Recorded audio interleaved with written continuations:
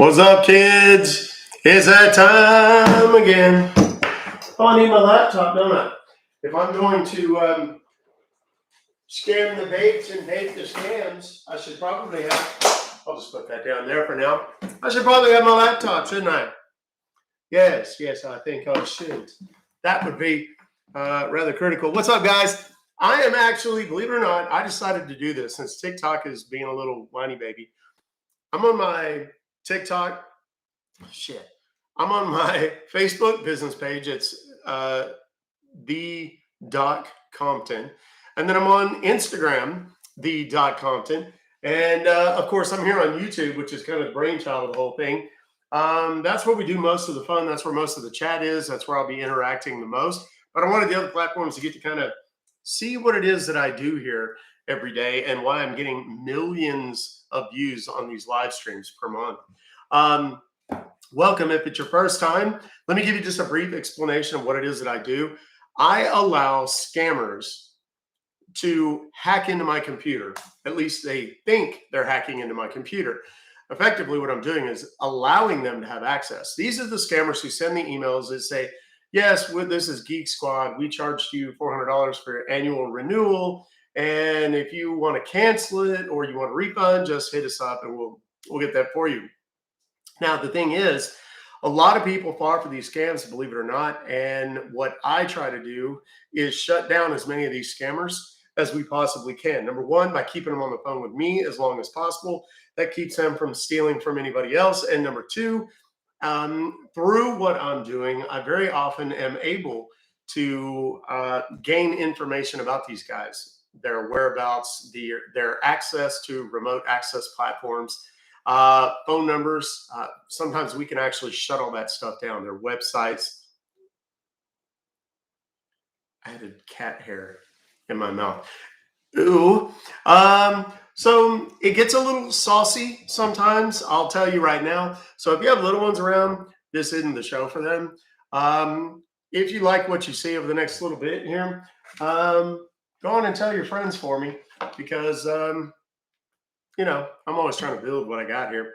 We're going to start calling right now. What the hell? Let's do it. All of the emails that I'm calling on are user submitted, meaning that people have received an email from one of these entities, McAfee, Norton LifeLock, Microsoft, Geek Squad, PayPal. Those are the big ones. If you have any of those kind of emails, look in your junk folder, look in your spam folder. If you have any, please send them to Ruck Fobocalls at gmail.com. Again, Ruck Fobocalls at gmail.com. I don't know if you guys can see what all you guys can see. Here, let me pull a hat down. That way you guys will be able to see it. Ruck Fobocalls. Ruck, I don't know if it's backwards. Does it show backwards to you guys? But in any case, I've got a couple of burner phones that I use specifically for this purpose. The Wi-Fi that this is attached to is not attached to anything else here in my office, my house. So there is no worry about them having access to anything I don't want them to. They only have access to the device that I want them to. So let's get after it, shall we? Okay, very first one we have is a McAfee. And again, remember, these are not prank calls. I'm not calling someone and pretending that I'm anything other than an old person who is desperate to be, desperate to be scammed. So here we go. First one. Oh, I should take the phone off airplane mode too. This is an 866 number. Another reason you should subscribe to the YouTube channel is because then you'll be able to engage in the chat. The chat is, the channel is Ruck Fobocalls. That's over on YouTube. Looks like this, Ruck Fobocalls. It's a big black header. That's all there is. No pictures of me or anything, but you'll see that I'm live there. When I'm done messing with these guys, I'll very often post the phone number that I'm speaking to them on in the chat, and you'll be able to call and have a little fun with them yourselves. Not to worry, we end up shutting their phone numbers down within a few hours anyway. So here we go. And don't be shocked. I do characters. Should have mentioned that.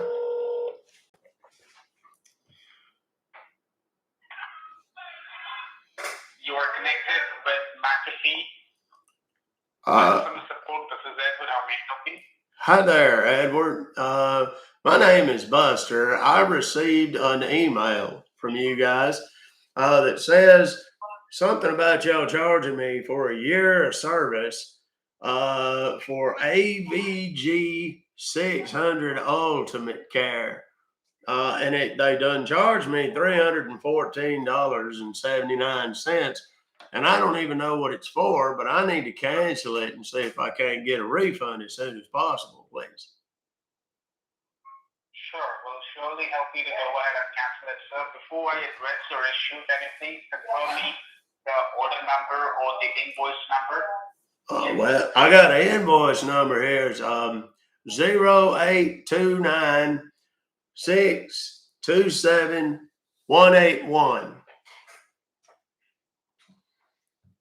All right, thanks for the confirmation, sir. Well, I just checked it right now, and I can see the invoice that you have received. It is for the purchase of McAfee antivirus protection. And this particular transaction, it was done from Albany, New York. So, like, wait, did you say Albany, New York? Yes, sir. Currently, I can see in my system that this purchase was made from Albany, New York. Well, what in the Sam hell? I don't know nothing about no Albany, New York. Yeah, that ain't me, friend.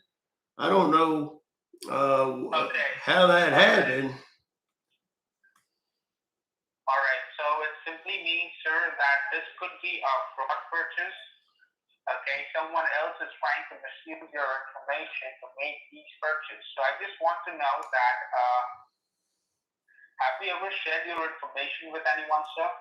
Well, I mean, you mean like my login and all that? Yes, your login or your... No, I ain't never shared no. No, I ain't never done that. Okay. Okay, and is there anyone in your family member, sir, who can use your information for some kind of purchase? No, sir. I don't got a whole lot of family left. They all done passed on. All right, sir. All right, I got it, sir. So first of all, as I told you that this is a fraud purchase and a fraud transaction. Now, as your information is involved in this fraud transaction, what we have to do right now, first of all, you have to generate a cancellation ID number from your end. Once the cancellation ID number will be generated, then I will be able to go ahead and cancel this particular transaction. After that, if we find out any money has been taken out without your consent, we will simply refund you that money back. Okay? All right, that'll be all right. Right. So in order to generate the cancellation ID number, sir, what you have to do, you need to be in front of a computer or a laptop right now so that I can help you to go ahead and cancel it. Well, yes, sir. I got my laptop right here with me. Okay. So I believe your laptop is completely turned on, sir? Yes, sir, it is. Okay. So first of all, so in order to generate the cancellation ID number, you need to open your internet browser in your laptop. Like all right. Google Chrome. Yes, sir. That's where I normally go, is to the Googler or Googles or whatever it is. You can open any one of your. Well, that's where I'm at. I'm there. Where do I need to go? Okay. Now, over there, you will see there will be a search line at the very top. You will find a search line where you can type something. You need to type over there the alphabet W. W is in whiskey 3 times, like www. Yeah. Then after 3W, put a dot or period. Yeah. Then type the letter A. A is in alpha. Yes. N as in November. he's going to try and take me to AnyDesk, which Y is as a in Yankee. third-party remote access software platform that D allows as in them to doctor. access my computer right now. I'm very familiar with this particular deal. I do not recommend trying this yourself. N as in sugar. E as in Kentucky. Now put a dot, a period. Then C as in Charlie. Yes. O as in Oscar. All right. M as in mutton. AnyDesk.com. Yes. Yes, I got it there. That's right. Okay, well, I'm on their website here. It says better software, the smart choice for remote access. Then it says start business trial. And then there's another little deal there that says download now. Yes, sir. You need to click on download now, which you see. Click on the download now. All right. And right, once you click on download now, can you see it's downloading anywhere on your laptop screen? Yes, sir. Down on the bottom there's a little deal that popped up that says AnyDesk.exe. Yes, you need to click on the AnyDesk. I already have this on my computer. Double click on that. Try to open it. Okay. Yes, sir. All right. Now it asks me, it says it says at the top, open file security warning. Do you want to run this file? Yes. Run. Click on run. Okay. All right. I done that. Now, that opened up a deal here. What? Yes. After you click on run, what exactly you see there coming up? Well, there's a whole new page popped up there. It's got a bunch of numbers across the top of it there. It says your address. Yes, sir, that's right. That is the number which I was talking about. That is your cancellation ID. With the help of that number, we are going to cancel this transaction. All right. Confirm me that cancel ID number which you see there. Yes, sir. Let's see. It is, let me get my glasses here. Hold on 1 second.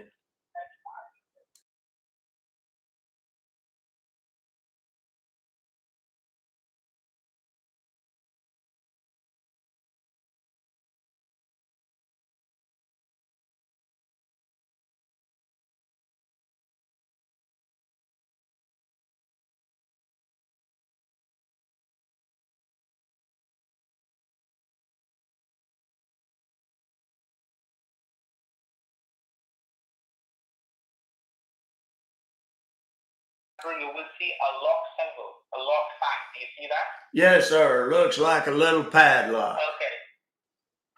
That's right. You need to click on that lock sign. All right. Once you do that, sir, now you will see it will tell you that it will ask you to put, there will be two options that says password and confirm password, right? Yes, sir. I see that there. Okay, sir. Now I will tell you what will be your cancellation password. So you need to type that in. So where you will see it says password, just beside the password, you need to type over there all the letters. It should be in lowercase. Type the letter C as in Charlie. All right. A as in Alpha. Yes. N as in November. Then C as in Charlie. E as in Echo. Yes. L as in London. Yes, sir. Then type the numeric number 2 and 1. Cancel 2-1. That's right. Now just look below. Could have just told me that. It'd have been faster. All right. Now there's a button down here at the bottom. It's red. It says apply. Do I need to go on and click that? typed in there in the password section. Now just look below it where you see it says success password. You need to type over there once again. Yeah, I've done that already. I've done that already. Okay, okay, you can click on apply. All right. Once you clicked on apply, I believe the box that disappeared. It went off, right? Yes, sir, it did. Now I'm on a page that says interactive access. Yeah, just look the third option.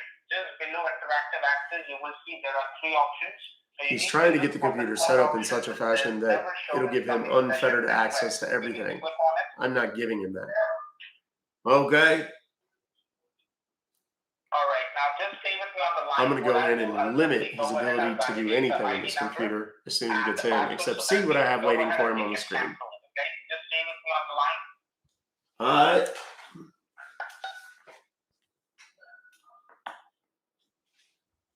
Okay, now there's a deal popped up here on the screen. Says something about cancellation, something or other. Yeah, I see it right there. It says cancellation server.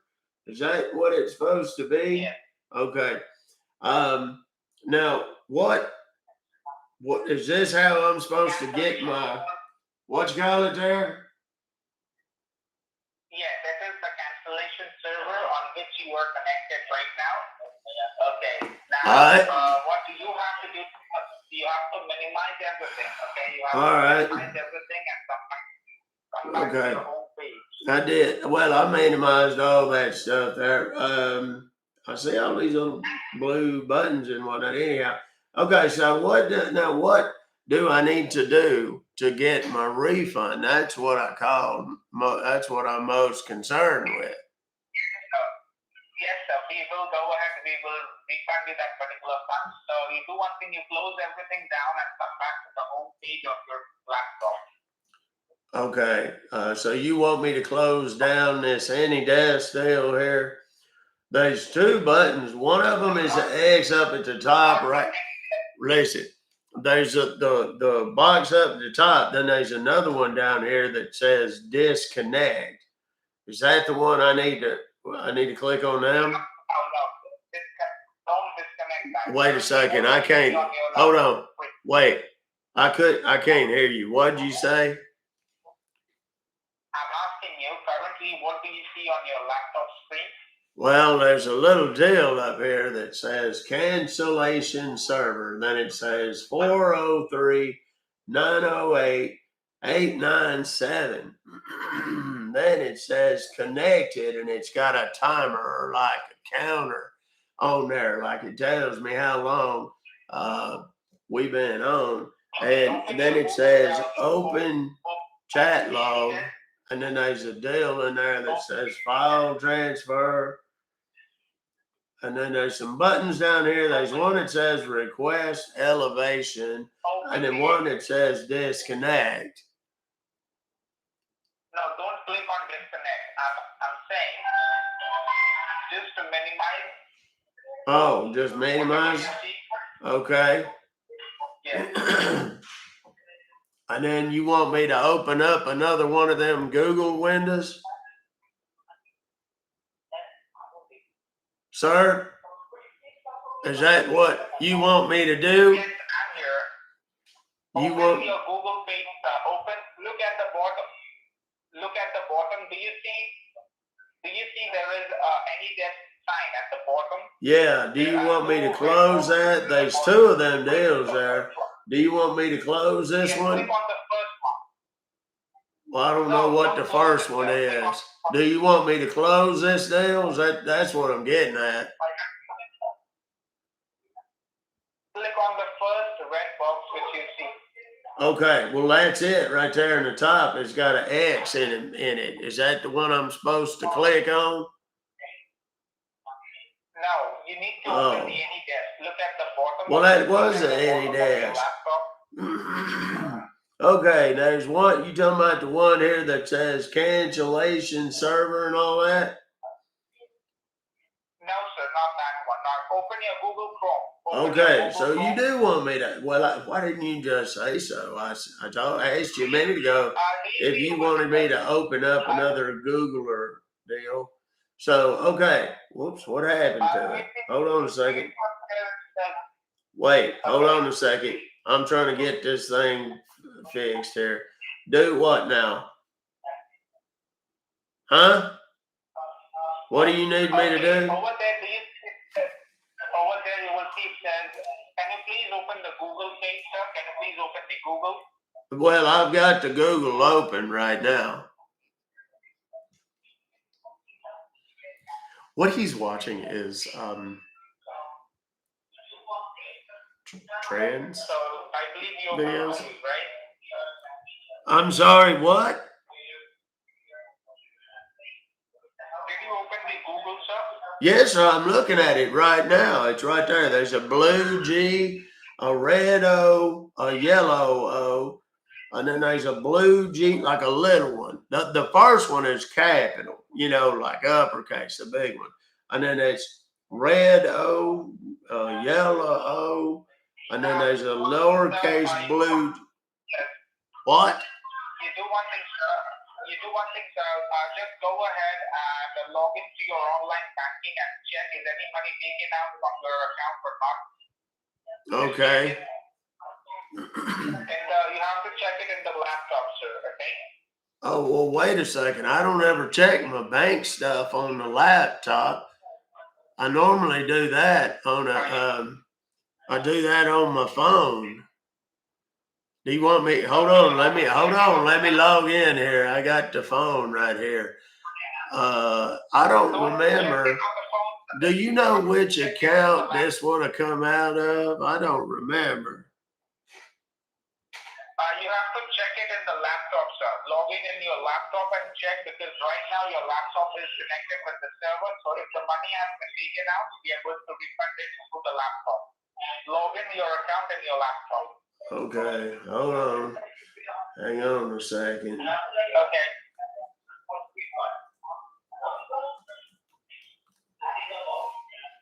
Okay, there's a deal.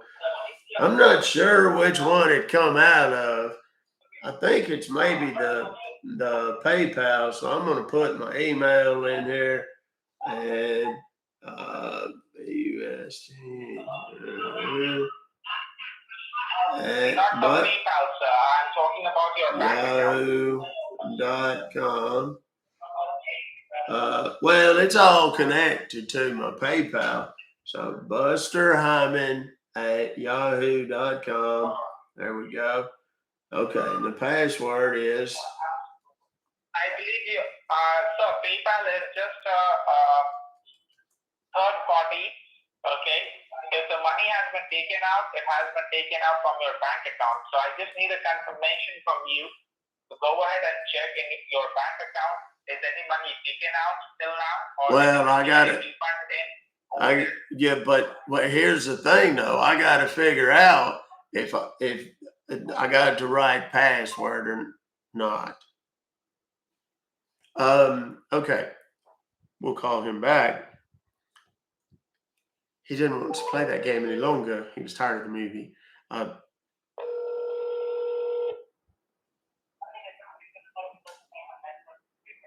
you for getting connected with McAfee. How may I help you?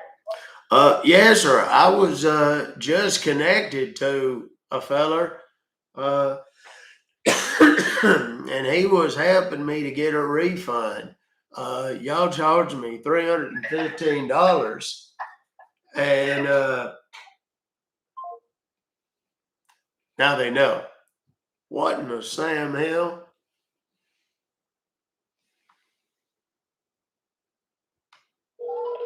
Now they're no longer connected.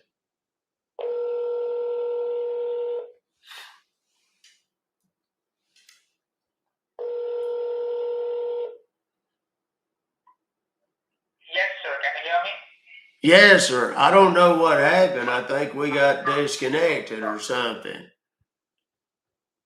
Yes, sir. Yes, sir. We got disconnected. Okay. Well, I'm sorry. Check your account, sir. Yes. Yes. Did you check your bank account? Yes, sir. I did. Okay. And how many accounts you are having? Like, are you dealing with one bank or more than one bank? Well, I've got several banks. I had to check my PayPal a minute ago so I could make certain I had the right password because I had the same password for everything, all my bank stuff. So, but now I got it, and I went and checked. Hold on. What? Do what? I'm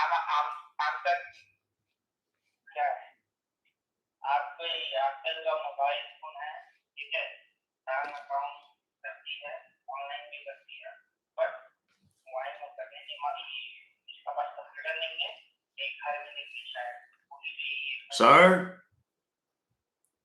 Yes, I'm here. I didn't know if that was you talking to that fella in the background or was you talking to me. I don't know. You need to let me know, sir. You need to let me know. Let you know what? Transaction which I can. You need to let me know that the account, the bank account which you are having. Yes. Have you seen any charge in your bank account right now? I haven't yet. Okay. What was the approximate balance you are holding in your bank account? Let's see here. It says 71 34 19. 71 34 19. It means 700 and 1,000, something like that, right? $7,134.19. Yes, sir. And I don't see any pending transactions or anything, so.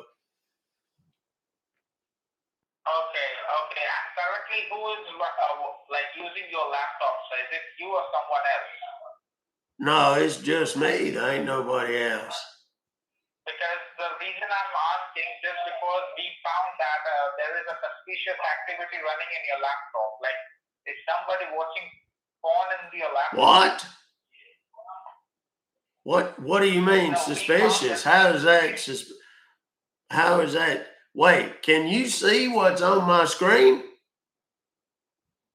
No, we can't see what's on your screen, but the thing is, we found a suspicious activity in your laptop. That's why I thought somebody else might be misusing your laptop. No, it's just me using it. It's just you who is and you using sure, it, right? and y'all can't see what's on my screen or nothing, right? No, we can't see anything. Okay, we can't see good. anything on the computer. Okay, good. So what do we need to do? I mean, what? Again, I don't mean to sound like a broken record, but how do we go on and get this refund sorted out? That's what I called for. Yes, you will definitely get the refund, sir. But before that, we need to find out that apart from that, is there any other transactions or not? Well, I didn't see anything unusual in there. Okay, and how many accounts you are having? How many bank accounts you are having?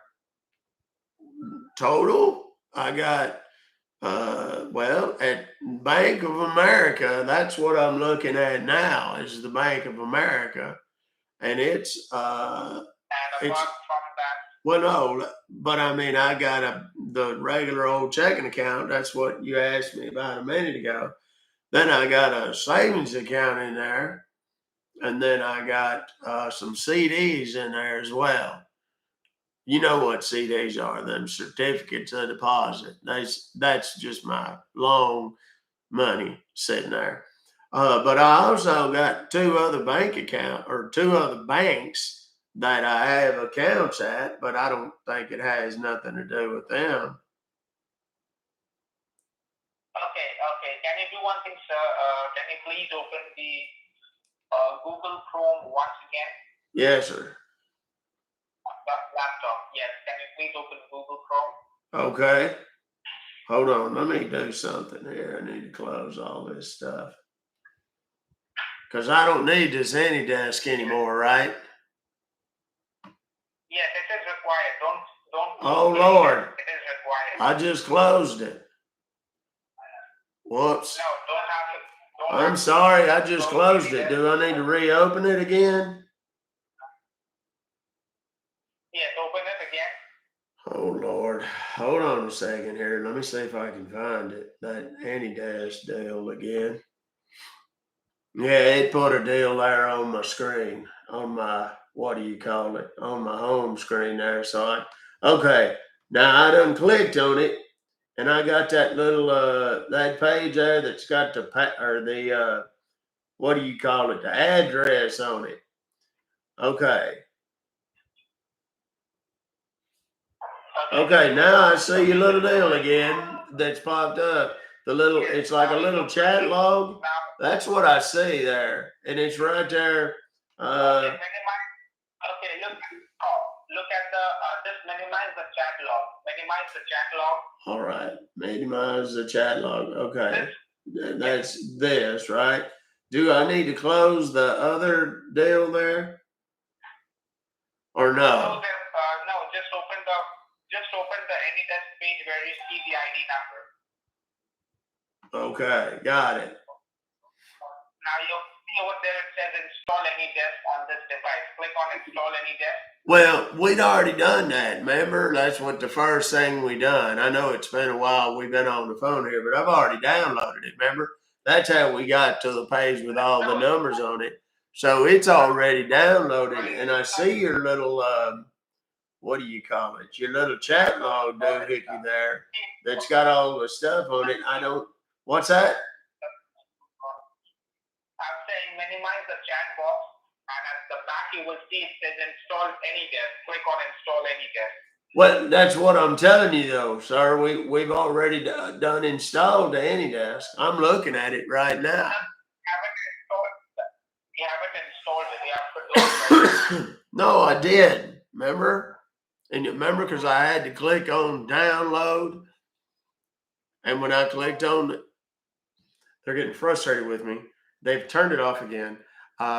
There is what's running that they're watching right now is two very lovely women that are very much in love, doing what women who are very much in love do.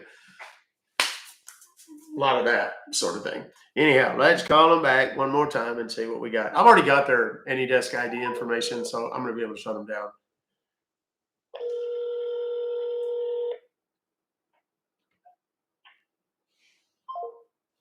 Now they don't want to play with me. So what we'll do here in a second is we'll call from a different number. It's loads of fun.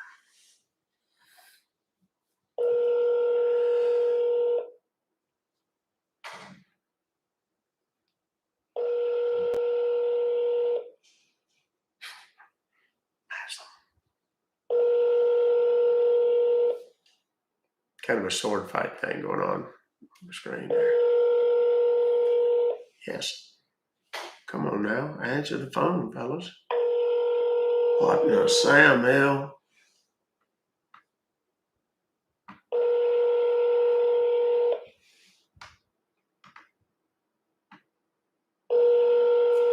Well, they don't want to answer. We're going to call back.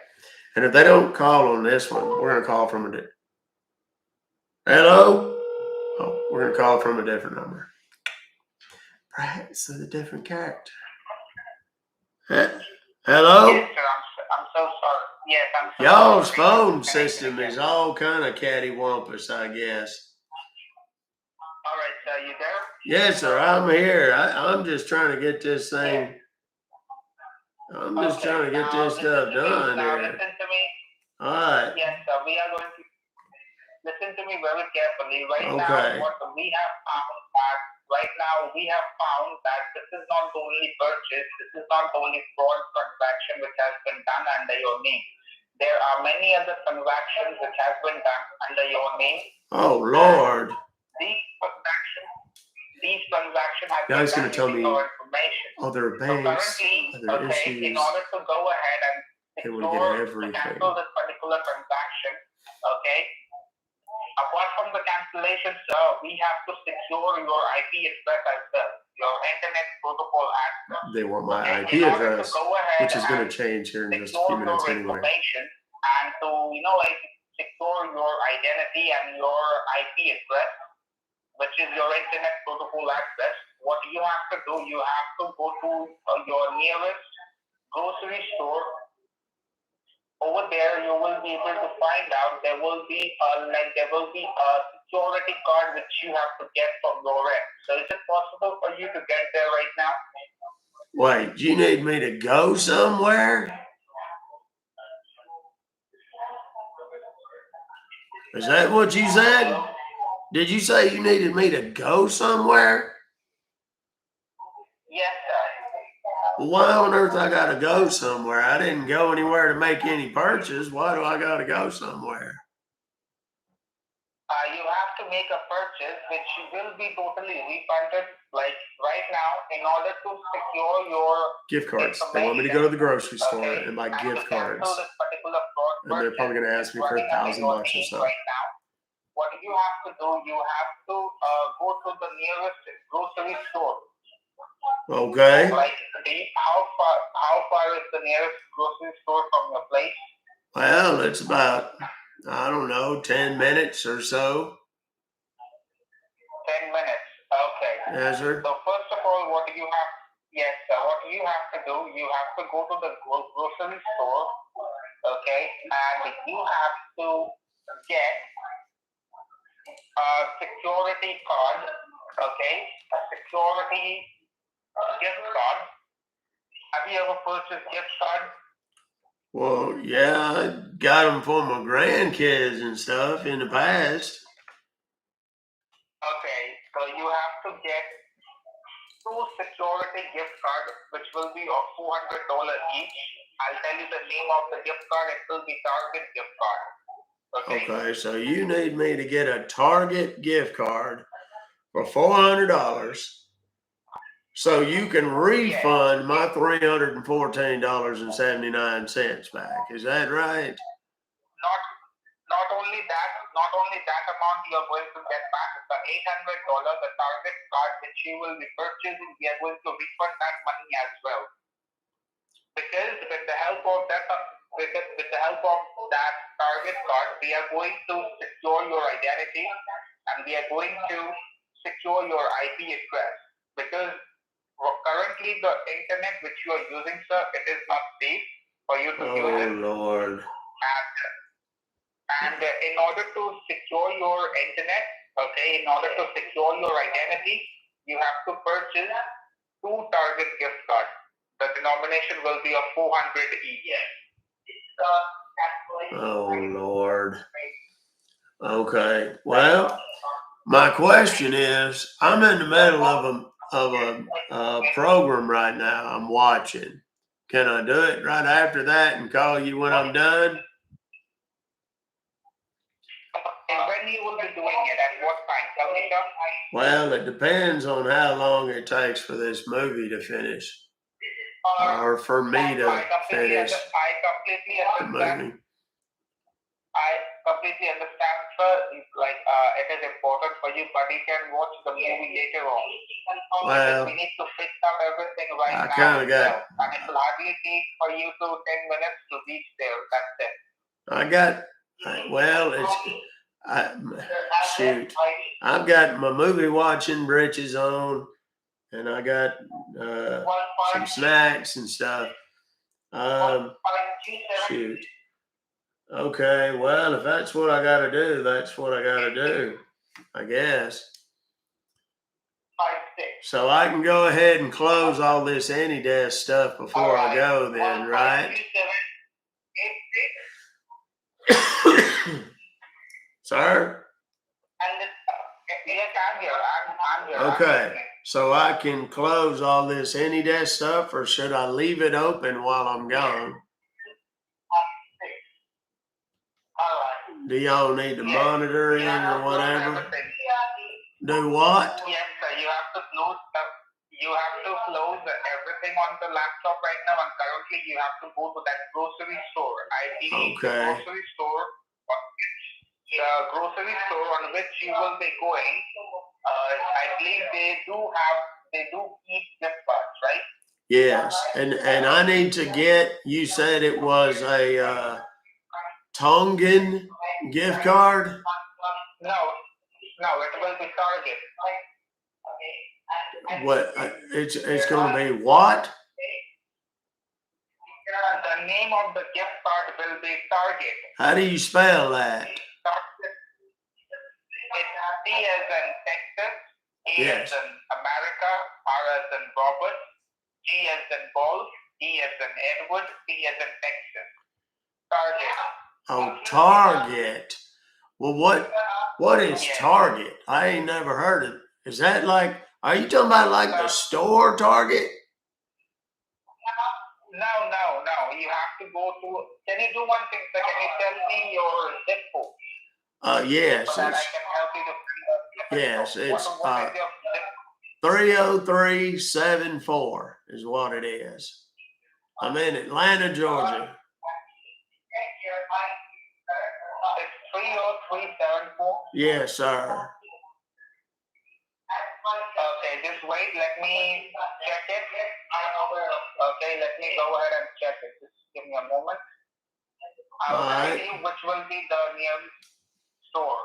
Just give me a moment. All right, I'm gonna go ahead and close down this anti-dash thing here. Is this your cell phone, sir? I'm talking to you. Yes, sir, it is. This is your cell phone. Yes, sir. Okay.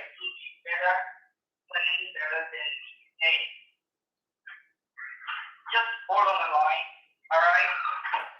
I can hear that other fella talking in the background. He's awful loud. That got to drive you plumb crazy.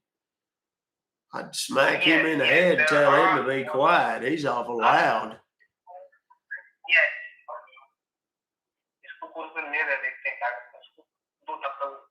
Yes, you there? Yes, sir. He's Okay. telling me I'm going to the All store. right, now, just give me a moment.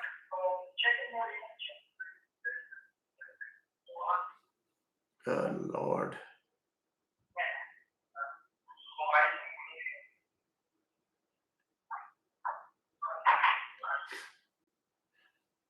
Okay, the grocery store that you will be reaching, that you will be going, what is the name of that grocery store, sir?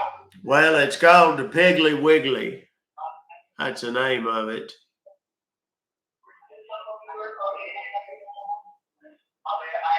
PIGGLY It's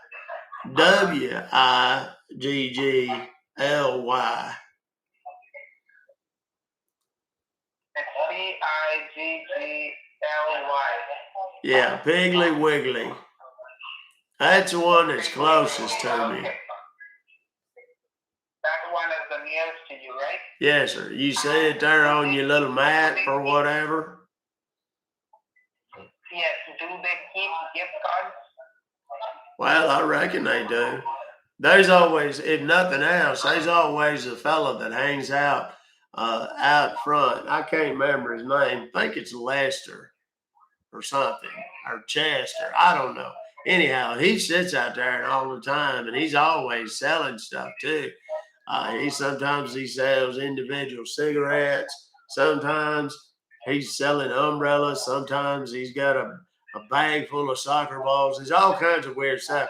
So even if the Piggly Wiggly doesn't have it, I think old Chester Molester or whatever his name is, he'll have something that he'll know where I can get them. Okay, you do one thing, sir. You have to anyhow get the Target gift card, okay? Do one thing, you just head to the Piggly Wiggly store. I'm holding the line. Don't disconnect the phone. And can you tell me how you're going to purchase those gift cards? Well, they go in there they got a big old rack of them normally. I've seen them, like I told you, I got them for my grandkids. My grandkids play them little video games, and they some store they always buy them at. And I'll go in there and get what?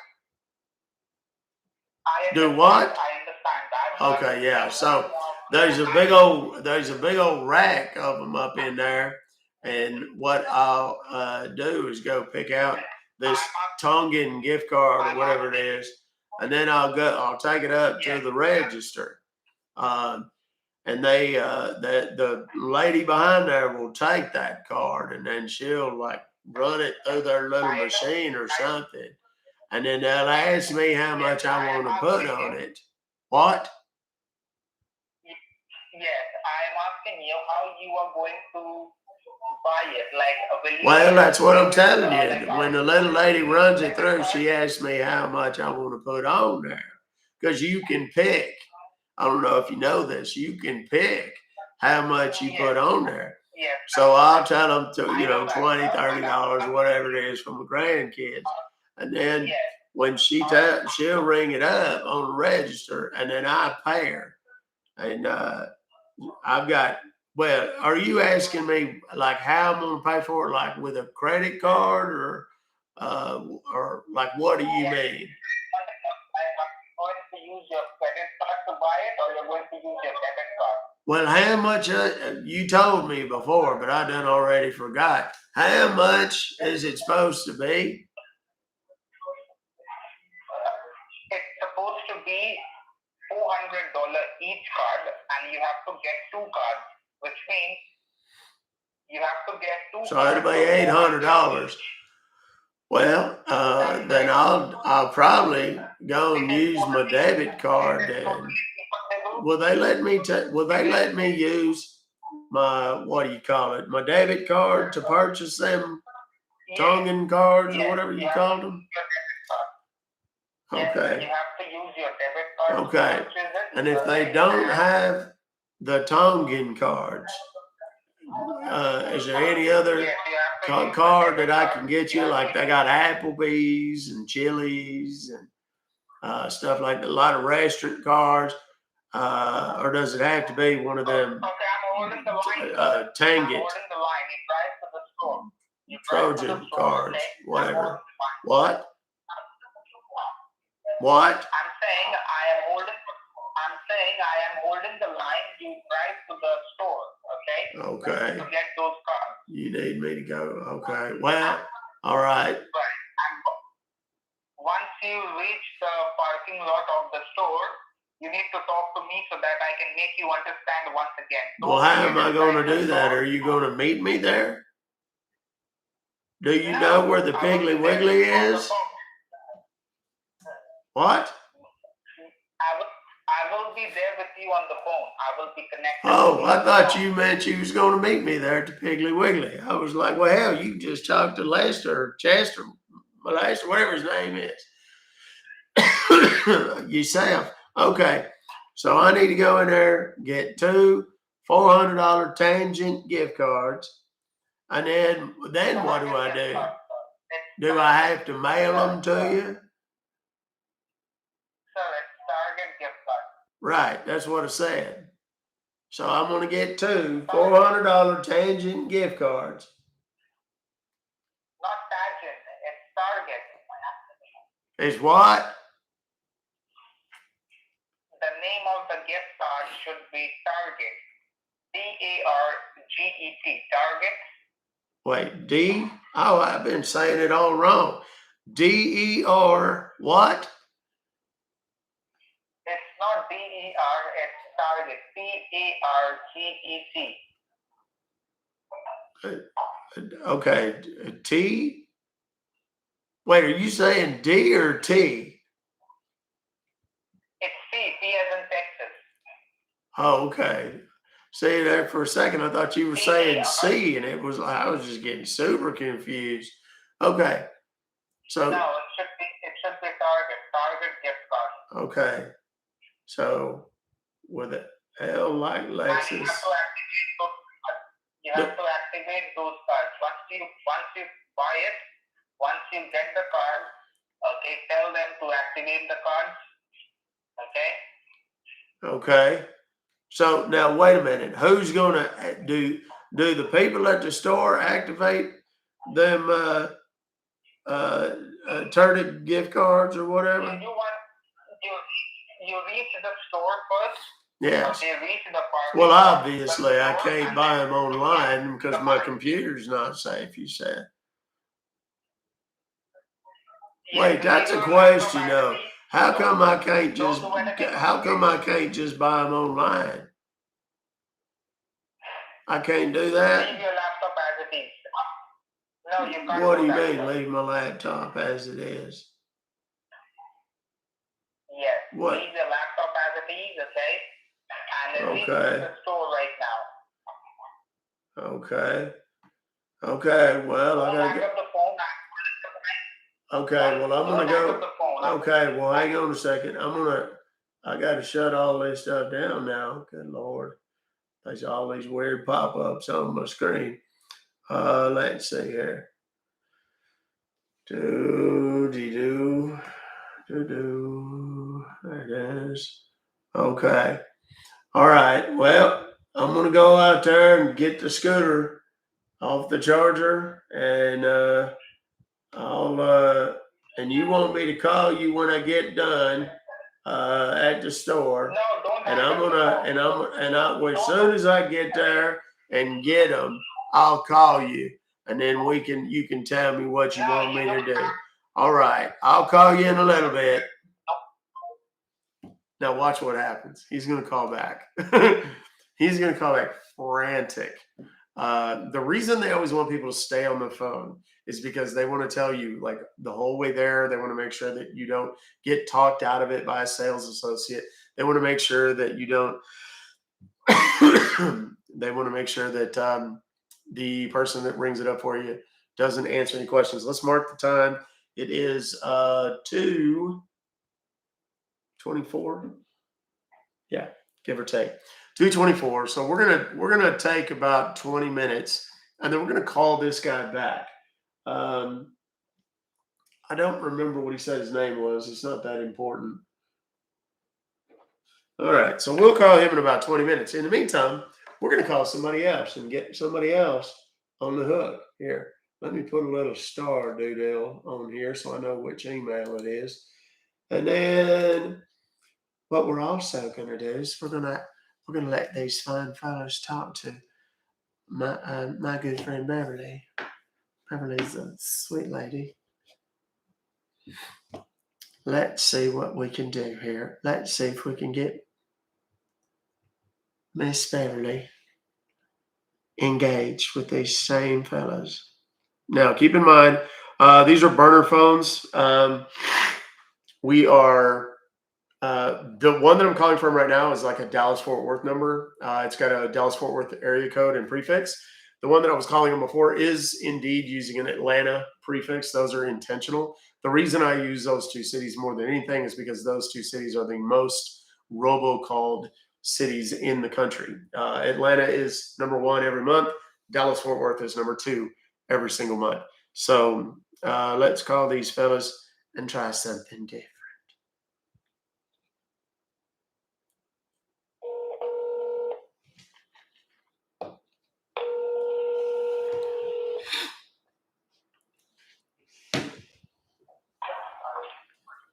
You are connected with McAfee Customer Support. This is Edward. How may I help you today? Yes, my name is Beverly Leslie, and I received an email from you guys that looks like y'all charged me for some sort of, I don't know what it is even, it's some sort of product, and it's about $314. Do you need, I didn't order this. I don't know who purchased it, but I need to cancel it and see if I can't get a refund. Is that something that you can help me with, or do we have to get me to somebody else? Surely, sure. I'll definitely go ahead. I'll help you out in order to cancel it. Can you please confirm me the invoice ID number so that I can check? Yes, let me look. Okay. Are you ready? Have you got your pencil or whatever? Yes, I'm ready. Okay. 0829 627 181.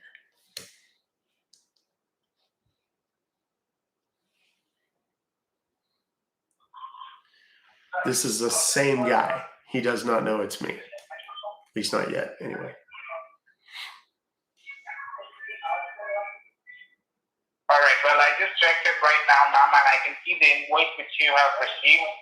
It is for the purchase of the McAfee antivirus protection. And This is just the auto renewal which has been done. So you're saying that you did not made any purchase, right? No, I had no idea what this is for. You said something about a virus? Okay. Is that what you said? Yeah, it is an antivirus. Oh Lord. So if you I've already had a vaccine. I've already had a vaccination. I don't know why they would charge me for this. I've never even heard of McAfee before. Not an issue in that case, are y'all with the government? I will cancel it, and I will try to reverse the charge to you back. Okay. Now, I just want to know that have you ever shared your information with anyone who can misuse it for these purchases? Oh heavens, no! I never do that. Okay. I would never. So, first of all, in order to cancel this McAfee, ma'am, okay, what you have to do, you have to be in front of a computer or a laptop right now, so that I can help you to generate a cancellation ID number. Once the cancellation ID is generated, then I will be going ahead, I'll be canceling the transaction, and I will be simply reversing the charge to you back, okay? Okay, that's fine. What do you need me to do? You just need to be in front of the computer. Like, are we in front of the computer right now? Well, yes, I am. That's where I got my email, remember? Yeah, like, in your computer, you have to open your internet browser, like Google Chrome. Yes, I know. Yes, that's what I do. Whenever I go, I do a lot of quilting, so I have to buy stuff. I'm kind of old. I don't get out a great deal, so I order a lot of things online. Okay, like you do purchase a lot of things through online, right? Oh yes. Okay, so what exactly you have? Did you open your internet browser, ma'am? Like Google Chrome? Yes, I did. It's the Google, yes. Okay, you did it. Now look at the top, you will see a search line where you can type something to search. Do you see that? Yes. Okay, just type over there www. Yes.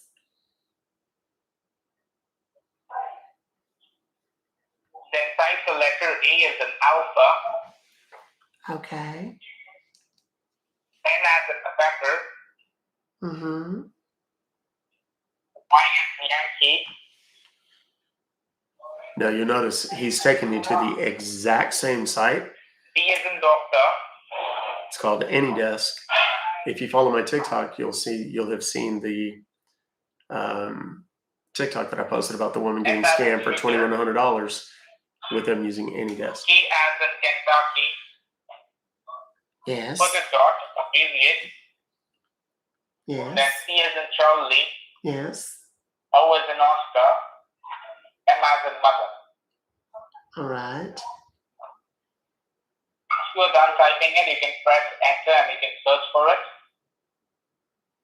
Okay. And once you do that, I'm letting you see they're coming up. Okay, I believe I see it now. Yes. It's red and white. It says Better Software on it. Yes, that's right. Better software. Good. Now over there, you will see it says start business trial. And just beside it, you will see it says download now. You need to click on download now. All right. I've done Once that. you click on download okay, I believe that opened something up, like downloaded something to my computer. I don't know. Was that what it was supposed to do? I believe it's downloaded something to my computer. Is that what we were supposed to do? Okay, good. Yes. Okay, yes. I see it over here. There you will see after you click on download now, do you see it's downloading at the bottom left hand side? It says anydesk.exe. Yes, I do. Okay, you need to double click on it. You need to open that. All right. Once it's open, let me know what Okay, well, there's a little box that opened up in the center of the page, and it says Open File Security Warning. And then it says, do you want to run this? Well, it says, do you want to run this file? Then it says, name, type, publisher, from. And then there's two small buttons, one that says run and one that says cancel. I'm sorry.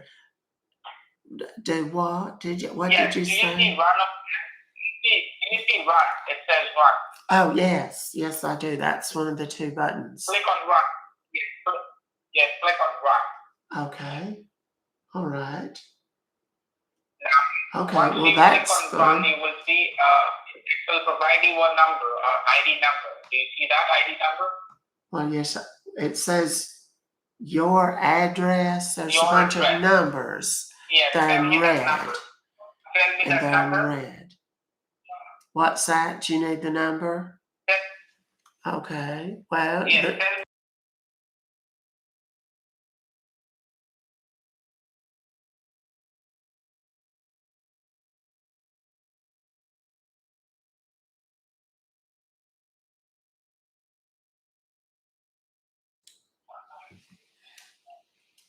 all okay, right. let me check that.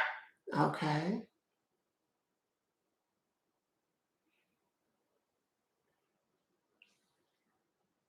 Okay, can you tell me the ID number again? Yeah.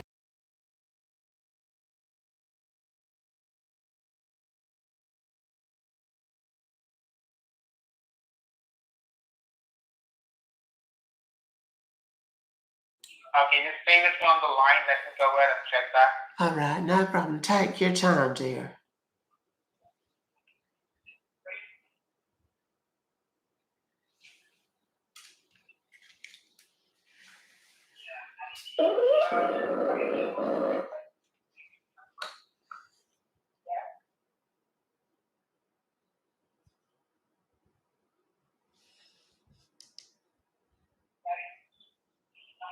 So that was something that popped up very briefly on my screen. I don't know what it was, but it's now gone. Is that normal? Okay, well, yeah, it is normal. It is normal. Okay. Let me go ahead and let me check that. Okay. I see. There, I see it again. It says cancellation server. And there's a bunch of little buttons there. I see it. Now, is that going to be how I get my refund? I think I had a word with you already, and I told you to print Target gift card. Well, you know what? You're absolutely right, you dumb son of a gun. But I've enjoyed talking to you, and all the people that's watching this online have had a heck of a time. Oh, is that what you were doing? I was just playing with you. Yes, that's right. Oh, well, isn't that extraordinary? Taking my time and having a good conversation. I don't have anything to do right now. Just having a good conversation with you. Yeah, it didn't have anything to do with you wanting to watch the movies that I was playing with, did it? Because you seem like you watched them for an awful long time. Yes, I thought it was you who was doing it right now. Oh yeah, is that right? Well, I don't think so. Hey, what would you like to say to all the people that are watching you right now? That are watching me right now? Yeah, all the people that are watching you right now. Okay, if you're watching me, tell me what type of t-shirt I'm wearing right No, now. they're watching me talk to you. We haven't turned on your webcam. No. Okay. I mean, if you want to go down that path, we can. Do you want me to just shut down your AnyDesk and your phone number real quick for you? Because we can do that if you want. Tell me what information you got. Well, let's see here. Number one, I've got your AnyDesk ID, and that's going to be the first thing that gets shut down. Do you think I'm the cancellation server 403-908-897? Now, it's not going to take me very long to look this up and figure out where you're at before I shut it down. That's why I'm just trying to give you an opportunity to talk. Let me ask you something. How long have you been doing this, man? How long you been stealing money?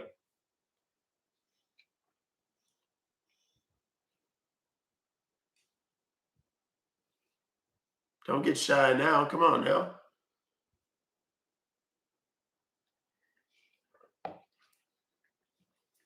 And he hung up.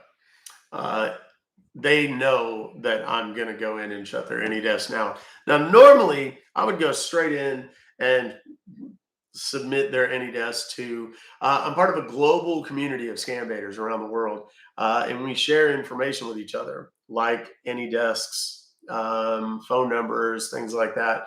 And what that does is affords us the opportunity to have relationships with these third-party remote access platforms like AnyDesk and so on. Then we also have relationships with some of the phone carriers, like Text Now is a good example. We can literally go in.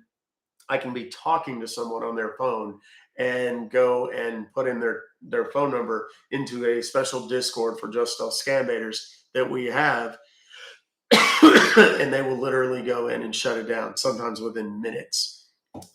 We've actually had it shut down in the middle of a call before. So that's the objective. The reason I want these guys to get into the computer is because when they get into the computer, it allows me to capture all this information. I'll be able to know exactly where these people are and so on. I don't care. I'm not going to do anything except shut down their stuff. There are people who report them and do other things as well. My thing is I try to make some funny content. This is about as much as anything. I have to turn this fan down. It's making me cough. The moving air makes my asthma bad. And that's part of why my voice sounds like this. But the I don't go in and hack them. I don't do all of that stuff. I turn over their information to the people who can do with it whatever they want, and usually just ends up getting shut down. I don't know what happened in the interim. So, but again, the objective here is we want to show as many people as possible, share this process with as many people as possible so that people can see exactly how these kinds of scams work. And whenever someone says they want you to put AnyDesk, UltraViewer, TeamViewer, Zoho Assist, Awesome, Supremo, any of these kind of platforms are their purpose is for them to get into the computer and look around and steal. They will go into the computer. They will get banking information, user IDs, passwords. They'll get into your emails. They'll get into your social media. They will get into whatever files you have on that computer or phone. Sometimes they do it on the phone as well. AnyDesk works on the phone.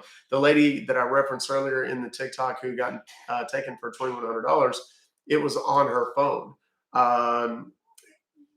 When I saw the TikTok that she posted about being scammed, all of a sudden I started getting tagged. People are like, "Oh my God, go talk to this woman." So I was able to actually speak with her by phone, tell her exactly what she needed to do. By the time, unfortunately, that I had gotten to her, a lot of the damage had been done. She'd already lost $2,100, but we were able to remove the AnyDesk from her phone, and I gave her some steps that she needed to follow, moving forward and so on. I say this all the time. Those of you that know me on Facebook and Instagram, I say this frequently. You need to have a very candid conversation with your grandma, your grandpa, your mom, your dad, your aunts, your uncles, your elderly neighbors, friends, people you work with, whatever, that aren't the most tech savvy. They need to understand that it's never okay to turn over control of their phone, their computer, their laptop, any electronic device. Believe it or not, they can actually access through your smart television now. They are sending pop-ups on smart TV saying that there is a problem and that they're tech support and they'll fix it. You just need to call this 1-800 number. By the way, speaking of calling an 800 number, if you guys want the number that I just spoke with our friend Edward, I just posted it in the YouTube chat. The YouTube channel, again, is Ruck Fobocalls. If you would like to have the phone number, you can call them yourself. this number will not be around for more than about 24 hours. It'll be gone. But you can call him and just say, "Hey, Edward, did you like the movie?" And he'll probably cuss at you in Hindi or something. But it can be kind of fun. All right. So we managed to get an hour and 2 calls out of that. I'm pretty happy with that.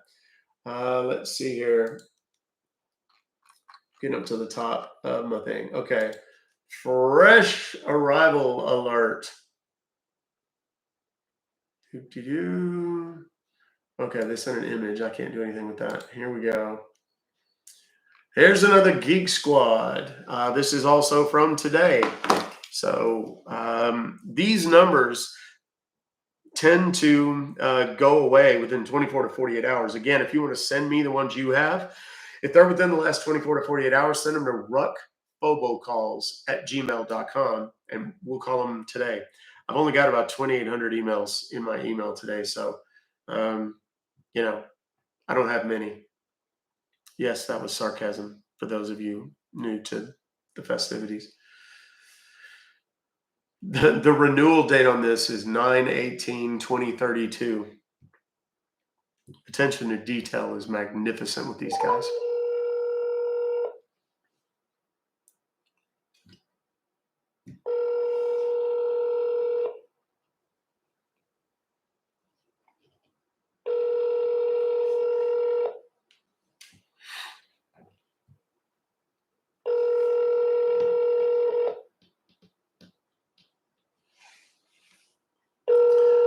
Come on now, to answer the phone. Please leave your message after the tone. When finished. That's unacceptable. I need someone to answer and answer immediately.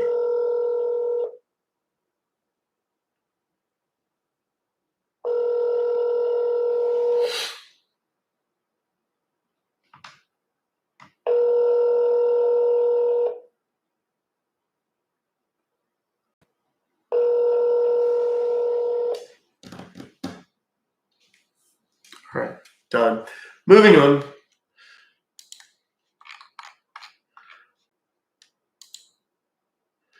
Here's another McAfee.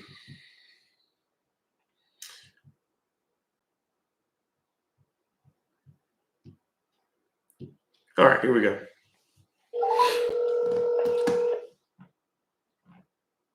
TikTok. It is Rod, or I'm sorry, RCD. Yes.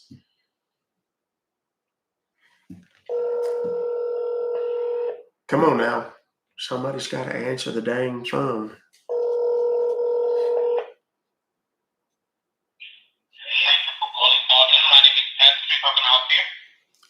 Yes, sir. I'm sorry. What did you say your name was? Talking to Norton, cancellation department. How can I help you? Yes, sir. I got an email from y'all, I guess. It says McAfee Secure.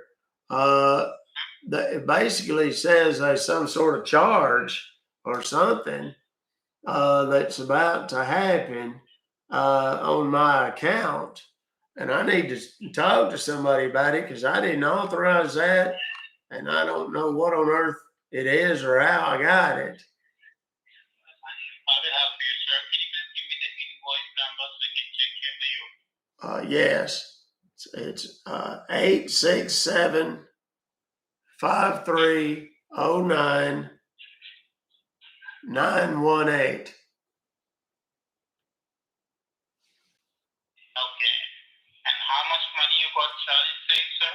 It's $314.79. This email contains none of this information, Right? completely making it up. Yes. And how much cents? $314.79. Okay, sir. Now, just give me a moment. Let me just pull up the record check for you, and I will let you know about this. And after verifying each and everything, I will get this canceled for you if you wish to cancel that, okay? All right. And sir, may I know whom I'm talking with?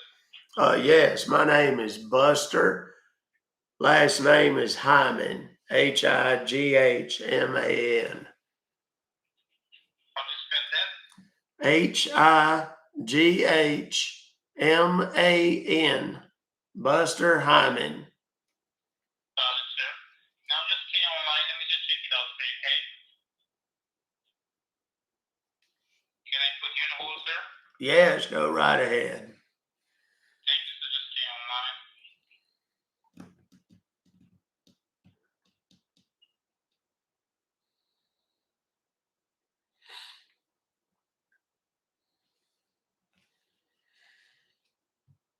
Good job, Desmogul.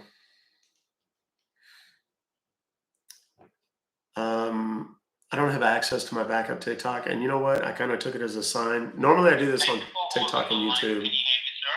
Yeah, sure. Go ahead. Okay, sir. As I Long just story. checked here, there's a charge of $314.79 for renewing your McAfee subscription Yes, for sir. your computer protection, sir. Yes. And it was pre-approved from your end, but because earlier you had a subscription and now service is getting renewed automatically, and that's why getting discharged. So do you want to continue with that, sir, or do you want me to cancel that? No, sir. I want to cancel it and get my money back. Can you help me with that? Yes, sir, I will do that for you. First of all, I have to mark a dispute on this charge and going to initiate that refund from Ruck today. And also Okay. I'm going to cancel the subscription along with that McAfee account.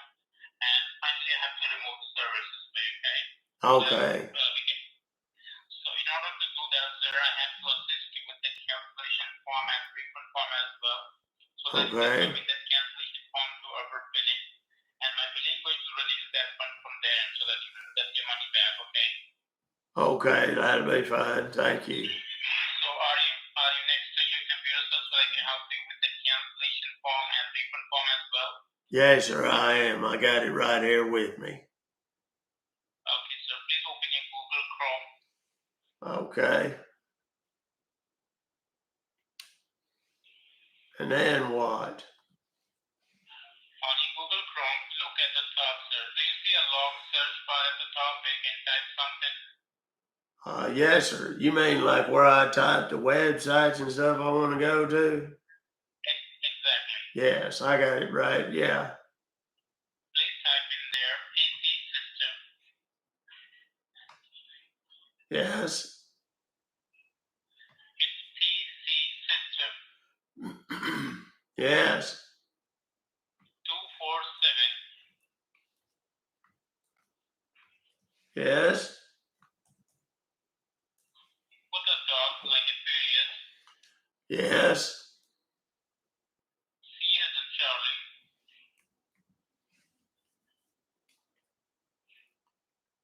Son, come on. I ain't got all day. Let's go. Another C as in Charlie. Okay. Now read it back to me, sir. PC system 247.cc. It's PC system 247.cc. Yes. Right? Yes. Now hit enter.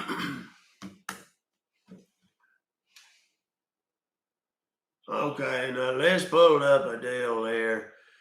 There's like a gray background. It's like a desert scene kind of, and right in the middle of it, there's a little box. Says welcome secure support. And it says join with a code. There's a code in the email. Hold on, let me go look at the email here. Let me see if I can find it. I'm looking. I don't see no code in the. What's the code look like? What does the code look like? Is it letters or numbers? Or is it a combination? And is there any special like pound symbol and the little exclamation marks? What? Do what? You need to enter the code, which is 52624. 52624. Where is that in the email? I don't see it nowhere. You need to put that code in that blank space where you can see join with the code. Oh, well, yeah, well, I know that, but I mean, where was it in the email? I don't see it. I looked all over. It is not in your Oh, so you had the code, not me. Yes. Okay, got it. Yes, I got it. Okay, yes. Okay, now there's a deal off to the right here. It's got a little, it's a red circle with a white arrow in it. Is that the, is that, what, do I need to, what? Do you see the arrow? Yeah, that's what I just said. There's a red circle with a white arrow in it. Okay, just click on that. Okay, I done that. Now that it downloaded something to my, was that what was supposed to happen or did I do it wrong? I'm not real good on the computer. I didn't grow up with them like these kids these days. What? Which computer you're using? It's my laptop. It's a It's made by, yes, it's made by Dell. Okay, so when you click on the arrow, what comes up, sir? Well, it downloaded something onto my computer. Okay, just double click on that downloaded file. Okay, double click on. When you say double click it, do you mean push on both of the buttons on the little mouse still there? Is that what double click means? You haven't clicked on that. Click on the arrow. Just Okay. click on that arrow. No, I did. No, I clicked on arrow. That's what downloaded that thing on the. What's You did that? not click on that. Do what? You did not click on that arrow. I know that. Yes, I What did. is 526? Yes, 52624. And then I clicked on the little red arrow. And then there was a deal that went down yonder in the bottom left hand corner of my screen. What It says support. It says support.client.exe. Just double click on that. Okay. All right. Now that opened up a little box here on the left, says verifying application requirements. This may take a few moments. And there's a picture of a globe, like a little earth ball thing. You did not click that arrow, sir. What do you mean I did not click the arrow? You did not click that arrow. That's why. Well, then how did that thing get on my computer? Is that them hackers or something? I've had it before. I had a problem with the Microsoft before. He knows. Now, the reason I didn't click on that, he knows I didn't click on that. They want you to click on something. And what they're looking for is your IP address. When you click on that, it instantly sends them your IP address, tells them what system you're running, tells them all kinds of stuff. Now, I have what's called a VPN. If you don't know what a VPN, it's basically it's a way to make it look like my computer is not here. It's like it's somewhere else. And I can set it to be anywhere in the world. I typically will do it in places where, for example, that is this phone is set up to Atlanta, and this is set up right now to Atlanta. So they know he knew instantly that I hadn't clicked on it. So we're gonna call back. We got disconnected.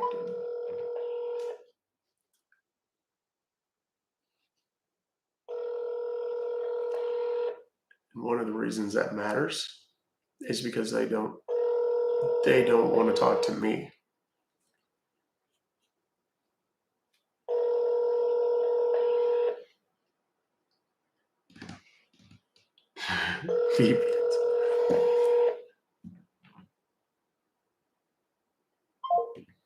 Oh, see, now they're going to block my number.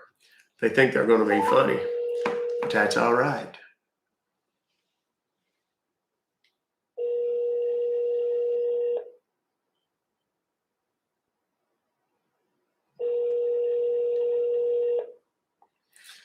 Here we go.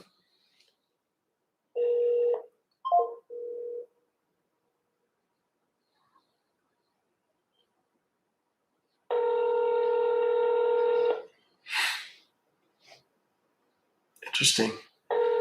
This has a name when I dialed it.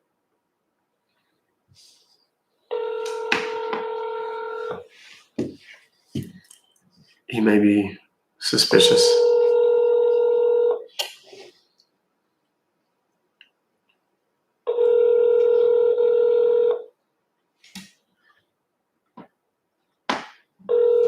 Call from both numbers. That'll throw him off.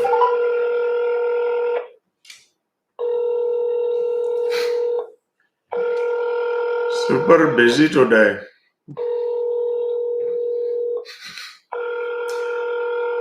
Come on, Ben. Oh, he just...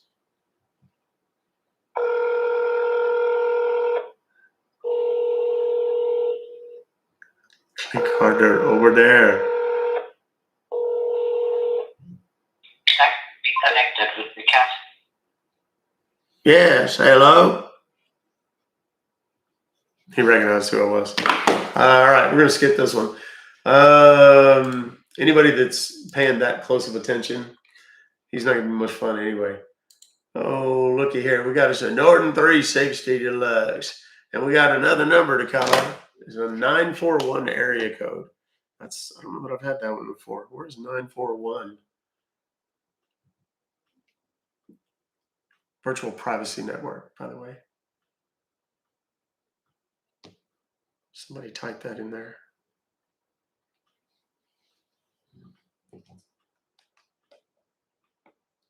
Come on. Hello. Yes, hello. Yeah, thank you for calling. Norton cancellations. How can I help you? Yes, sir. I got an email from y'all that says y'all charged me $341.65 for something. And I don't know what it's for, but I didn't ask for it. And I need to cancel it and make sure that I get my money back. Can you help me with that? So you don't want to renew the service of your Norton? I don't even know what the hell it is. No, I don't need it. I just want to cancel it. I damn sure don't want to be billed $341.65 for it. Okay, could you help me out with the invoice number? Well, it says here 8859665. That's what it says on So there. in order to cancel that, sir, you need to be in front of your computer. So I'm going to guiding you up right now over the phone. And you can cancel it from your end, and you will be getting it back the refund, the money which you got charged. Okay? Yes, that'd be great. So, are you in front of your computer right now? Yes, sir, I am. Okay. Now, do you have a Google icon installed on your computer? Yes, that's the one that I click on when I want to get on the internet. As I click on it, there's like a little circle. It's red and green and yellow and blue. Right. Correct. So you are on that Google, Let right? this guy go. Open up the new tab. Right away, who we are. All right, it's open. Yes, sir, it's open. Now, on the very top, you will see the long address bar. Is there anything written over there, or it's empty? No, it's empty right now. Do I need to type something in it? Type over there. A as an apple. Yes. Z as in zebra. Yes. Then give a dot.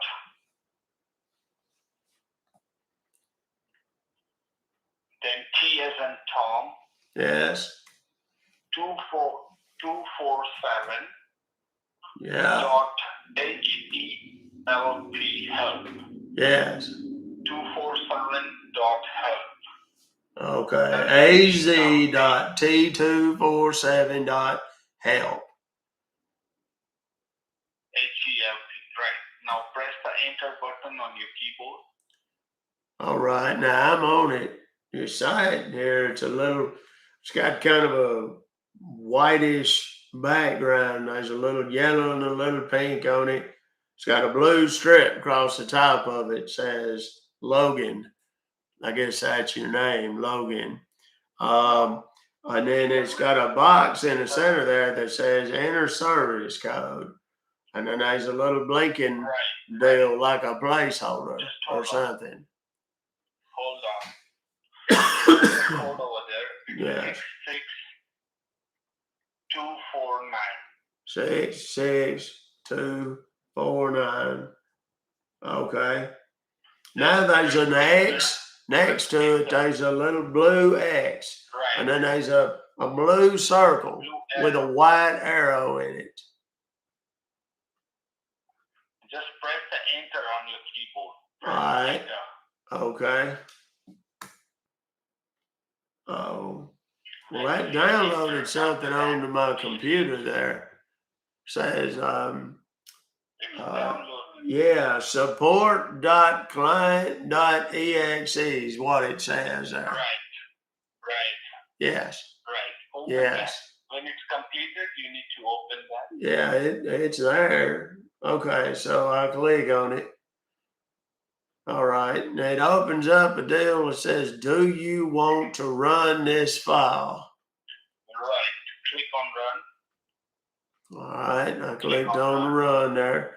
Now it says, verifying application requirements. This may take a few moments. And there's like a globe and a little computer, and there's a little green deal going back and forth in there. All right, so, okay. Now there's another box done popped up there. It says, cannot start application. Application download did not succeed. Check your network connection or contact your system administrator or network service provider. And then there's two little buttons down there. And it says, okay, and details is what it says. Click on OK. All right. Okay, that just made it disappear. Now it's back to your little website, but there's a deal on the top of it. It says join session, join in your session. Looks like it's instructions or something. What does it show? It says join session, joining your session. Your browser should download the app. Click on the file in the bottom left corner of your browser to start launching the app. What? You need to click on the file which is already on the download, the support client exe. Do you see that? Support client Yes. exe. Yes. You want me to click it again? Right. Okay. All right. Same deal. Do you want to run this file? Yes. Click on run. All right. Verifying application requirements. This may take a few moments. Okay, it's automatically verifying, so you need to be on hold. All right. Now that's that same deal. Cannot start application. Application download did not succeed, blah, blah, blah. All that. And what option do you see? It's got download now. It doesn't have none of that. It's just that deal says okay and down or details again. I clicked on okay and it just went away. Click on the details. All right. It's a bunch of computer gibberish. It's just a bunch of numbers and symbols and stuff. I don't even know what it is. I couldn't read it if I had to. You do one thing, sir. Yes. Open the new tab. Open the Okay. new tab. All right. And then what? And on the very top, on the address bar, just type over there www.anydesk.com. Yes. It's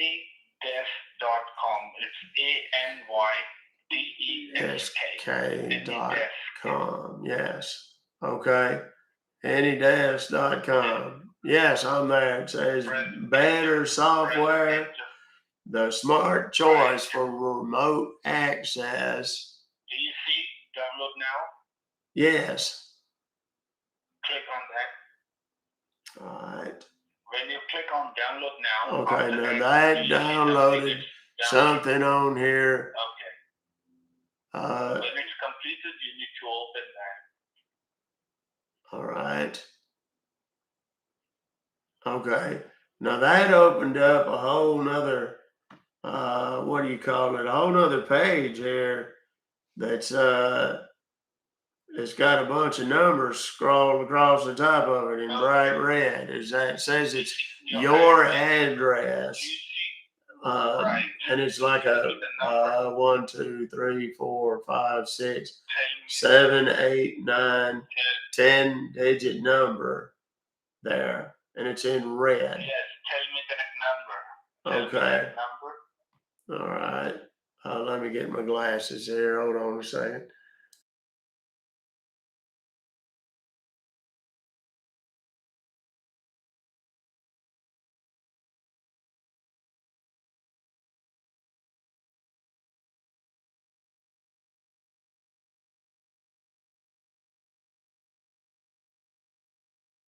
That's it. Okay.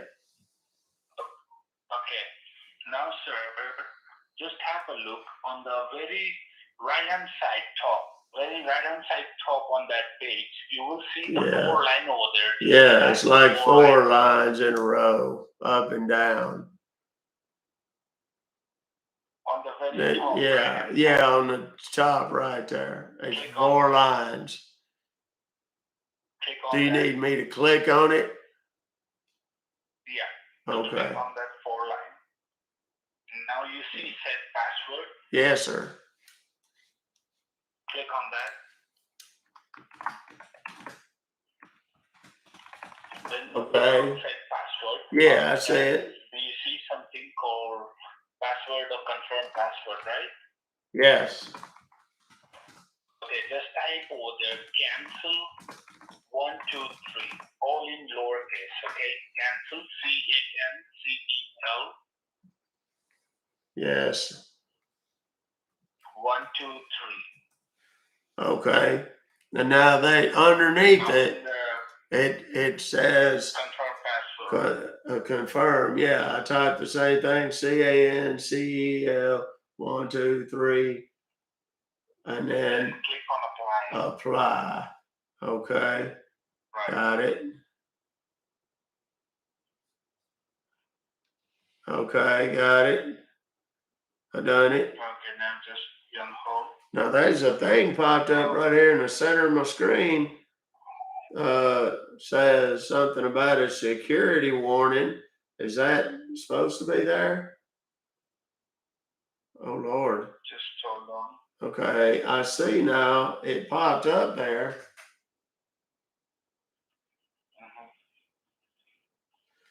There's a Dale said Norton 159-633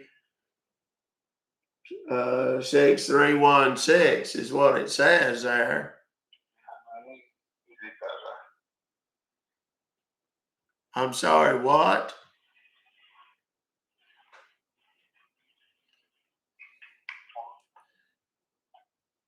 He thinks he's seeing a very beautiful woman and a dude. Any second now, he's going to find out differently. Okay, sir. Hello? Sir. Oh, good Lord. What does it show? Well, there was that little box thing there was there, and now it's gone. I don't know what happened to it. Did I do something wrong?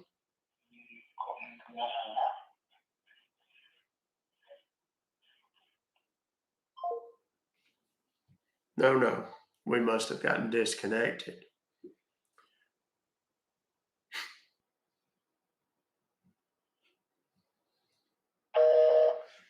Oh, they've got me blocked already. That didn't take long.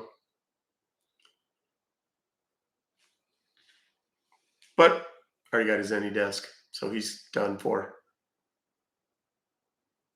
Fuck you.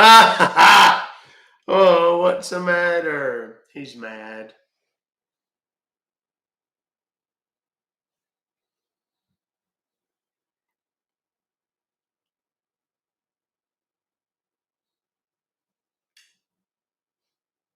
No, he's definitely gonna block me.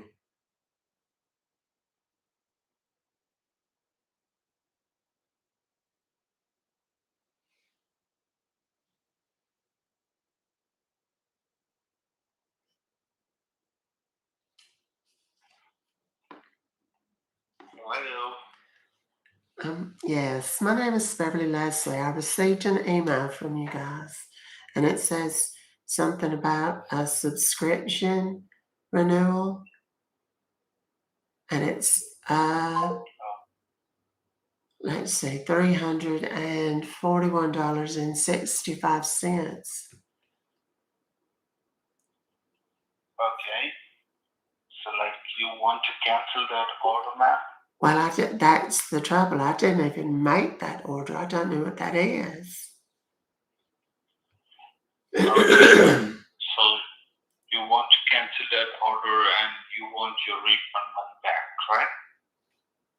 Yes, that would be ideal, please. Okay. So ma'am, could you help me out with the invoice number?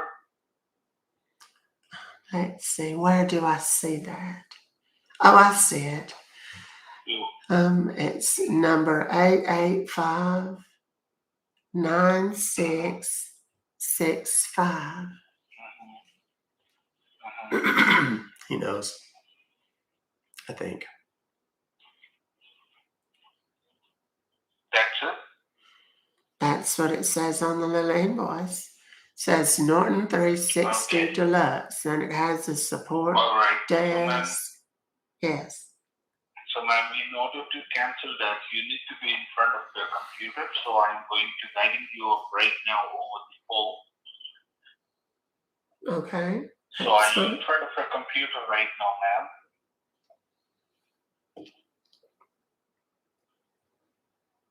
Are you in front of your computer right now? Oh, yes. I'm sorry. I thought you told me to get in front of me. I'm already, yes. I have my computer right here sitting in my lap. Okay. So like on your computer, do you have a Google Chrome icon installed on your computer? I believe so. Is that the one that's all different colors? Red and yellow and green and all that? Right. Yes, I do. Right. Yes, there it is. It says Google. I didn't know it even said that. I just knew that's what I clicked Okay, on. just pull up the Google Chrome.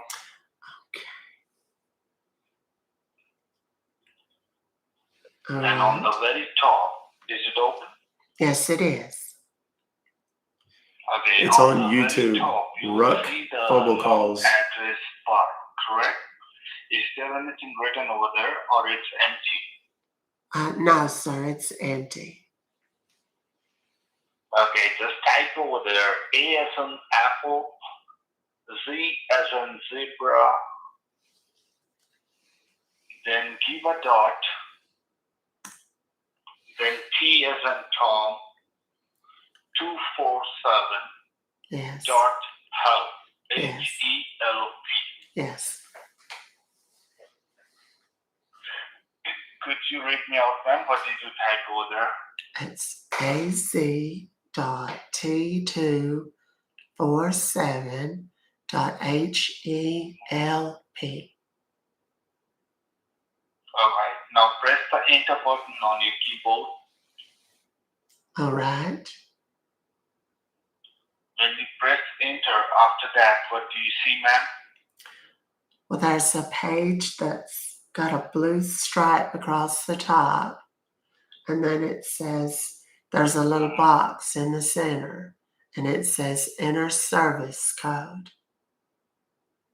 Okay, just put the code over there. It's 77447. All right. Now there's a like an X and a little blue arrow next to it now. Then hit enter. Press enter. All right. When you hit enter, after that you see something. It's working on your computer screen, right? It shows support client. Yes. Okay, when it's completed, you need to open that. All right.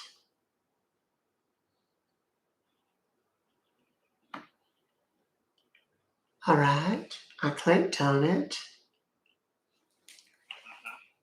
When you click on it, after that, what does it show? Okay. It says publisher. Okay. Application runs security warning.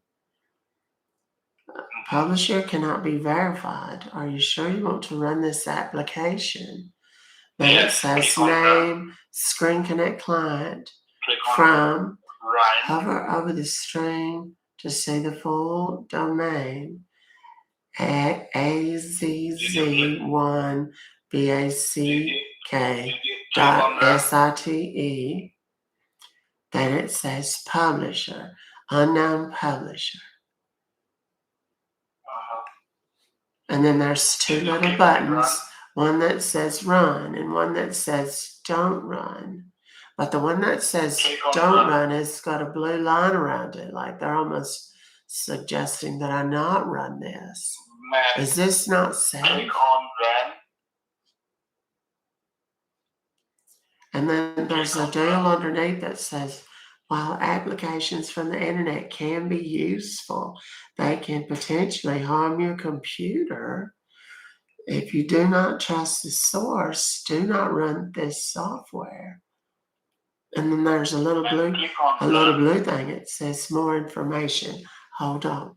Let me click on that and see what it says. Did you click on run? Not yet. I'm reading where it says more information. The publisher of this application cannot be verified. Machine access. This application will gain access to additional resources on your computer. Installation. It will not be added to your start menu. The application goes from the internet. More information. Okay. And is this safe, sir? I don't remember your name. Did you tell me your name? Did you click on run? Well, that's what I just asked. Is this safe? I can click on run even though it has all these warnings? Right, ma'am. No, nothing would be changed, ma'am. Right? Okay. This Well, would be the software, so you are really canceling it. After that, the software will be removed from your computer and you won't get any kind of charge for it. Okay? Okay. Just give a click on run. Okay, well, I'll take your word for it then. I don't, this is the only computer I have, so I don't want to end up having any trouble. Okay. Downloading Screen Connect. Oh, Lord, there's, do you want to allow this app to make changes to your computer? Click on yes. Click on yes. Okay. Yes. All right. Now I see a thing that says support. Did you click on yes? Yes, I told you I did. When you click on yes, after that, what does it show? Well, nothing right now. What does it show? Nothing right now. Is there supposed to be something on my computer or something? I don't know. What option do you see right now? I don't have any options. That's what I'm telling you, sir. So what does it show? When you click on yes, after that, what does Nothing. It show? That's what, how many times do I need to tell you this? When I clicked on yes, it just went away and that was it. That's all there was. There was nothing else to it. What is it supposed to be doing? Now, do you see over there where you see the support client.exe? I don't see that. I don't see that anymore. Because I clicked on it. You don't Have see you that. told me? You don't Do you need me to do you it don't see that again? anymore. Do you need me to do it again? Huh? Do you need me to Just click? do one thing. Have a look on your keyboard. On the very Yes. left hand side, you will see the Yes. CTRL button, the control button. Yes. Press the control button and press the button J as in Jack. Okay.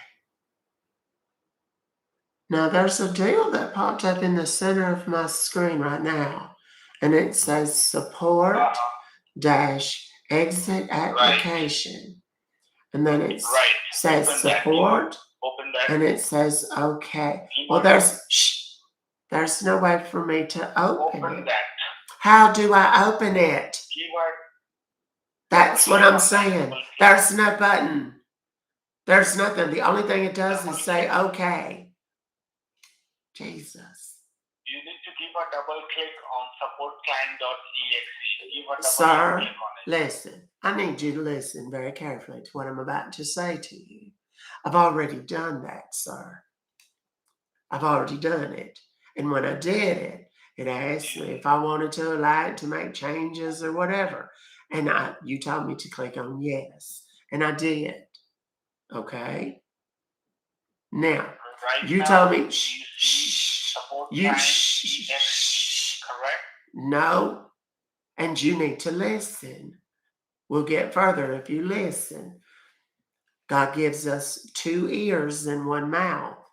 That's because we should be listening more than we talk. So I went up and I clicked on that support.client thing. And when I did, it says, do you want to allow blah, blah? I click yes. There's a little box that pops up in the center of my screen right now that says support, exit application. And then it's just a big blank space and it says support. And then there's a button on the bottom right that says okay. He got mad and hung up.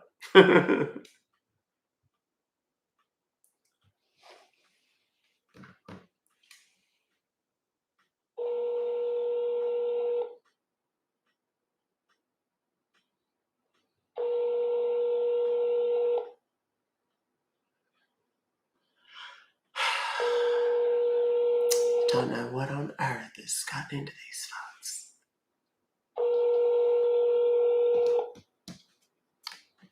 Heavens.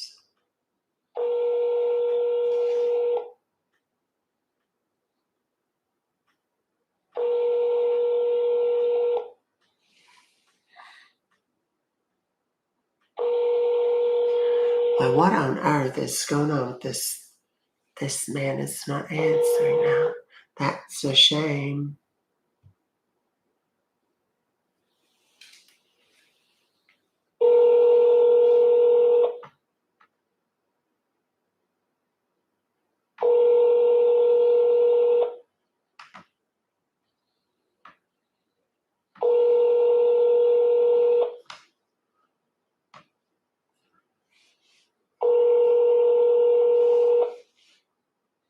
All right, we're going to have to move on. He doesn't want to play with us anymore. He was done with our nonsense. All right, I'm just cleaning up some of the crap he put on my computer. All right, let's move on. Let's go to the next one. Did he do open your business PayPal? What? I didn't open a business PayPal. What in the son of a holy smokes?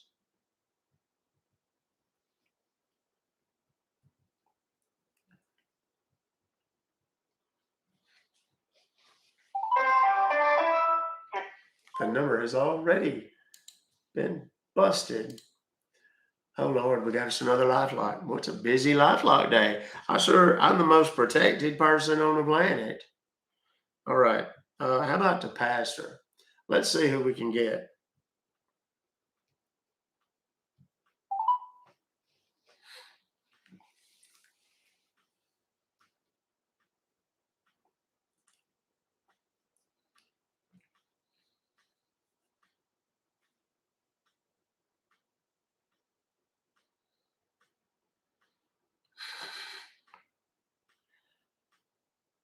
Well, I don't understand, but it doesn't appear as though he would have to beat his donkey.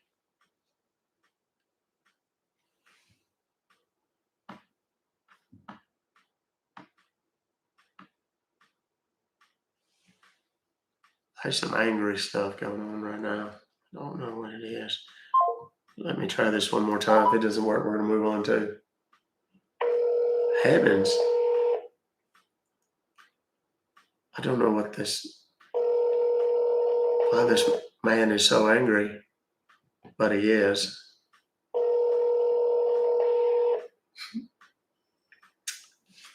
Oh, come on now. Where's everybody?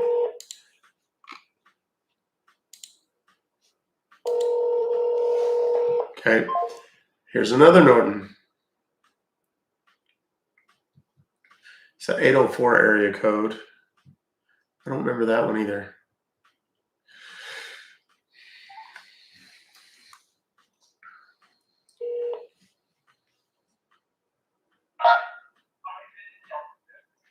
How are you today? How can I help? Yeah, I got an email from you guys that says something about you guys billing me. It looks like $529.80 for some sort of installation of Norton something. Do you have an invoice number or order number? Give that to me. I have a transaction ID 145-58361.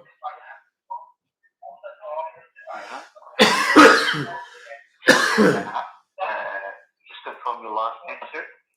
It's Eltow, ELTOW.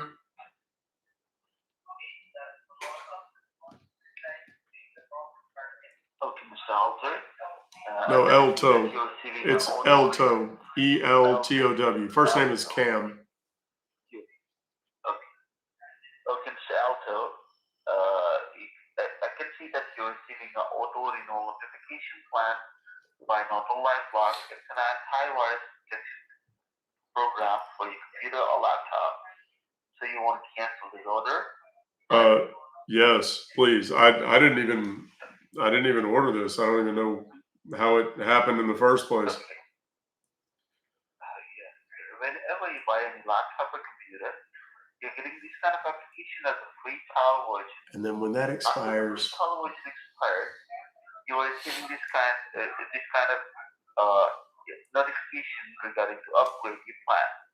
If you're not interested to continue with that, you have an option to cancel it from your side. Do you have any computer or laptop with you so I can help you to open cancellation form for you, sir? yes, I have my laptop right here with me.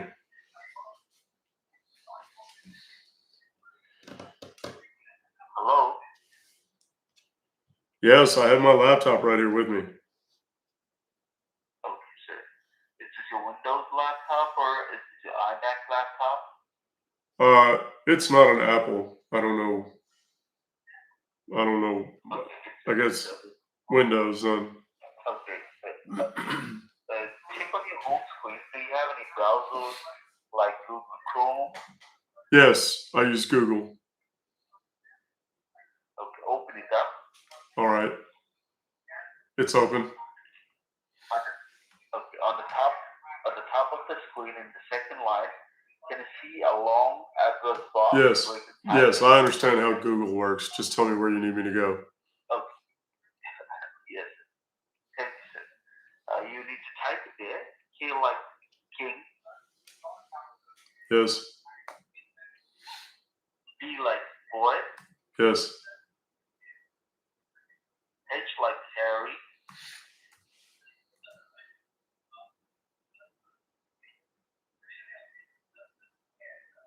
Are you there, sir? Yes. Oh my God. Go on. Jesus. Okay. E like echo. L like Lima. P like Peter. Put a dot like a period. Yes. C like Charlie. C like Charlie. And hit the enter button from the keyboard. And let me know what you can see there.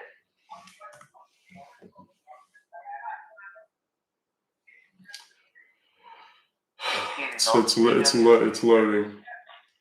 Okay, yeah. There's a Norton website, products and services. There's a deal that says enter code. I'm providing you the cancellation code. You just type it there.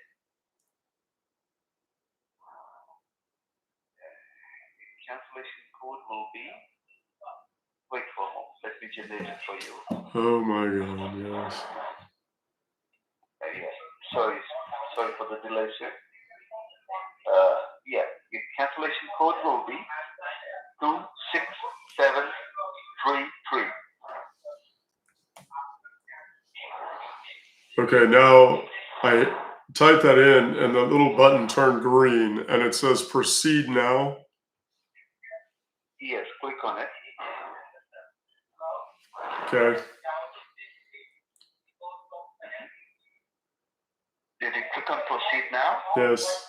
Okay. Yeah. It downloaded something called support.client.exe. Yes, open it up. All right. Okay. Yeah. It says, do you want to run this file? Yes, click on yes. Right. And okay, it says verifying application requirements. This may take a few moments. All right. That box went away very quickly, and another one popped up that said cannot start application. Application download did not succeed. Check your network connection or contact your system administrator. And then it's got two buttons, OK and download. Click on OK and download. Okay, clicked OK. No, it all disappeared. It takes me back to the website now. Okay. Just try to reopen that support client.exe file. Try it again. Yes. Click on that file. Okay, yeah, I did. Same thing. Do you want to run this file? Yes, okay. Verifying application requirements. Same thing.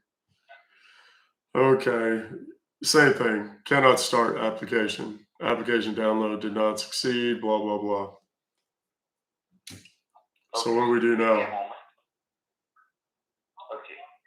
On the top of the screen, where you type kdf.cc, you just make blank that box. Yeah. Now you type it there. Yeah. A like Adam. That's what it sounds like. like. I'm sorry. A and then M. N like Nancy. Oh, Nancy. Got it. Y like Yankee.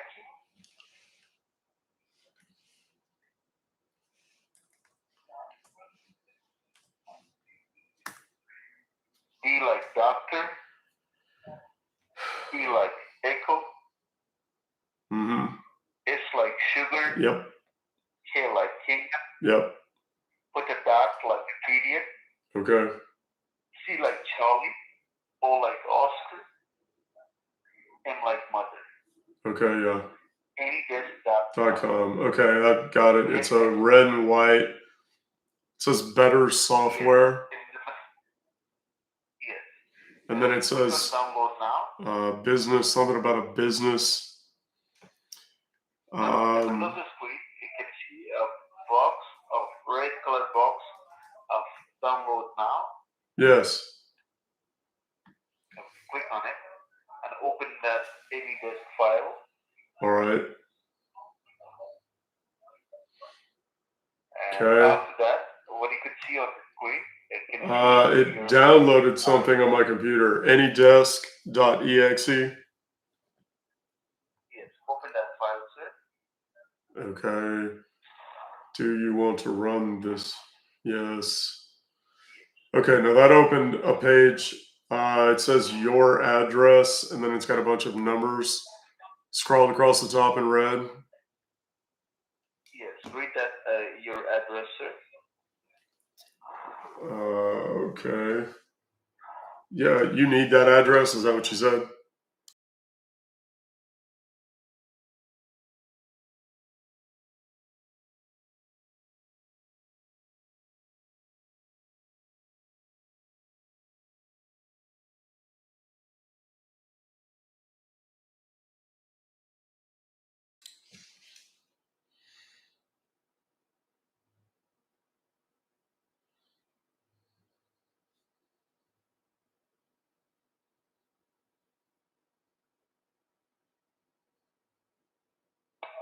Give me a moment. I'm just transferring this call in the senior desk. He will guide it properly. Give me a moment. Great, thank you.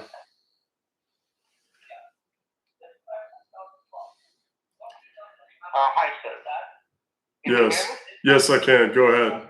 Oh, Somebody's a little more tech savvy. and just beside the address, sir, you can see there's a lock sign. You can see there. Yes, Just beside the address. Just click on the lock sign. yes. Just click on the lock sign. Okay, it says Click on the lock sign, set password. right? And confirm password, right? Yes. Okay, just type there's a Norton, sir. Okay, all is lowercase, Norton, Norton. Yes. Norton. Yes. 1, 2, 3. Okay. Just type on the box and confirm the password again.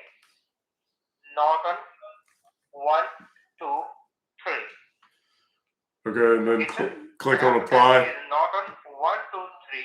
You have to click on apply. Yes, I did. Okay. I already did.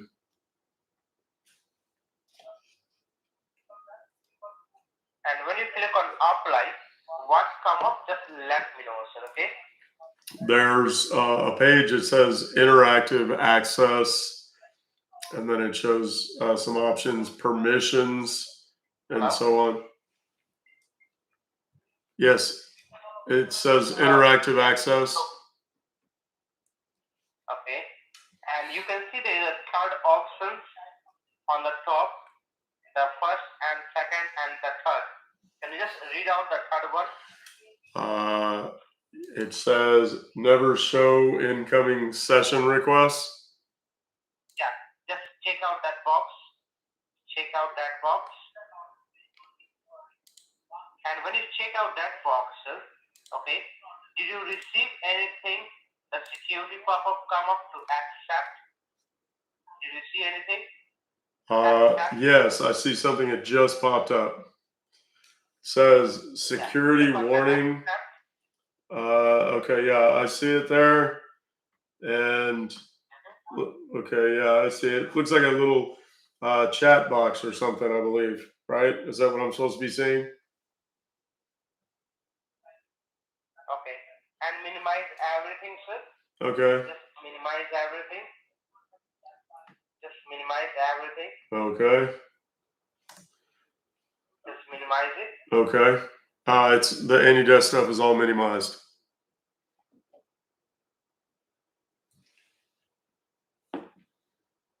So what do I need to do now, sir?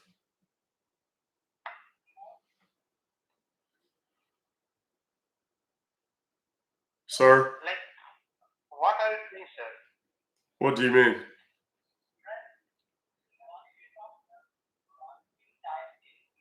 Hello? What you can see that I your computer. What do you mean? What can I see? You told me to minimize it. Do I need to open it back up? Just cancel this phone video. Like why you open the phone video in your computer? I'm sorry? Like why you open the phone video? Well, I just thought you might have been watching it with me. Like why you are opening a phone video? Because I thought you would like to watch it with me. No? Just close it. Just close it. I don't think I'm going to do Just that. cancel this phone video. Yeah, I don't think I'm going to do that. Okay. Open the new tab. Open the new tab. Okay? Now what? And open your bank account. Open Okay. your bank account. Yeah. Open your bank account.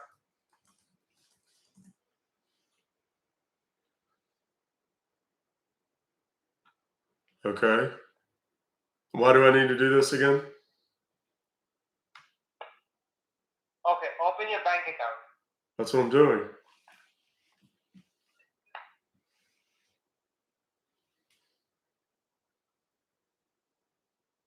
Hold on, sir. Hold on.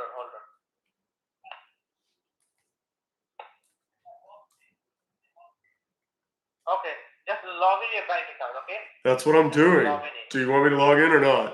Okay. Okay, log in, sir. Okay.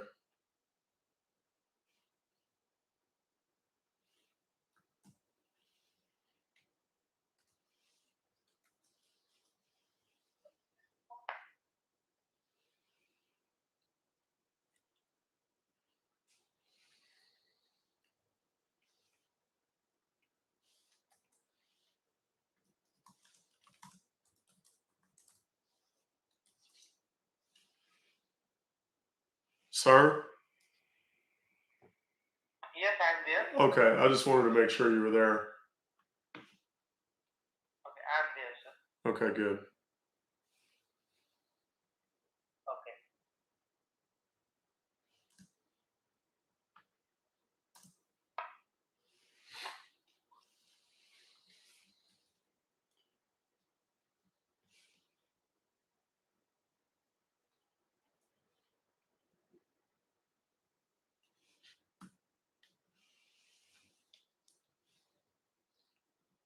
Sir?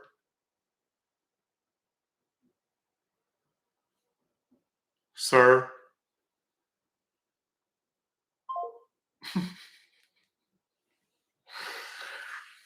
I typed in Cam L Toe as my username, and then I went to the password and I typed it in, and it's occluded. And I just typed in Q scammer with an exclamation point and waited for a second, and then clicked show to reveal the password, and he hung up. Whatever happened, lad? Let's try again.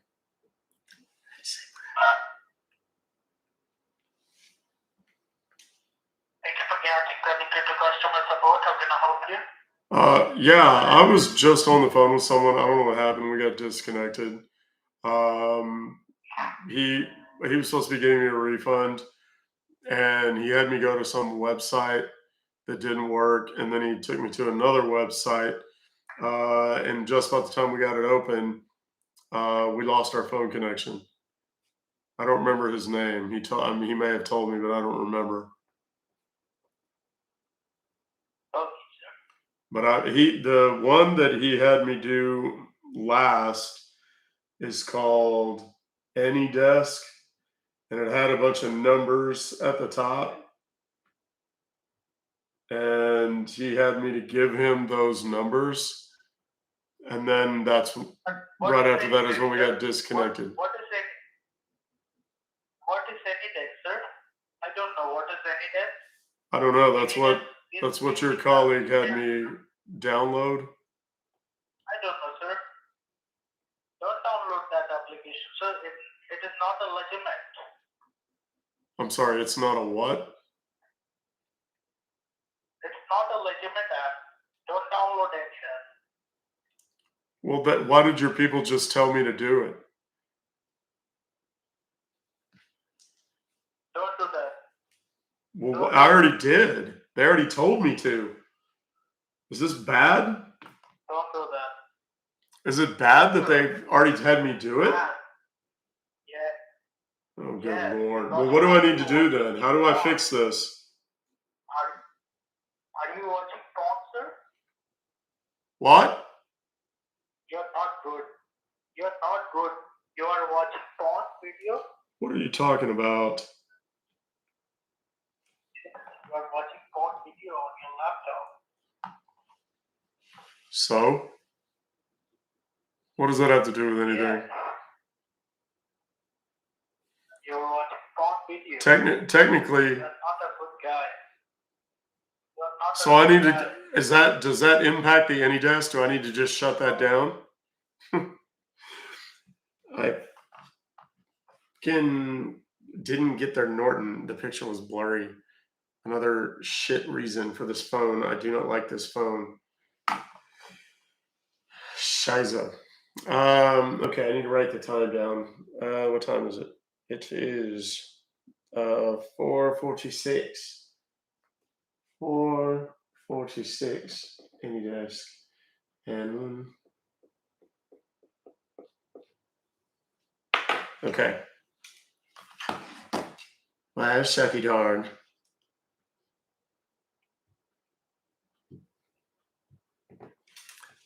Shall we go on? Let's do another. I wonder if he'll answer if I call one more time. Let's give it a shot. Is not available. Oh, yes, he is. Yes, he is. The person you are trying to reach is not available. Please leave a message after the tone. Here we go. Let's try again. They're scared of any desk. The person you are trying to reach. He just shut it. He just shut it down. Okay. He just shut off his phone. He was that scared of getting hacked. Doesn't matter. His any desk is done for anyway. Even if I didn't get it, it just makes it a little harder on the guy that will shut these down for me. He has to go in and look at the time and see who logged in from abroad into my account, and then he can find it. Problem is, because I'm live on Instagram right now, I can't get into my Discord. And the computer that I typically log into Discord with is not this one. I have, for those of you that might be new, I have these two computers. I have a third computer under my desk. That's the one that runs a lot of my day-to-day computing and video editing, stuff like that. These two are exclusively for streaming. They're just super powerful and fast. They run a lot of things that I can't, the computer under my desk, I don't want them touched by anything else. But the computer that I have a switch that I can literally, my monitor, I have one of these big old ginormous monitors here, and I can switch which computer is feeding into it. It just one touch button, and I can go from that one to that one to that one on the screen. But in order for me to get to the Discord, I would have to switch screens, which means I wouldn't be able to see you guys. So I can't do it until we get done, because I've got the Instagram on my personal phone here, which is the one that has the Discord on it. So, but I'll get him shut down here shortly anyway. So let's do this. Who here is anybody here? There's, I don't even think there's anybody even on the what you call it. The Facebook never really had that many people on it. It only got like 6 or 7 people on it anyway.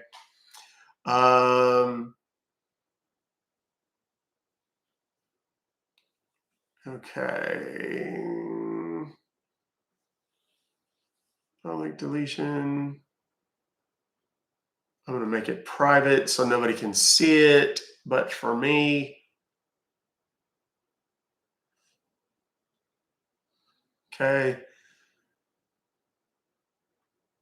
Trash. Done. It wouldn't let me do that, so I just trashed the whole thing. Okay. So now that that's done, normally I have this on my, this would be what I'm doing TikTok on, is this device. Come on, straighten out. This thing is terrible. What is going on? There we go. Okay, so the tablet is done for now. Oh shit, it's because I'm holding it upside down. Derp. There we go. I'm an idiot. Okay. So now it's just Insta and the YouTubes. Who's here? Is anybody here for the first time?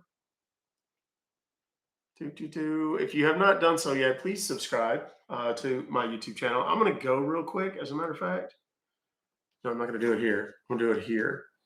And I'm going to go look at something real quick on my YouTube channel. I just want to see. Boom. Yes.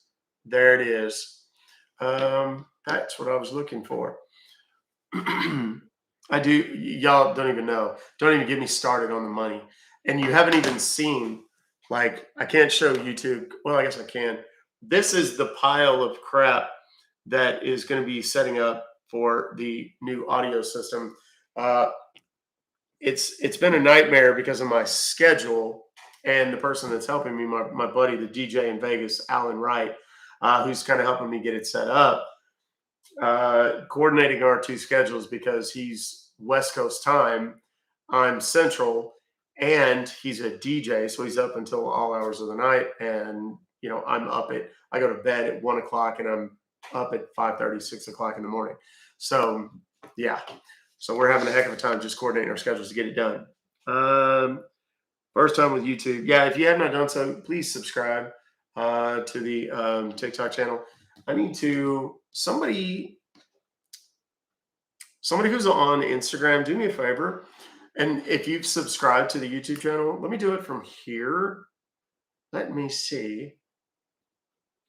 I'm just going to go to YouTube real quick and I'm going to type it in.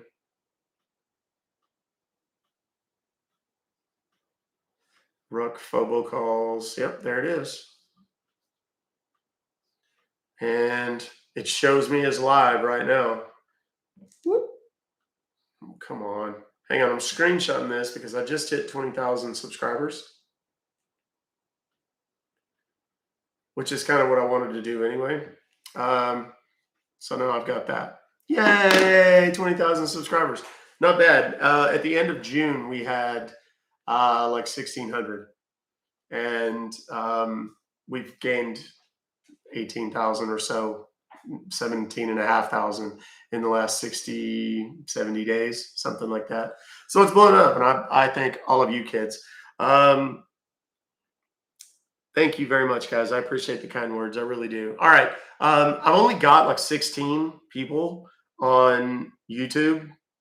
I mean, excuse me, not YouTube, on Insta.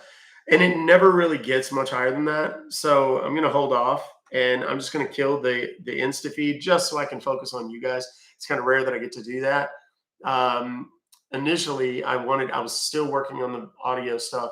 I wanted to make a TikTok talking about telling everybody to come to the YouTube channel today. I'll do that tomorrow so that more people will know and you won't have to answer the question. But I'm going to kill the Instagram feed and just focus on you guys. FYI, if you have not done so, you can also follow the Insta, because in the event that something tragic were to happen and I were to lose multiple platforms, I'm going to potentially start doing this on YouTube, TikTok, Facebook, and Insta all at the same time. If Threads ever gets alive, I'll probably do that there as well. So if you're still here on the YouTube, damn it, son. If you are still here on the Insta, I'm going to let you go. Come over to the YouTube. It's Ruck Fobocalls. It looks like that right there. Okay. So if you're not already there, join us over there. It's loads of fun. Okay. Then I'll be more focused. All right. Love you guys.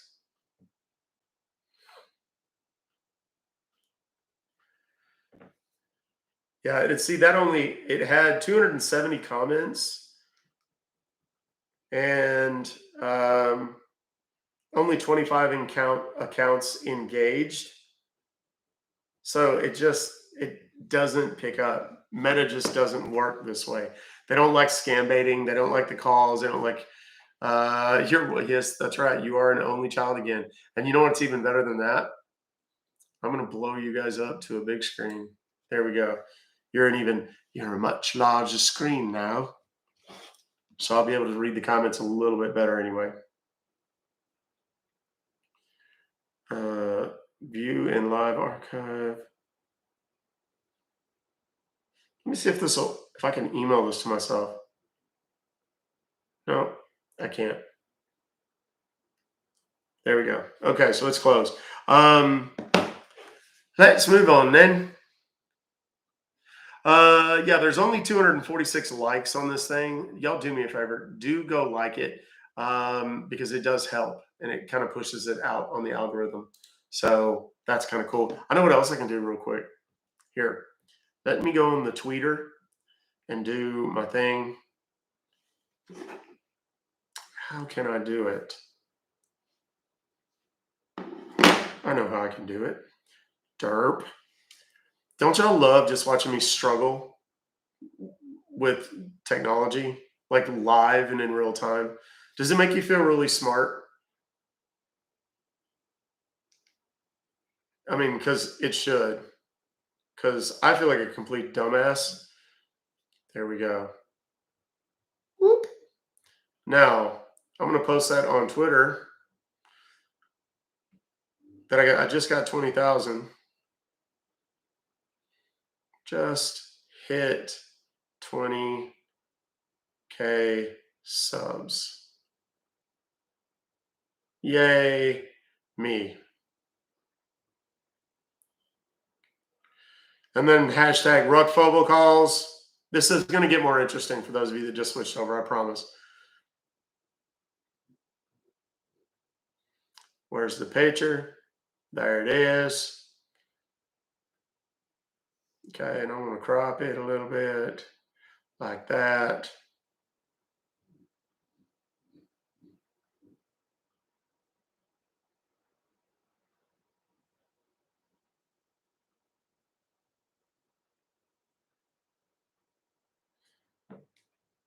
Apply, save, tweet. Okay, there we go. You think I'm complicated? Look at this. Look at this nightmare of a setup somebody has. I don't have that many monitors. I don't need that many monitors though, really.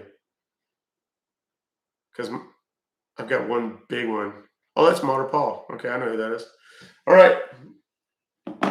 Let's go on. Let's move on. Let's call someone. Yes. Yes. I like it. Not spam. Yes. There we go. Your payment. This is from PayPal once again. $976.12 for assistance call.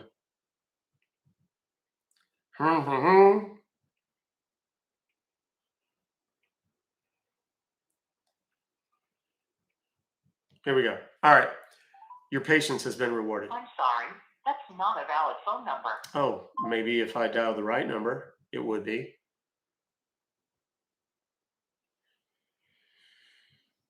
There we go. You are not able to make calls to this number. Well, that's rude. I wonder why. All right. Here's another.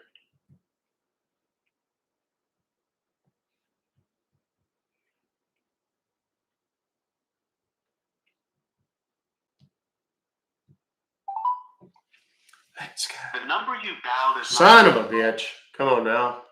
Give me a good number. People. Und then we needing a good number to calling. Let's see. I think we've already called this one today. 941. Yep, we have. 2 people have sent me that email. Okay. 806 number.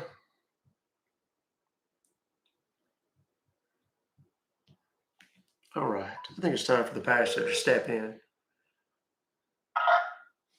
Thank you for calling. How may I assist you? Yes, this is Pastor Peter Puller. I received an email from you folks that says that y'all had charged me $367.70, I believe it is. There's a small typo. They put 367.7, but I believe they left off a number at the end there on this email. That's okay. God doesn't make us perfect for a reason. In any case, I need to speak with someone who might be able to address this situation and perhaps cancel this purchase or renewal and get me a refund. Is that something, brother, that you can help me with, or is that something that you'll have to transfer me for? Okay, I actually help you out on that. Can you help me out with the reference number? Let's see. Reference number. I do not see. Oh, wait. I see it here in the subject heading. AX164DS32. Okay. Huh? Now, what do you want? You want to cancel this? Well, yes, sir. As I had mentioned, I wanted to perhaps cancel it and see if there's not a way for you to issue me a refund.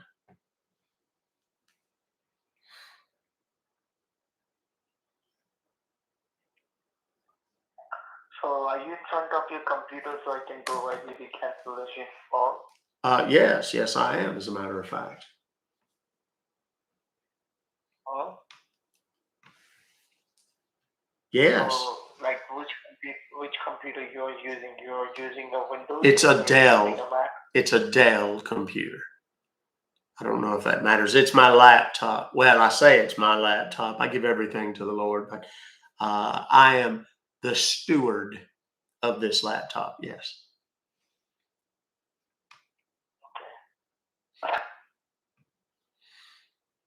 All right.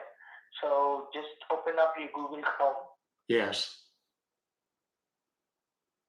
and you need to type in at the very top hchealth.us. I'm sorry. Did you say H as in holy, C as in Christ, help? HELP help.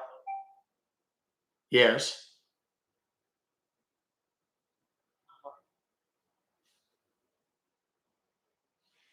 Hello. Yes, I'm listening. Okay. Well, that was a question. The way my voice kind of lifted up at the end. HChealth.us. .us. That was the magical missing ingredient. All right. Now I see here a page that has come up. It says, welcome secure support. Join with a code. Yes. So are you ready? I'm sorry, am I reading? No, sir, I'm not. If I was, it would be the Bible. Are you ready? Oh, yes, I am ready. Yes. Join us for English Phonics 101. Can you confirm me your phone number? Well, it's my cell phone number is the one that I'm calling you from as we speak, sir.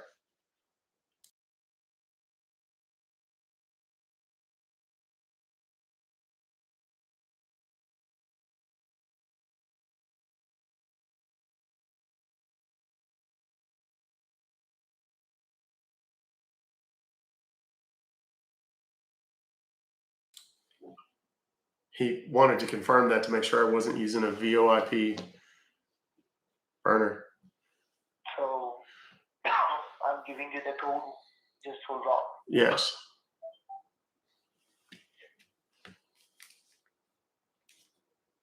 The code Yes. 29630. 29630. Yes. Oh, heavens. Are you sick, brother?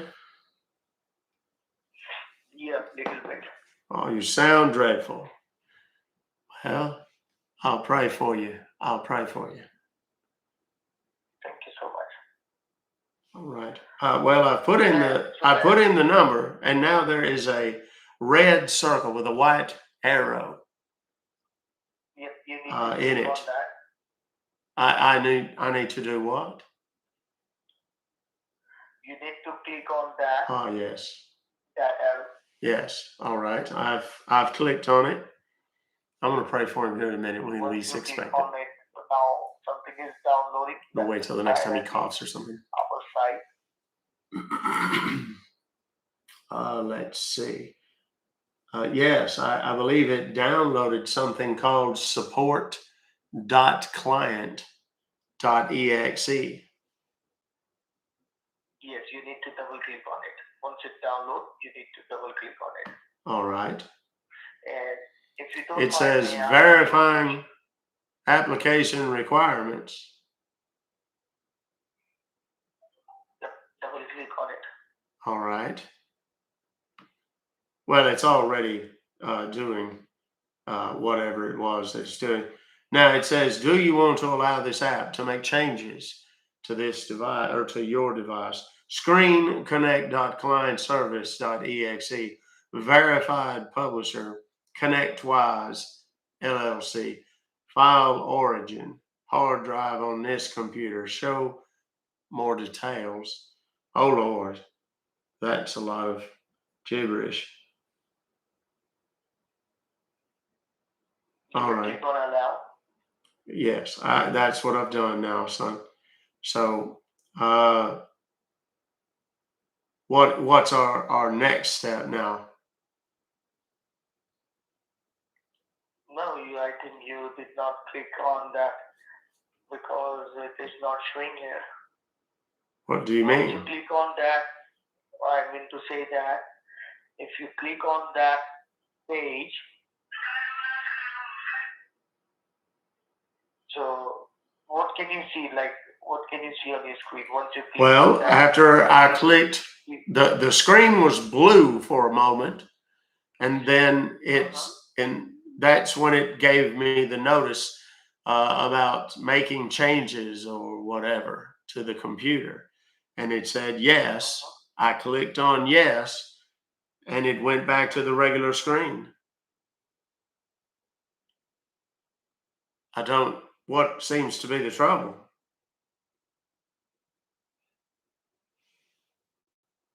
Okay, just go back and check. It is showing any run option. Go back to your regular screen and just check. You seeing any like? Do you see any like option like run? No. Son, I just described to you precisely what happened. Shall I click on the download again? Yep. All right. Okay. Do you want, now it says user account control. Do you want to allow this app to make changes to your device? And it says screenconnect.clientservice.exe, verified publisher, ConnectWise LLC, file origin, hard drive on this computer. Give a click on allow first. It says yes or no, brother. Those are my two choices. I clicked on yes. Now that disappears. It's no longer there. And what about the join with the code? That page is still there as well. Just put the code once again 29630 and give a click on join. Okay. What's the code again? Code is 29630. 29630. And click the red. Yep. Click the blue arrow. And it has once again downloaded. Now I have 2 copies of support.client.exe. Verified applications. It goes through the steps. There's a thing that there's a thing that goes through there's like a progress bar but it goes away very quickly. It's green. It's got a little green bar moving from left to right. I am looking at my screen now. It is dark blue. In the center of that screen, there is a box, a rectangle, if you will. It says user account control. Do you want to allow this app to make changes to your device? Then it says screenconnect.clientservice.exe. Then the 2 options are yes and no. If I click on no, if I click on yes, the screen returns to its normal and this box disappears. They were clicked on yes. I just did. Okay. sir, what is your full name? Now I am on. Welcome, secure support. Join with the code.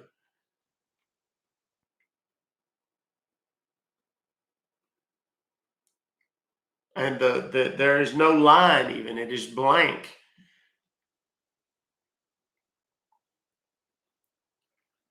Heavenly Father, if you would be so kind as to lay your hands upon this And now what can you give this me? desktop computer and help me and my friend achieve What can you see on the screen? our objective. I'm sorry, what? I was in the middle of a prayer. What? Don't you know you're not supposed to interrupt What? somebody during a prayer? Heavens. What can you see on your screen now? Well, nothing. I'm went back to what it was before. There's no indication of that screen connect or anything else on the screen. Oh Lord, something happened to my computer. I don't know what happened. What happened? I don't know. There was a page on my computer that was there just for a moment, and it seems to have disappeared. But that's all right. I've managed to recover it now. So, all right. Now, what are our steps now? What exactly do we need to do? I will let you know. And first of all, just tell me what can you see on your screen? Well, there, as I said, there is nothing, any indication of your support client exe thing, whatever that was.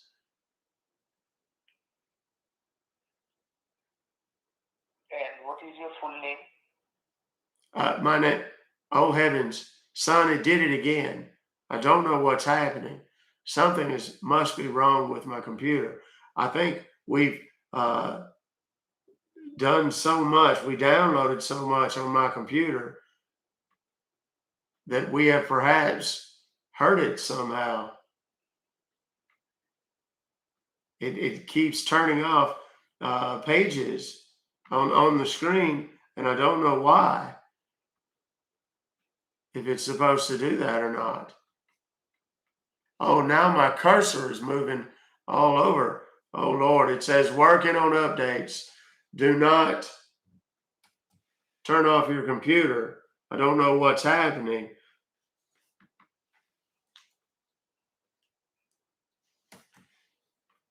All right, I'm trying to ascertain exactly what the issue is here, son. I'm afraid I don't know what's going on, but I'm very concerned, if I'm totally honest.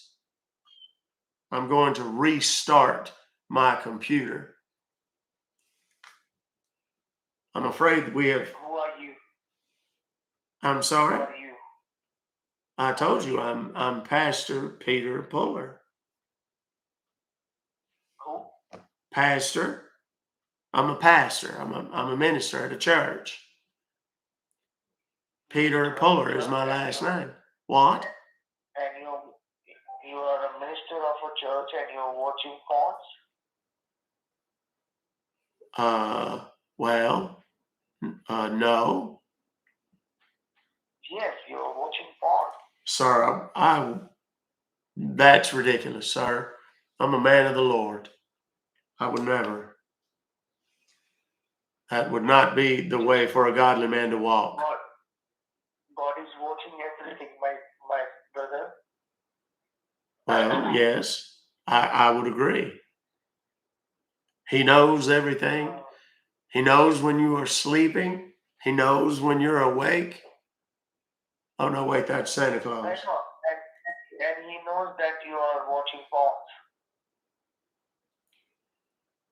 What? Sir, I don't understand what you're. He knows that you are watching porn. Well, What can you know what else he knows? You know what else he knows? He knows that you were watching it with me. No, I was not watching that with you because Well, see, but here's the thing. You were. And not only were you doing it, you were doing it in front of a live audience. We were all watching you. There's a few hundred people watching you as we speak. How many people? How many people? Oh, quite a few. Do you have a YouTube channel? Well, we do our Sunday sermons on a YouTube channel. Yes. Okay. So you're live right now. No, I said we do our Sunday sermons live and Wednesday night sermons. Do you know where I am right now? Well, of course I do. Don't be ridiculous. And you would like to know where I am, wouldn't you? And you'd like to know which channel I have, wouldn't you? Can you tell me like where I am right now? Yes, you already asked me that and I already answered. Where I am. Well, now why would I give that up? I don't know how all these people that are watching, I don't know who on earth might be out there watching. I wouldn't want something terrible to happen. I wouldn't want to give out your information like that. That wouldn't be entirely safe, now would it?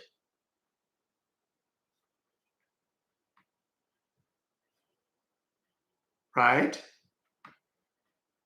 You wouldn't want somebody from, oh, I see, there, you attempting to manipulate my computer again. Oh, look, there you go. You know that all of the things that you were tracking about me, I was tracking about you. You can watch me just go through and delete everything if you like, because that's what I'm doing. Yeah? So what do you say me and you have a nice, honest talk? Nice and polite and casual. And we'll just be nice and civil to one another. Huh? Does that sound fair? Huh? Are you just going to get quiet now? Because if you want, I can just cut off the internet connection and then you won't have anything. Okay. Okay. Tell me how long, you're a young man. Tell me how long you've been scamming. No, I'm not scamming anyone. Oh, yes, you are. Come on, man. You know I know what you're doing. Just like you knew what I was doing. So you've been doing this long enough to know that. Can you tell me my location? Yes, you've already asked me that twice, and I've answered it both times. Yes, just tell me where I'm not gonna do that on a live feed.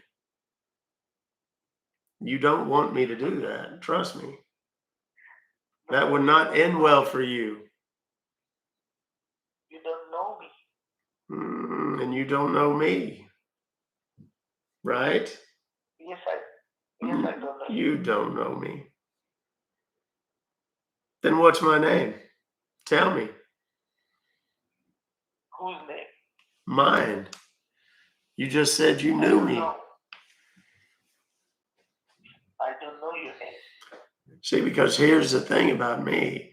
Before you know it, I can totally change into an entirely different person. And then the next day, I could be somebody else, totally different. And the day after that, it could be somebody else. So let's just be honest with one another. You don't have access to the computer anymore, and I already know it, despite your best efforts. Who's that? Huh? Who's access? Your access? You don't have access to the computer anymore. Whose access? Your access? You no longer have access to the computer, to my computer. Yes, I don't have any access. I know. I didn't need confirmation. So let's just have a conversation. Because contrary to what you might think, I'm not one of the people who goes in and steals your files. I'm not going to take your money. I'm not going to have the authorities sicked on you. You're not big enough for that. And I already know that. Okay. So I just want to have a candid conversation with you and let you have an opportunity to tell your story a little bit. Like, how did you get into this? You don't have to tell me your name. You don't have to tell me anything like that. You don't have to tell me who you work for or don't. None of that. People are curious on my end. People love to hear the stories about how you got into it and why you do it. Like, do you not have any other options or you just don't like the other options? Which is it?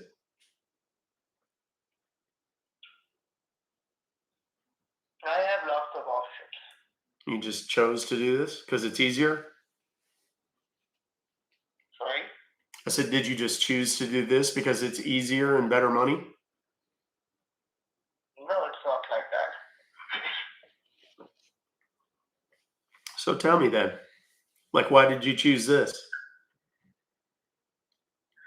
I did not choose anything wrong because I am helping out the people. I'm not scamming anyone. How do you figure? Okay, just tell me about myself. Well, no, I want to give you the opportunity to tell people who are interested how you got into scamming.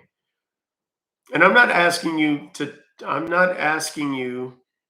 to reveal who you are or any personal information, and I'm not going to do that either. That's not what I'm in this for. I'm in this to educate people because here's Brother, go ahead. you are wasting my time. You are wasting my time as well as your time. Okay. Well, no, this is what my time is for. I'm so sorry. I'm not well, so I don't want to talk to you anymore. You sound terrible. Well, if you know where here, I am, so if you find me, you can find me. Just cut off my internet, disconnect everything, okay? okay, well, hold on just a second because I kind of want to hear this happen, okay? Something tells me you're about to get super busy right now, like the busiest you've been all day. Any second now. Only takes a few clicks and then it starts happening.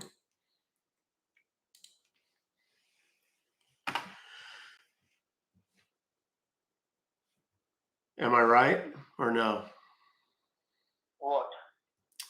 I said, you're about to get busy. Is your phone ringing? No. No? It's probably going to be here in a second. No. And like the website that you have, I mean, I could just shut that one down too. Do you have a backup? Oh, shut up, man. You don't know anything and you are just... Oh, I don't know anything? I don't know anything? Yes, you don't know. You don't know anything. Okay. So your phone's not ringing. Is that what you're trying to tell me right now? Yes, it's not ringing. Okay. Well, I'll tell you what then. I'll go ahead since you want to be this way and you're sick. You're probably going to end up turning your phone off anyway. You sound like you need the rest. Drink some water, drink some juice, maybe some hot tea, some honey, some lemon, so your voice comes back and you don't have to cough so much. You don't need to take care of myself. Just take care of yourself or your people, okay? I am. That's what I'm doing. Yes. So, because for the last, 30 minutes or so, you haven't been able to scam anybody. And I don't. No, I'll be honest. I don't. It's almost going to shut down. Okay. What's that? So that's we're going to shut down now, but that's the reason I'm talking to you because I just like to talk to you right now because I just want to know about myself. If you are like a hacker or somebody else, just tell me where I am, who am I? Just tell me my name. Well, see, that's where I'm different than a lot of these people. I don't. That's not. If you, I mean, if you want me, I'm not going to do it in a live. If you want me to do it, like you want me to send you an email right after this. Sorry? If you like, if you want me to send you an email right after this, how about that? And I'll send you all kinds of stuff. Email. I'll probably be able to send you a picture of your place. But I don't want to be rude and do that while we're on the phone. That wouldn't be very polite. Okay, you can send me that. Can you Okay, send me now? I'll do that. I'll do it after we get off the phone because you still gonna say that your phone's not ringing? Whose phone? Your You sent me phone. the phone? Yeah, My personal phone? yeah. My personal phone is not ringing. No. The phone that we're talking on. No one else is trying to call you right now. Okay, in which we are talking, right? Yes. No, everyone is taking their calls because I can see you here. Yeah. Yep. Thank you for calling support. My name is Dan. How may I help you? Hey Dan, how are you? Hello. Yay, what's up, Dan? How are you? Yeah, I'm doing great, sure. Yeah, I was just talking to one of the other scammers that works on this line. We're just doing interviews. You want to talk to me for a few minutes in exchange for a little bit of money? Yes, I'm sure I do. Okay. You have to offer me. Well, I haven't logged in or done anything yet, so I don't know your location. Are you in India or Pakistan?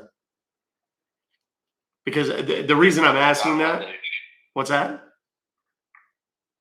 I'm in Bangladesh right Oh, now. in Bangladesh. Okay. The reason I ask is because typically the way that I send money to you guys is dependent upon where you're located.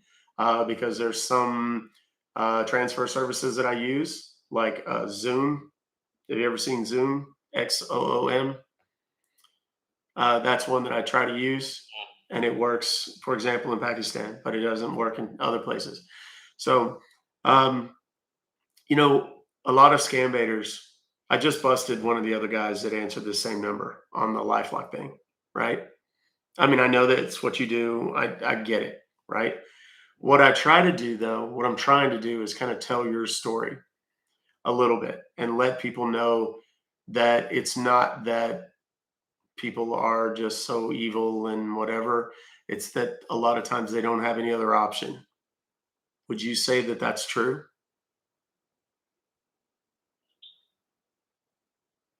Okay, give me a moment. I'll do some research on that. Okay, just stay on the line for a moment. Let me have a word with my colleague, all right? Yeah, okay.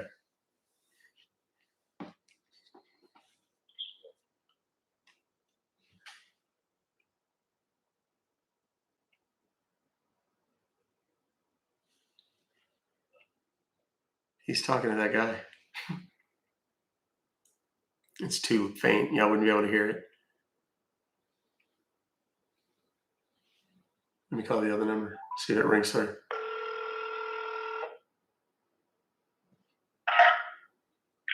Thank you for getting connected. Cancellation Department of Norton Lifelock Support.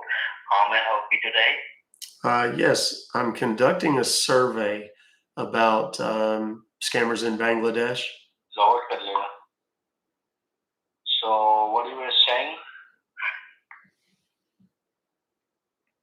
Yes, hello? Yeah, I'm here. Yeah, so how much do you want me to? How much you're gonna send me? Can you just? How much do you want? Hang up good or lower good? How much money you're gonna send me? I don't know. What would be fair? I don't want you to listen. I don't want you to identify yourself. You don't have to give me an exact location. I want to hear about why you got into this business or into this racket, if you will. Because we are low of money. Yeah. We need money to live a lavish life. A lavish life. So it's not just to exist. It's Not just to exist, it just to extend our life and become a lavish people and to live in a lavish lifestyle. like, how much do you make in a week or a month? I would say in a month. And I mean, I know it's not always the same. I mean, it changes, but Yeah, but if I would have to give you a rough idea, like in a month, you make around $600,000 to $700,000. and that's what goes to the boss. How much of that do you get to keep? No, we have a kind of situation with our boss. Like, boss will get 60% of the profit, Right. and the rest of it, we get it 40%. And then you just break it up. You guys are like have a team answering the phone, right? Yeah, we have a team of 12 people.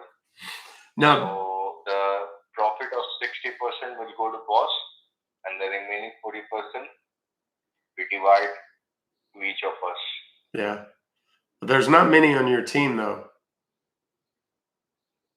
No, I told you we have 12 people. Yeah, I was going to say I could see that it's not big.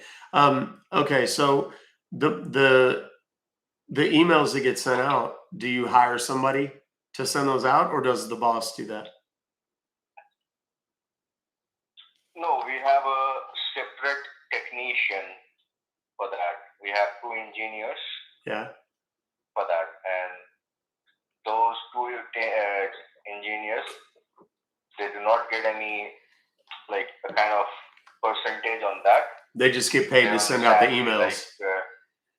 Yeah, they're just getting a set payment, a kind of you can say a salary like 20,000 INR, Indian rupees, 20,000 each.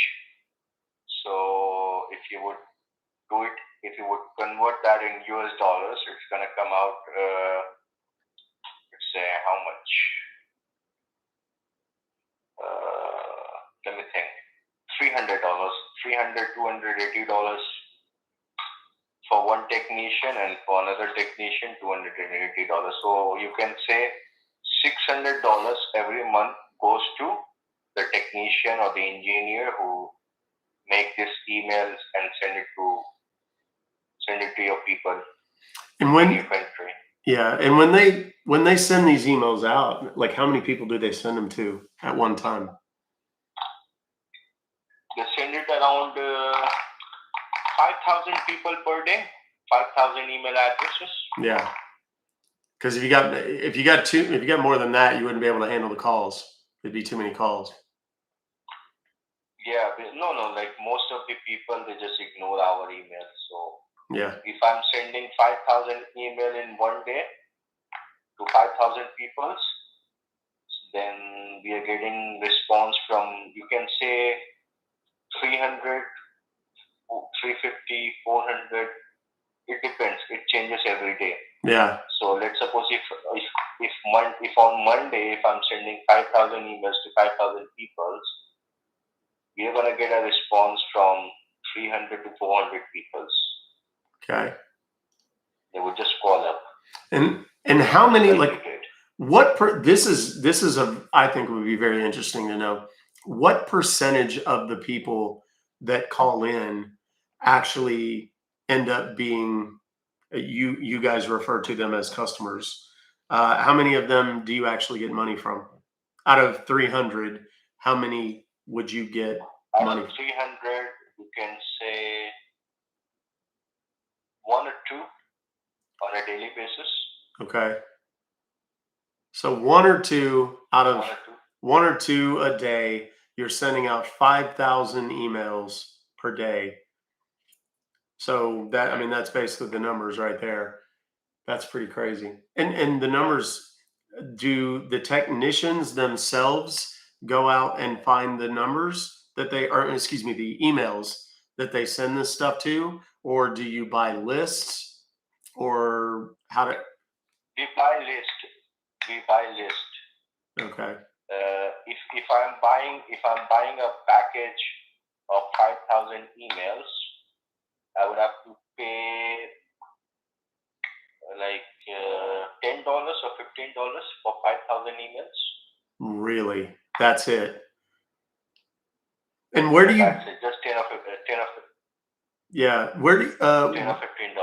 Where do you buy them? I mean, do you just buy them? Do you have like a source online that you buy them from, or is it somebody local? Yeah, or? we have a source online we have a source online from Telegram. You must have heard about the application called Telegram. Sure. So, and then you get a new list every day, or do you send to the same? No, we buy them. No, we buy them like we buy 30,000 emails for a week. Okay. Because we work from Monday to Saturday, so for one day we needs to be use 5,000 emails. So we usually buy 30,000 emails for a week. Yeah. And we pay them in one go, in one show. Every week we have to contact our person who sells us the emails, the data, Mm-hmm. and from there we blast them every day. I told you about the 2 technicians, right? Yeah. So yeah. it just goes like that. So And every day, if we are getting 300 or 350 calls or 400 calls, like basically 1 or 2 people. Most of the time, if we are having good day, we get 3 or 4 customers who pays us the money. yeah. And like we don't usually scam them with a little amount. We scam them like out of, if they have good money in their bank, like above 50,000 or 60,000 or above $100,000 into their account, we probably go for a wire transfer to overseas country, Mm-hmm. China, Thailand. So you take the money through multiple places. 1 or 2 customers is like enough for us in one day, because if I'm getting 1 or 2 good customers per day, then probably we have a chances where we are going to make around let's say $30,000 to $35,000. Mm-hmm. Or sometimes it goes to $100,000 or 49,000, 99,000. It depends. It depends on the customer's account. If they are having good money in their account, then we go from there. Yeah. And then we don't usually ask them to send the wire transfer to our country where we live. Like I'm basically from India. You must know me from my accent, right? Sure. So I'm from India, so basically we do not ask them to send a wire to India, because we do have a lot of, like you can say, a risk. Yeah, sure. If you're going to take the money from the United States to India, then we are going to have some problems. So what we do have some kind of Chinese merchant who gives us the account of China bank's account, and sometimes Thailand bank account, and sometimes Singapore account. So we go from there, and we do have some kind of we do have our friends who lives in United States, in New York, and most of our friends are in Canada. So if we required domestic details like US to US wire details, we go from there. We ask our friends who lives in United States, and we can use that account. So yeah. So you just they're hand right now, and most of the time, if we are getting little amount in customer's bank account, we go for gift cards. Western Union, MoneyGram, and we do have a new kind of payment method, you can say, a Bitcoin. You know, the Bitcoin machine Oh yeah. where you can go and deposit the money and buy the Bitcoin. So it's like quite easier and fast process. I just heard a story the other day If we get a about a woman whose grandmother took $20,000 out of her U.S. bank, walked it into a Bitcoin machine, put it in, done, like in an hour, gone. Right. It gets done within a minute. The moment you're gonna deposit the money into the machine, we receive the money instantly within a second. Yeah. And wire transfer can take up to 1 to 3 business days. So we have to talk to the customer all of the time so that he's not getting bad review from anywhere else. Like if he's going to converse these things with his family or someone like that. So there's a chance, like what I'm trying to explain you. Yeah. So we probably go for Bitcoin because it's quite easy and it gets done. We receive the money instantly. Customer just has to go to the bank, withdraw the money, go to the machine and deposit the money, and we are going to receive the money instantly within a second.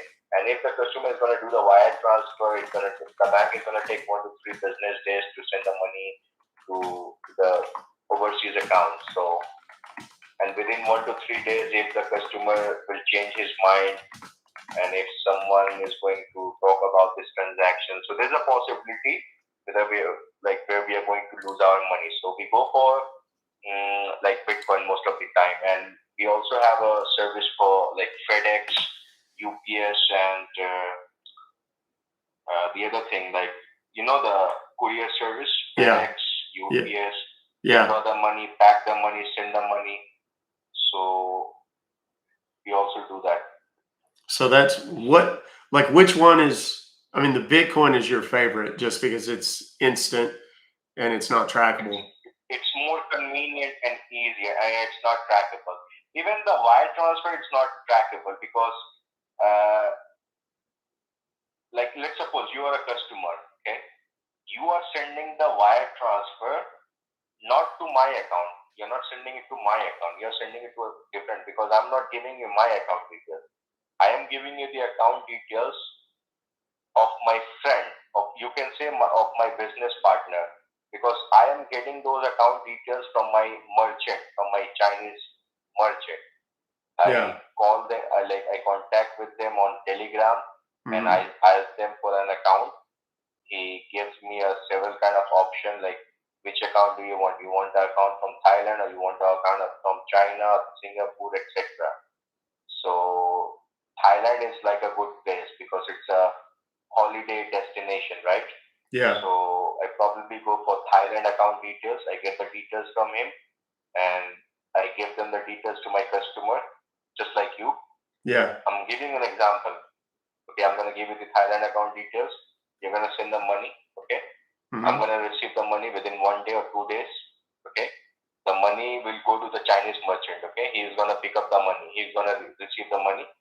He will keep some percentage, like 3% or 4%, for giving me the account.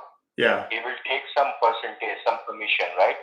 And the rest of the money is going to send it to me on Bitcoin, because Bitcoin is not trackable, Or he can use the Hawala. Have you heard about the word called Hawala?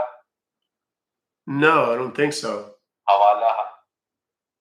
Like Hawala is I don't know how to explain that to you, but you can Google it. If you have time later on, you can Google it about Hawala.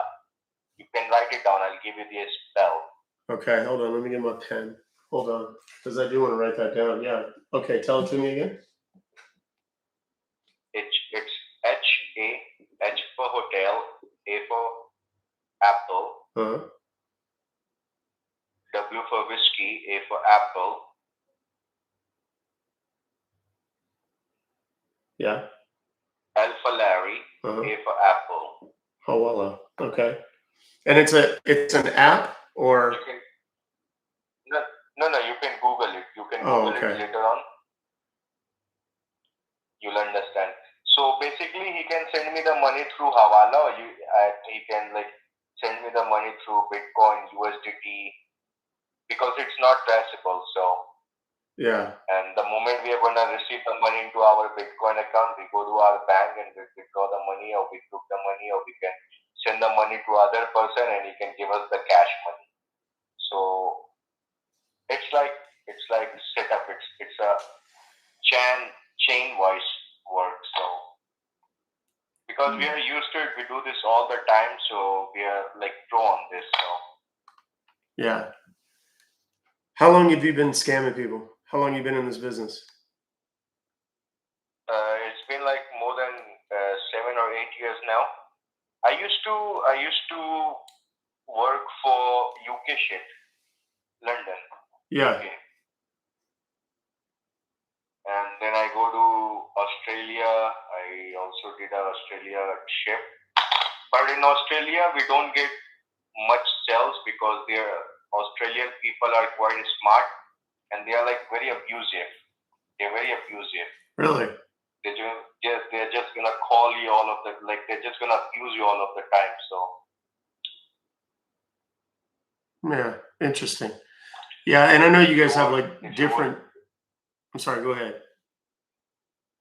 If you would read about the Australian people history, you'll understand because like they are the prisoners from UK, from United Kingdom. Yeah, I know that they kind of sent the bad people to Australia. Yeah, the bad people has been sent out to Australia, and like they are very abusive. Like the way they talk, like they're abusing all of the time.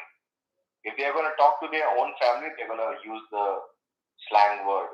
So, like in Australia, they are very smart, and so we don't get much response from there. So we left Australia, and United Kingdom is currently like going down. You know, the GDP of United Kingdom is like not sustainable, right?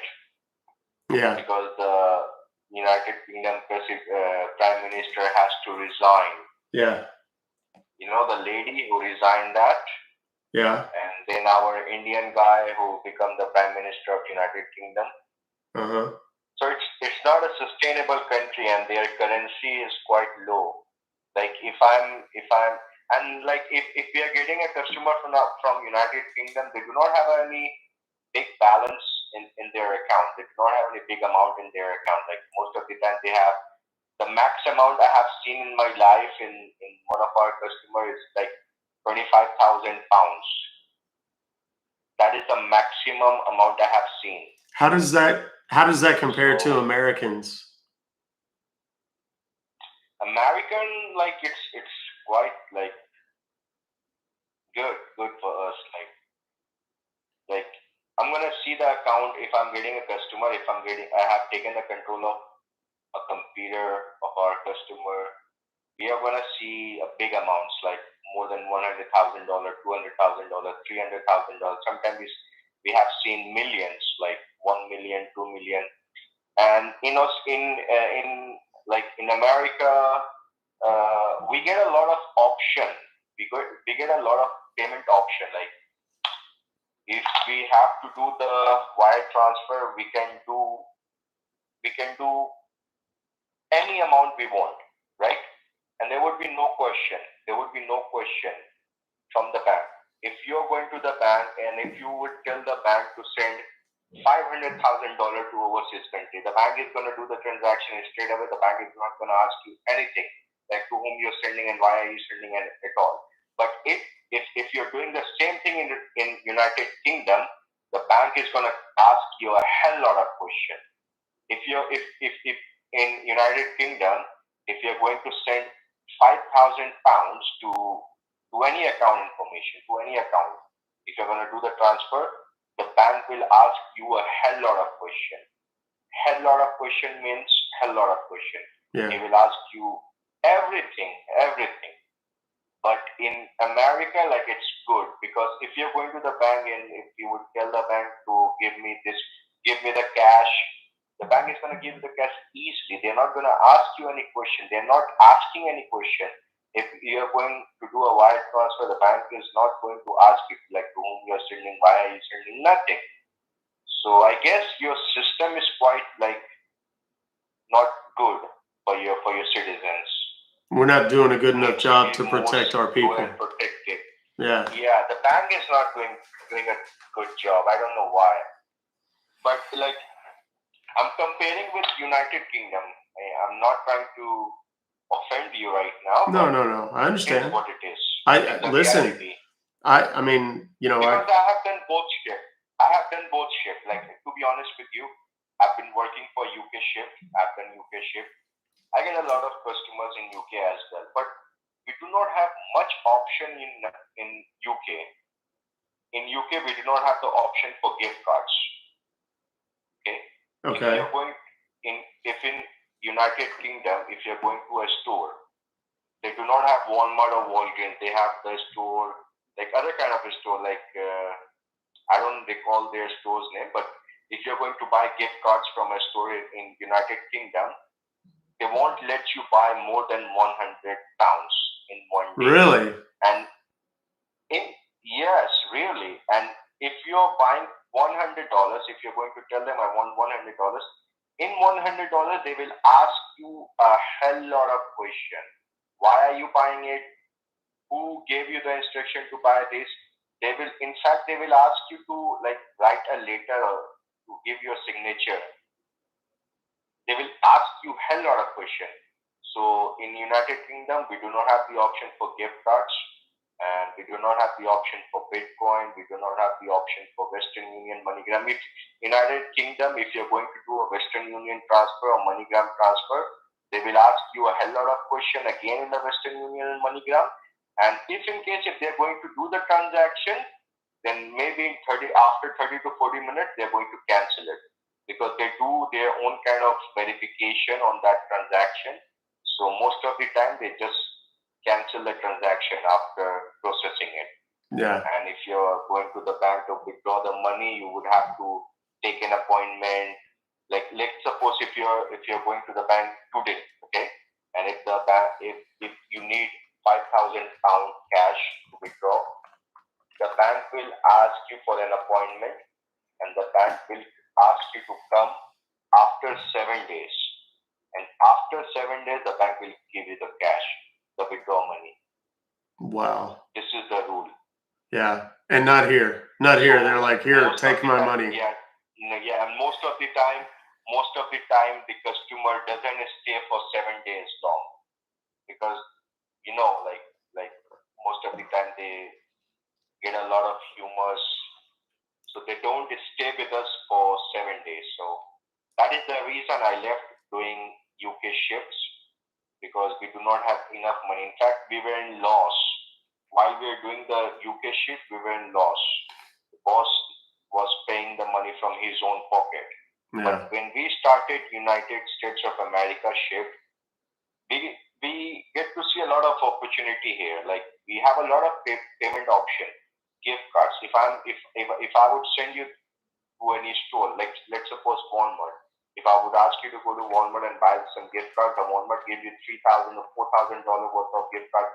Easy, they will give you without questioning anything. And the same amount of money you can get it from everywhere, because in America we have a lot of like stores like 7-Eleven, Walmart, CVS, Walgreens, Rite Aid, Lowe's, Home Depot, Wendy's, Winn-Dixie, Apple. You just name it. You will find the store everywhere in the America. So we do have a lot of options for gift cards as well. And at the same time, we do have a lot of options for Western Union MoneyGram.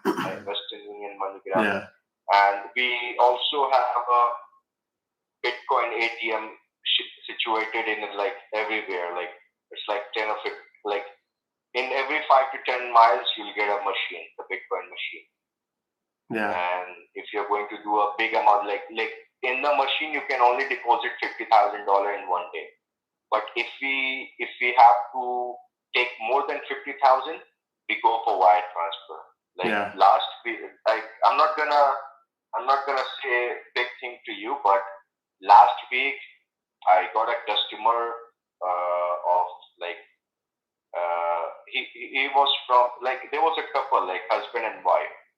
So they were from they're from Kentucky, I guess. Kentucky, Yeah. right?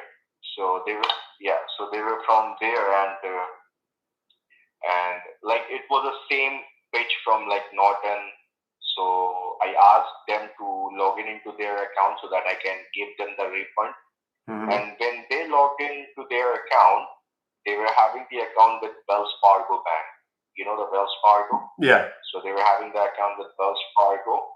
And when I get to see the chance to saw into their account, oh my God, I was got like shocked. Like he has two accounts, checking and savings. Okay. Mhm. So into his checking account, he was having around $5,500 and some dollars. Mhm. But into his checking account, he was having like over, like he was having $274,000. $274,000. Yeah. Okay.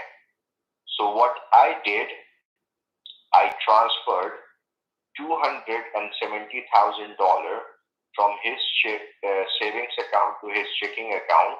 Okay. Mhm. And I did some editing because I have an application. So I did some editing Mhm. into his checking account, and I have shown him like the money has been transferred into his checking account from Norton, from our company. Yeah. Okay. And then I just like, then I did some kind of acting, you know, And you some kind made of acting. you made it look Oh like my you paid God, him too much I- money, and he had to wire Yeah. money back. Yeah. Yeah. Oh my God, I made a mistake. Oh my God, I made a mistake. I'm gonna lose my job. Oh my God. So they were like very kind. They were honest and they were kind. Okay, both, like husband wife both. Like literally, they were crying. They were crying for my situation because at the same time I was doing acting. Like I was I was pretending that I was crying.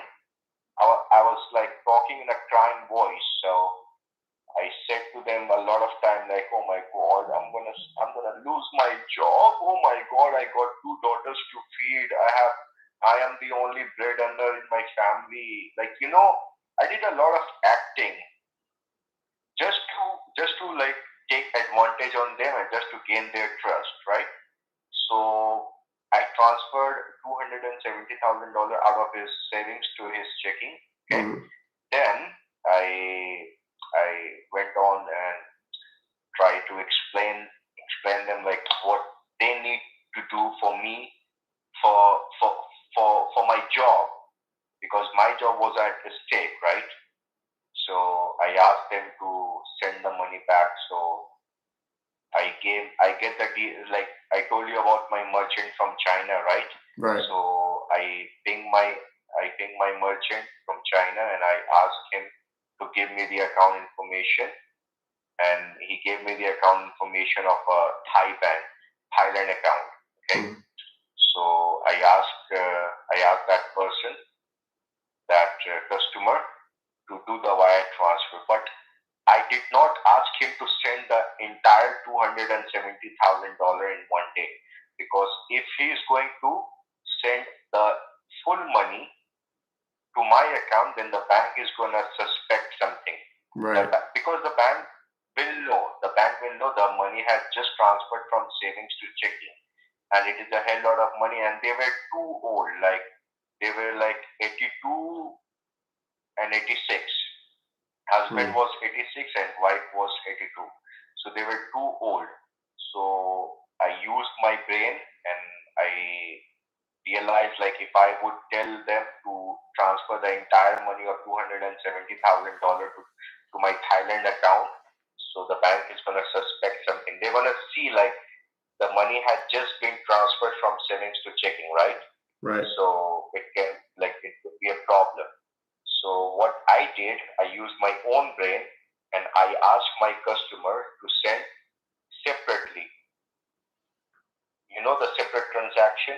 Yeah. First, I asked my customer to send me $90 $92,000.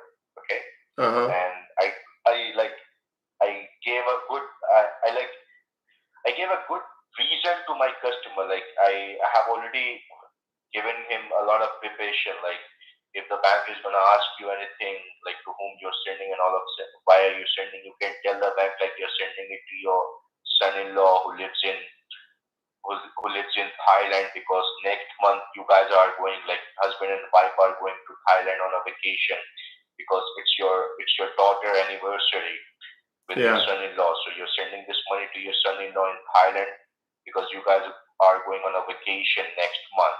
So you're sending this money to your son-in-law for the accommodation, because he's going to take care of the vacation, the entire vacation. Yeah. And So first I asked him to send $92,000. Both husband and wife went to the bank, and the bank, I was on the phone because the entire time I was listening the conversation. Okay, so I was on the phone. The bank asked you like to whom you're sending and why are you sending. So I already asked I already told my customer to tell them what they need to tell. Okay, what I want them to tell to the bank, right? So he told the bank like, I'm going on a vacation on Thailand next month because of my daughter's anniversary, and I'm sending this money to my son-in-law because he's taking care of the entire vacation for the accommodation and everything. So the bank was good to go. He just sent the money straight away. Straight away he sent the money. Next day we received the money into our Thailand account. Okay. Yeah. Next day again, I called the customer. I asked them to send me the rest of the money, because they were supposed to send me $270,000, but in the first place they only sent me $92,000, right?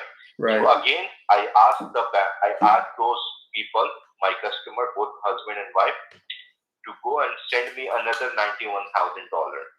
This time also, I did not ask them to send me the full money. I asked them to send a little amount so that we can receive it. So this time, I did not ask them to go to the same branch where they have went yesterday. Yeah. I asked them to go to a different branch, because if the customer will go to the same branch, then there would be a possibility whether the bank is going to like tell those people a lot of bad things, and like there would be a possibility for me to lose the money, right? So that is the reason again I used my brain and I asked my customer to go to a different place, to a different branch, right? So he has to drive like 10 or 15 miles more to another branch. He went there and into the second branch. Second day he done the transfer for $91,600. Okay. Then next day again we received the money to our Thailand account. I was like booming on that time. I was on joy. Like I was enjoying. Like I just like next day when I received the money to my Thailand account, okay, straight away I went to the car showroom, okay, and I bought a car for myself. Wow. What kind of car did you get? What kind of car did you get? Have you heard about the company called MG? Oh yeah. Morris and Hector. Yeah, yeah. So I bought a car from that brand. Like it was called MG Hector. Yeah. Wow. Was that the nicest car you've ever bought? Yeah, that was the nicest car I bought. Like I used to drive a car from Hyundai. Yeah. Hyundai. Oh yeah. Yeah, we have MGs over here. They don't like mass produce them or whatever, but there's a few of them over here. But Hyundai is a very big popular car over here. So all right. And then again, like the next day I received the money. Then third day I called the customer because there was some money left on his account. So I calculated, I done some kind of math. So I got to know like there's around $82,000 is still left. So I asked them again to go to a different branch, not to the branch where they have went last time. Okay. This time I have asked them to go to a different branch. That means 3 days, 3 different branch, 3 transactions. So this time I asked them to go, like they were supposed to pay me $82,600, right? But I asked them like to send me only $81,600 because I was giving them $1,000 as a goodwill gesture, just to gain their trust. Gain their trust. I was telling my customer like my company is giving you $1,000 because you guys are very fabulous and very honest, and you have given us so much of your precious time. You have shown us your efforts to refund the money back. We don't get people like you, like a kind of acting, right? So Yeah. we asked them to send $81,600 third day, and we gave them $1,000 as a compensation, you can say, or as a goodwill gesture from our company's side. Wow. So you ended up Third day he went. So listen. Third day he went to the bank and he done the transaction for $81,600, and next day I checked my Thailand bank account and I just got to see a deposit of $81,600. So, and then again I was like booming. I was in joy.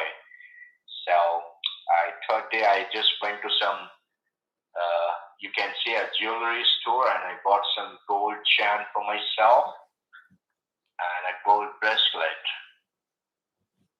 Wow. Well, and fourth day, and then I checked his account. He was having around $1,000 or $1,500 into his into his savings account, or $3,000 or $4,000 into his checking account. So I was thinking like just like ask them to send the rest of the money through a gift card. So, but I refused it. I refused it because I thought like they're old, right? They're old. They do need some money, like around $4,000 to $5,000 for their medicals, bills, for their groceries. Correct. So Yeah. I did not like take the rest of the money, $3,000 or $4,000 or $5,000, whatever they have like left in their account. So, and next day, like both of them, like they were calling me all of the time. They were calling me every time because I guess they find out like somehow they find out like they have checked their account, or maybe they have found out somewhere. They're calling me all of the time, and they were sending me voicemail like, "What happened, Daniel? You scammed me out of my money. Like there's no money in my savings. All my money has gone." So I just blocked their number. Yeah. Well, so how much total did you get from them? I got like $271,600 in total. Yeah.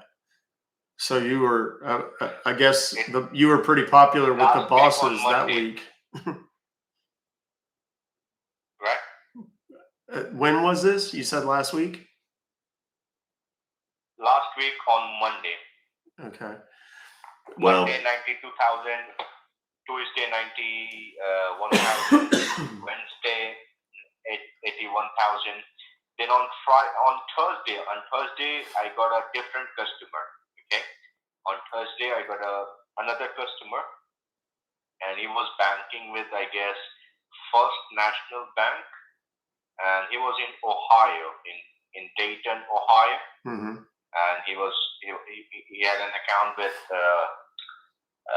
First National Bank, I guess, First Financial National Bank or First National Bank. I don't recall the exact name, but then I used the same procedure, same method. I asked him to log into his account and check the balance so that I can give him the refund. He went on to check his account, and I got to see he was having around $68,000 into his savings account, and I guess $1,300 into his checking account. So what I did, I transferred $65,000 into his checking account from his savings. I transferred $65,000 into his checking account, right? Yeah. So I asked him. I have done the same acting again, like I'm gonna lose my job and all. Yeah. And I was crying a lot. And the entire time while I was talking to him, he was telling me, like he got a fiance, and like next week he's getting married with his fiance. Mm-hmm. He was old. He was, I guess, 72 years old. Mm-hmm. But he was like he was getting married next week with his fiance. Okay, so I congratulated him a lot. I was giving him a fake like blessings for his marriage, Mm-hmm. and like just to gain his trust. All right. Mm-hmm. So I transferred $65,000 from his savings to his checking. Mm-hmm. Then I asked him to go to the bank to do the wire transfer. So first I asked him to send $40,000. Okay. Mm-hmm. So he sent me $40,000. Okay. And next day I received the money into my Thailand account. Okay. Then another day I asked him to send me the remaining $25,000 because I transferred $65,000, but he has only sent me $40,000, right? Mm-hmm. So we were left with $25,000. So I asked him to go to the bank and do the transfer. So when he went to the bank to do the wire transfer for $25,000, like there was a problem with the bank. I guess who do the wire transfer in the branch, that person was not there. The person was sick. Mm-hmm. Who does the wire transfer? Okay. So unfortunately, the bank cannot do the wire transfer. So because the person was not there, the bank teller who does the wire transfer, he wasn't there because the bank teller was sick. Mm-hmm. So he was on a leave. Okay. So unfortunately, the bank told him like we cannot process the wire transfer because the banker is not here. So I just cannot leave him alone because my $25,000 was into his checking account. So I asked him to withdraw $25,000 from his account. So he withdrew $25,000 in cash from his account. Then I asked him to go to the Bitcoin machine and deposit the money. So he went to the Bitcoin machine. I gave him the QR code, the wallet, the QR code. Yeah.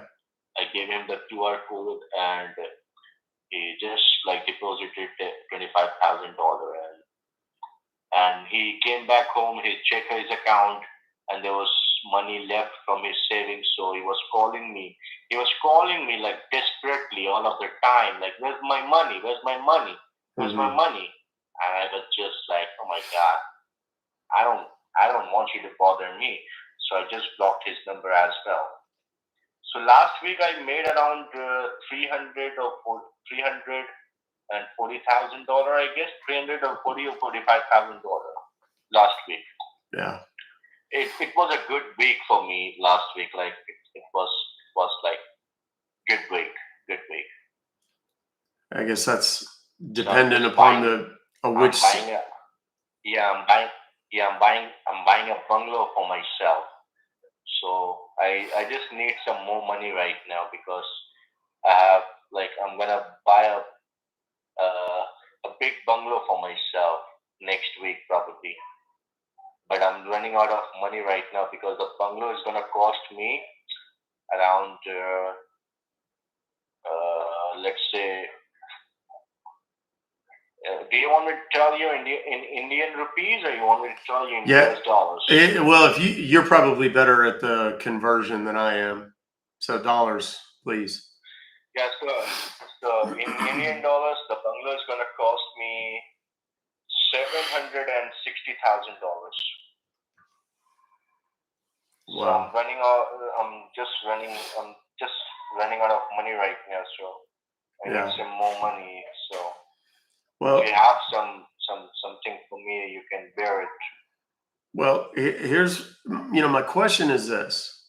And I mean, to say that I don't approve is obvious. You know that. But I appreciate. Okay. Give me a call. Okay, give me a call. Give me a moment. I'm getting a call. I will call you back in one moment. All right. Okay. Okay.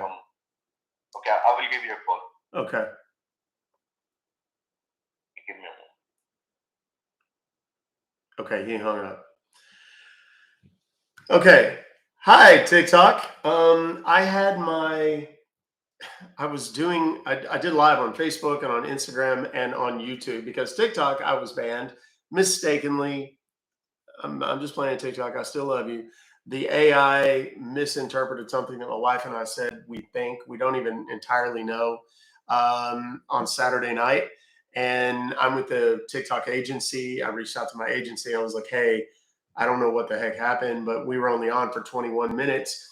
We had barely had any conversation, and we got banned for, uh, SEGGSUAL exploitation.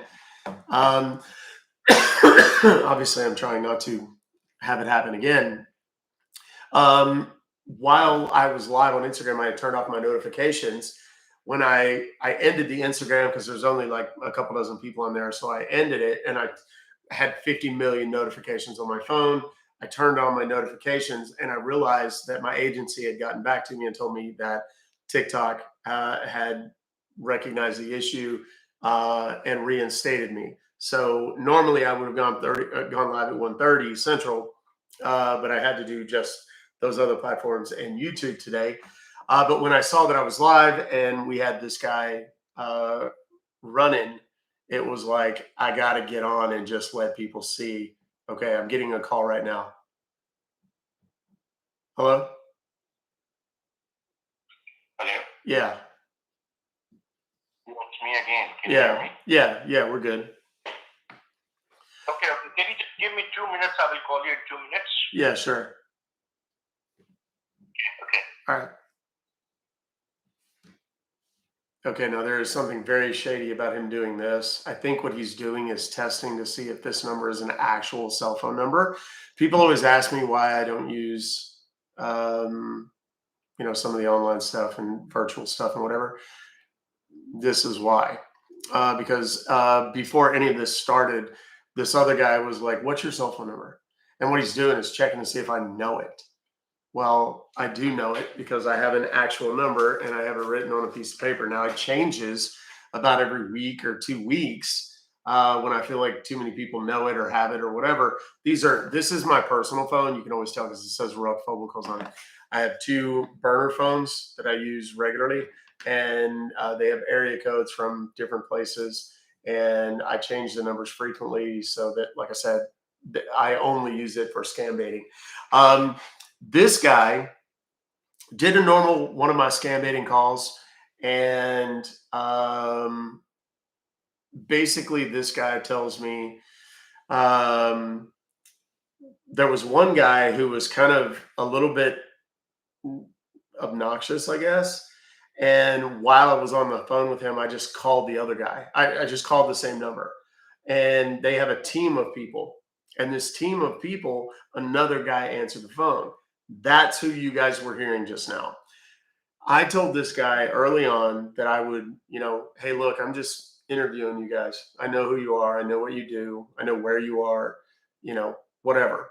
I don't want you to tell me your name. I don't want you to do whatever. I just want you to maybe answer some questions that people on my side of the ocean always want to know. And he was like, yeah, what do you want to know? And I was like, okay. Well, there's always kind of this grain of salt mentality that kind of comes with that, where people are like, yeah, these guys are full of shit. They're, feeding you a line and this and this and this. This guy was not feeding a line.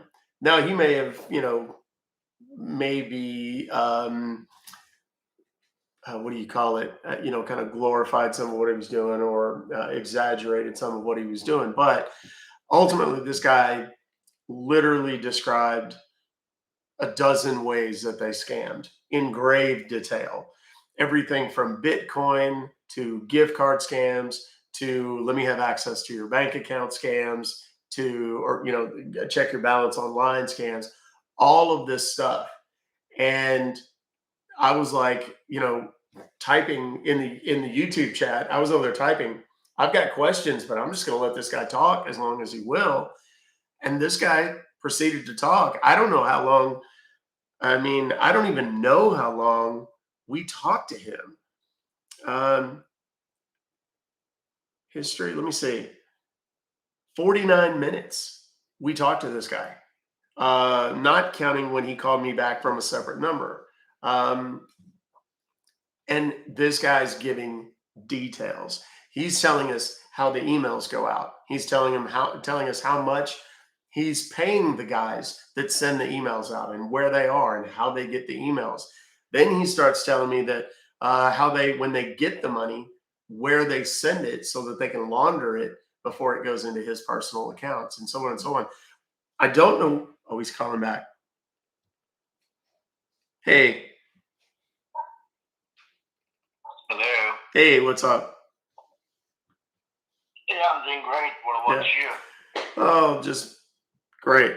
One of the questions that people always ask me, because I know I talk to you guys all the time, sometimes like this, and sometimes, I mess with you and stuff like that. About my side of the story, but yeah, I want to hear.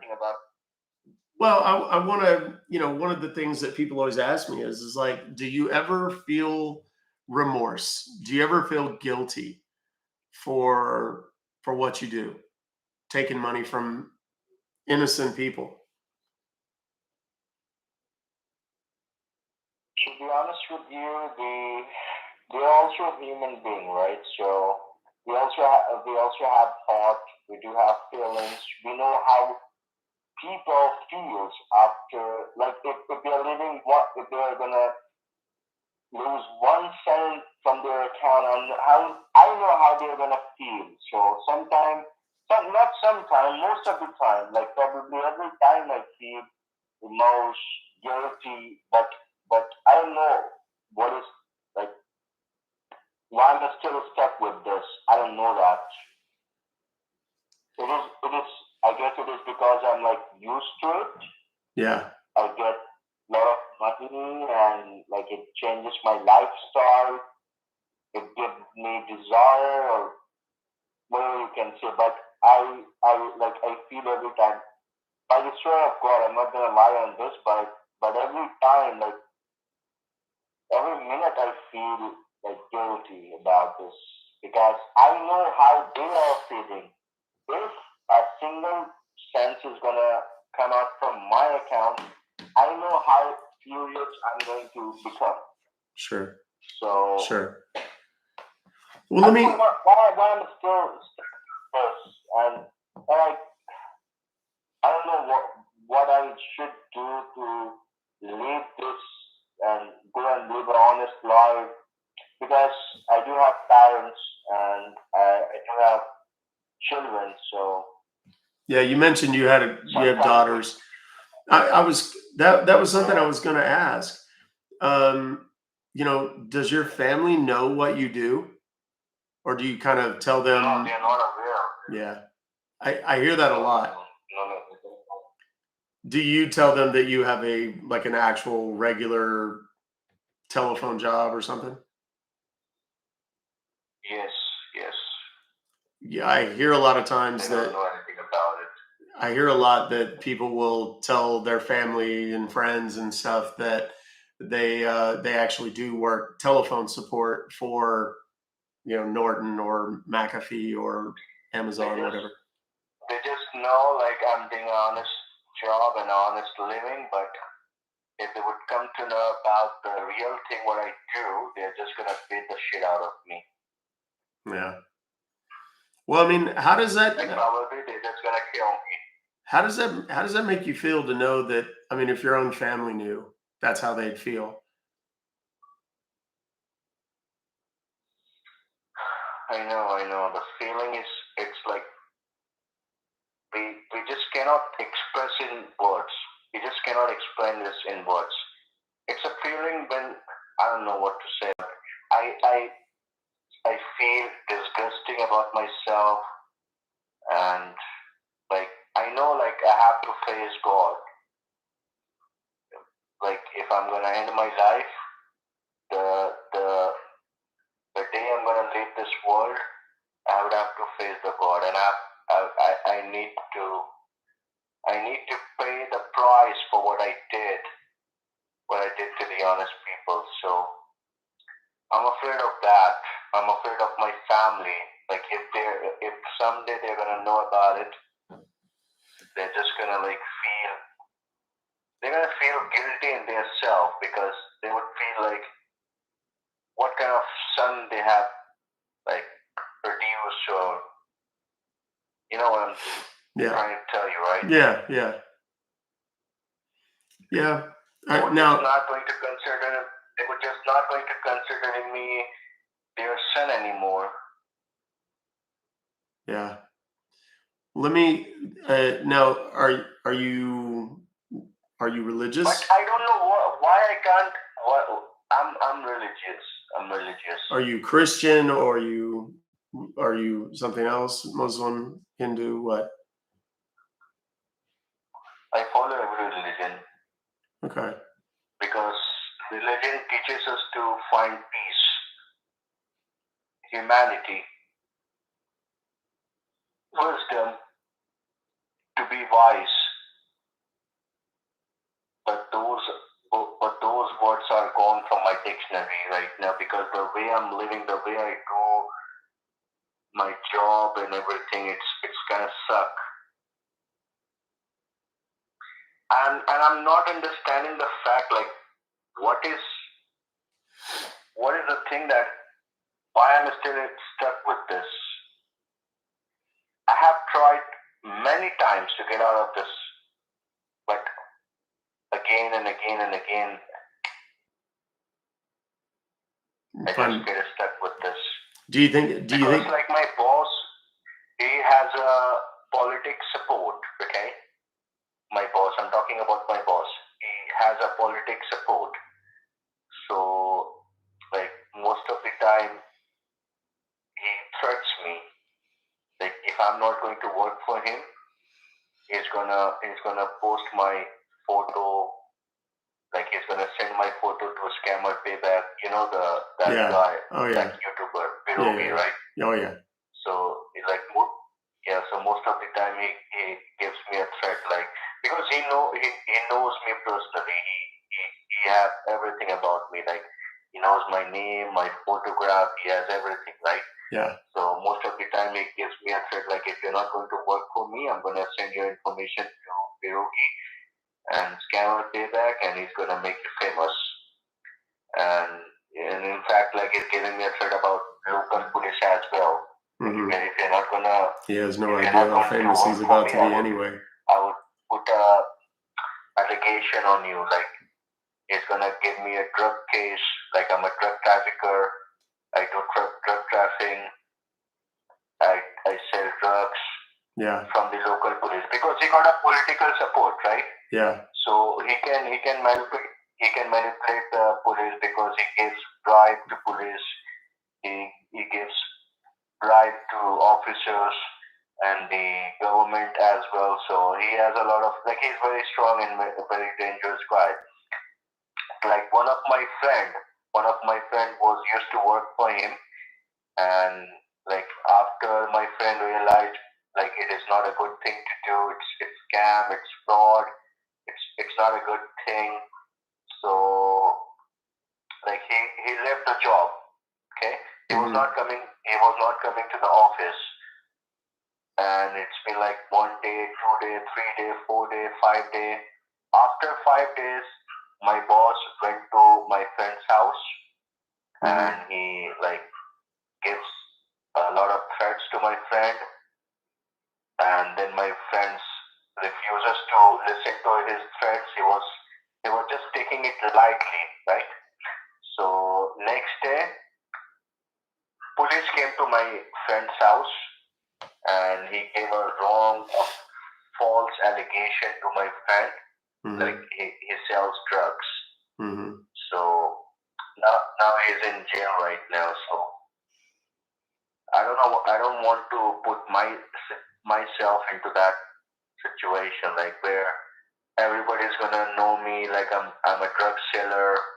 Yeah. I consume drugs, but in reality, I don't do anything. I don't consume tobacco. I don't drink. I don't smoke. I do nothing. Yeah.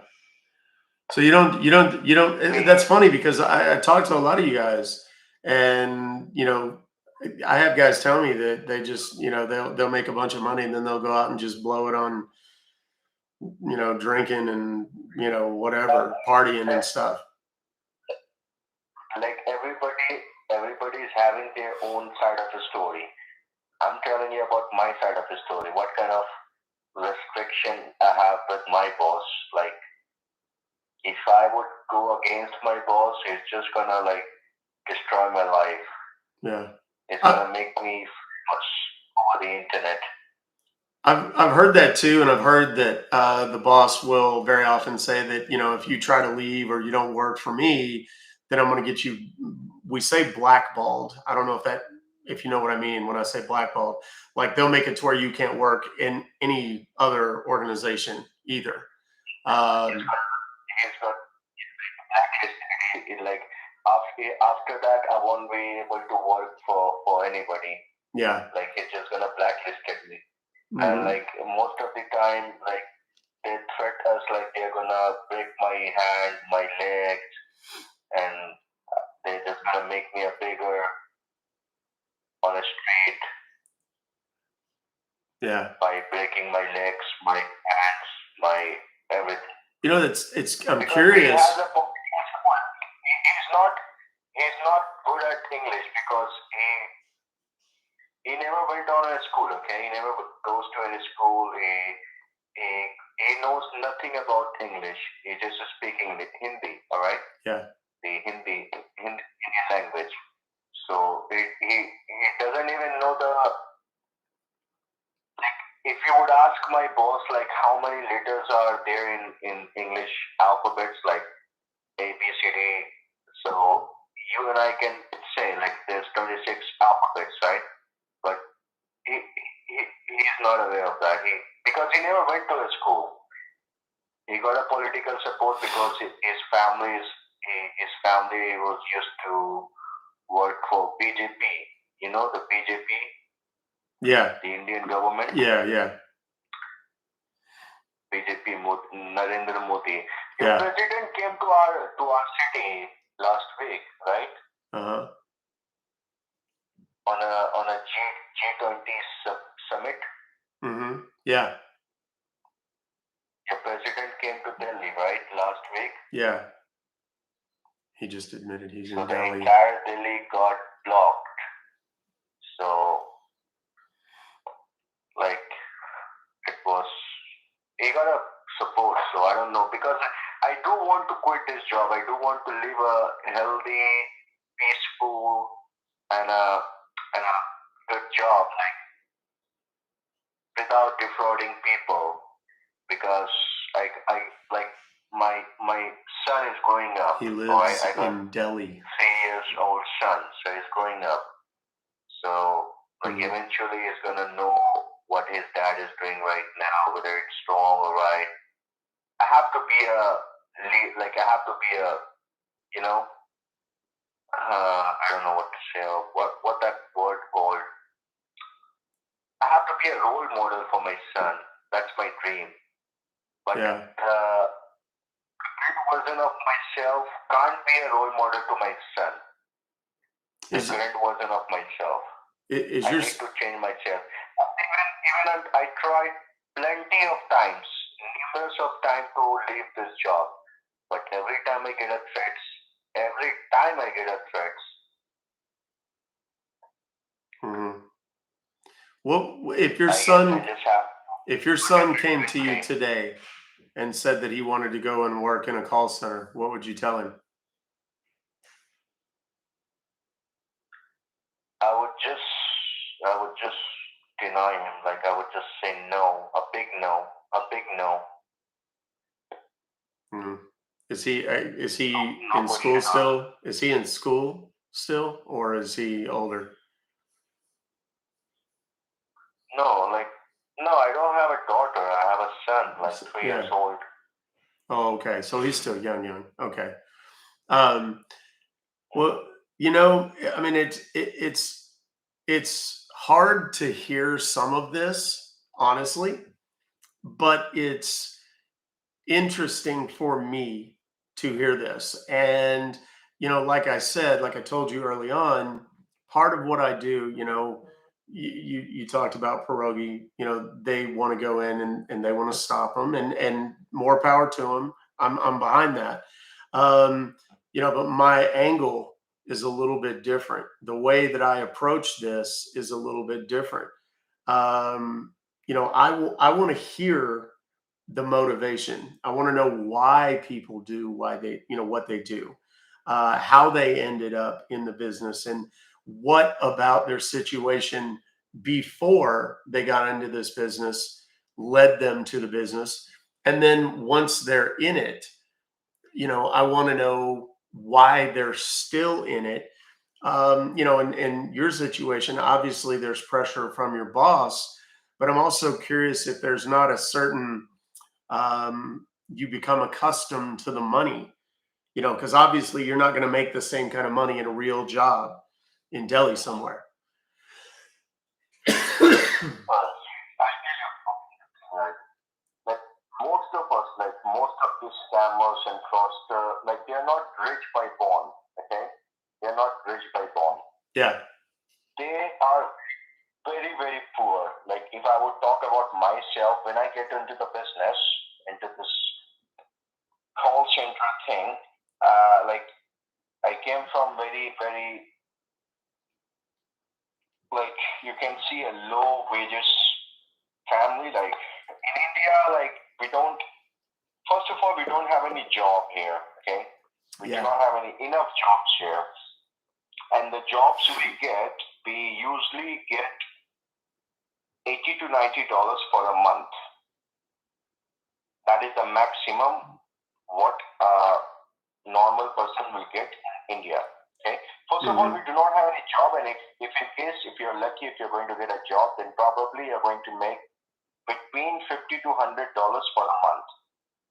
And Wow. then you have around 5 or 6 family members in your family to feed, to take care of them, right? Because in India, we have a lot of, we are the largest population in the world, right? Yep. So like in every family, you're gonna find more than 5 or 6 people. It's like common here, okay? So I'm talking about myself. I came from like very, very low wages family.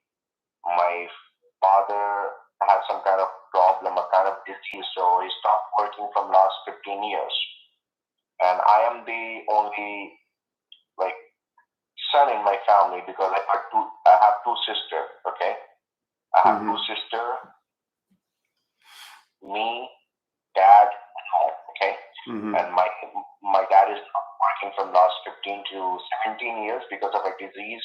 So he's on a bed, okay? And then on that time, like we were short of money.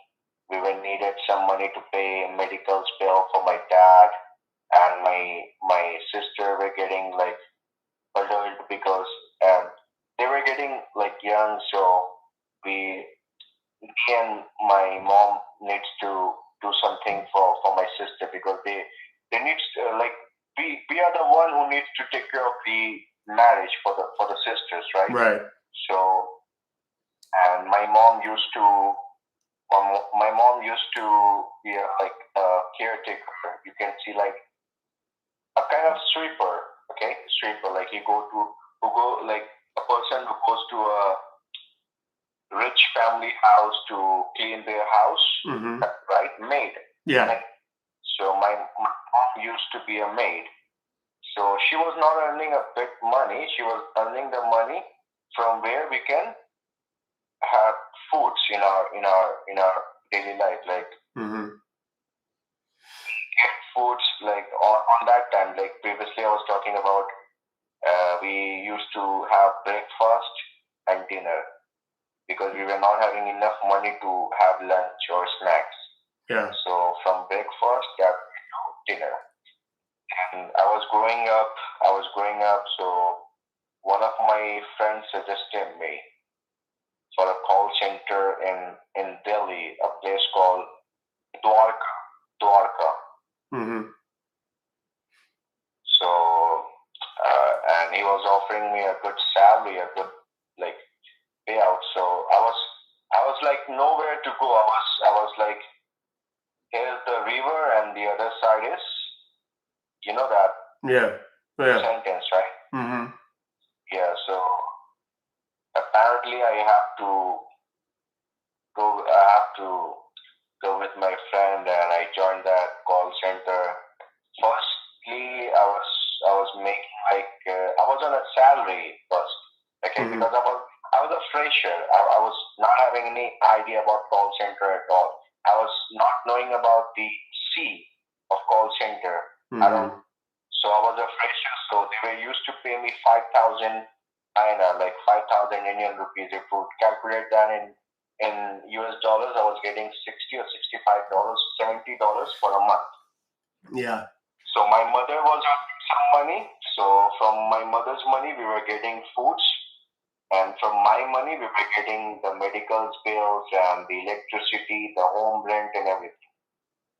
And we were just saving a little much of money for my sister's marriage, right?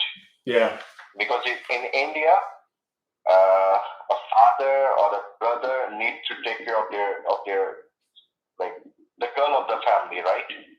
Yes. If you are if you're a boy or a father, if you're a son or a father in your family, or if you have a woman who's about to get married, so the man needs to take care of them, of their daughter, of their sister. Okay, so I was saving much of money for my sister. So apparently, I was into that call center thing. I was making money, little much, but I was like on a track. Like I know it was quite awful.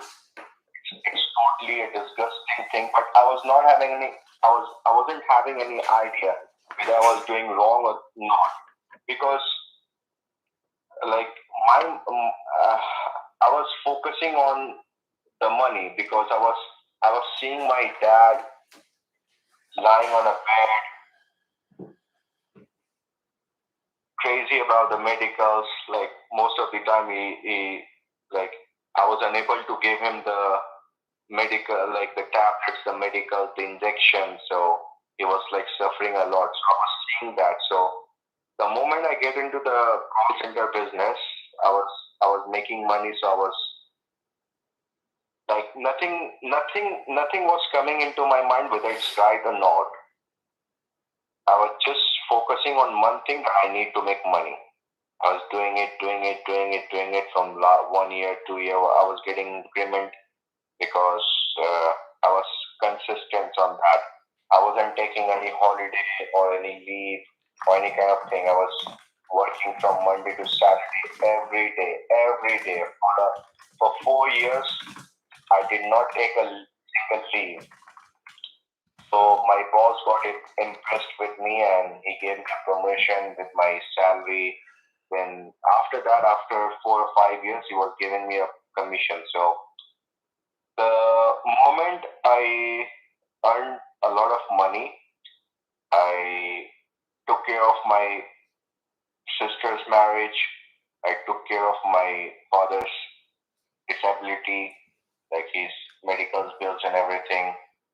And I asked my mom not to work anywhere, just sit and relax in home. You do not have to go outside and clean somebody's houses and all. So after that, I was making money, a good amount of money, and I was just taking care of my family. That's all. Yeah. Then I got distracted. Then, like it's a human nature. If you're making good money, you are going to be a blind person who won't be able to see the righteous, whether you're doing a right thing or wrong. Because you are going to be a blind person with the lavish life that you're living. You're going on a party every week, you're doing party, you're drinking. I'm not talking about myself because I never drunk. I don't do drink. I don't smoke. I never done it. Okay, so I'm talking about the other person. Sure. So if you're making enough money, if your business is booming, you're going to do a party, you're going to get girlfriends, you're gonna like show off your money to girls, to impress girls, just to like they can be around you. You're going to buy a nice car, a nice restaurant. You go outside to party, and everybody's gonna like respond to you in a good way. They're gonna think like you're the boss, you're ruling the world, right? Mm-hmm. So most of the time, people get blind with that. With that perspective, people get blind, and that is the reason they do not understand the difference between right and wrong, the difference between humanity and bizarre act which they are doing. So, and in my case, yeah, it's same with my case, but I never had any kinds of hobbies to spend money on drinks, on girls, on cars, nothing at all. And I was telling you about earlier. I told you about that. I bought a car, MG Hector, and I bought myself a bungalow or a gold chain. I was just lying to you. Okay, I was like pretending to be a cool person. I never done any kinds of thing, and I won't be doing it because I know that I don't make that much money. My boss is going to take the entire 60%, and the rest of the 40% is going to get divided between 12 people. So easily we get a bare minimum amount. So Yeah. So if I have to talk about the other person who got into the business of call center and how they get into it, it is only because they come from a low wages family, because of the family condition, from the financial support and everything. And on that time, they do not realize or they do not understand the difference whether it is right or wrong. That is the reason they get into that business. And the moment they get into the business, the moment they are going to see that like they are making money, they forget about everything. They just forget about everything. They started to live their own life the way they wanted. Okay? Mm-hmm. They go out, they do party every week, they drink, do drugs, smoke, spend time with girls, give like most of the time, like they buy gifts, luxury gift for their girlfriends. That's what they do. And that is the reason they get blind, because they do not have that vision, that perspective. Because money is the thing who makes you a blind person. If you're not sustainable kind of person, the money is going to make you blind.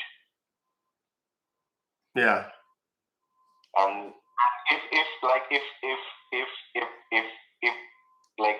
If they're going like somehow if they're going to realize, however, if they're going to realize like this is wrong or right, but they have chose a lifestyle. They have lived into the lifestyle. The more for he's last 3 to talking, 4 years, the more and information now I'm if they're going gathering. to quit this That's why job, I'm letting him they talk. won't be able to make this kind of money Trust me. in any other business. Like if they're going to start a honest job from a beginning, they won't be able to make the money and they won't be able to live their own lifestyle anymore. They would go back to the same poverty, right? Mm-hmm. So that is the reason most of the time they do not quit this job. They just want to things let it be like go on. Yeah.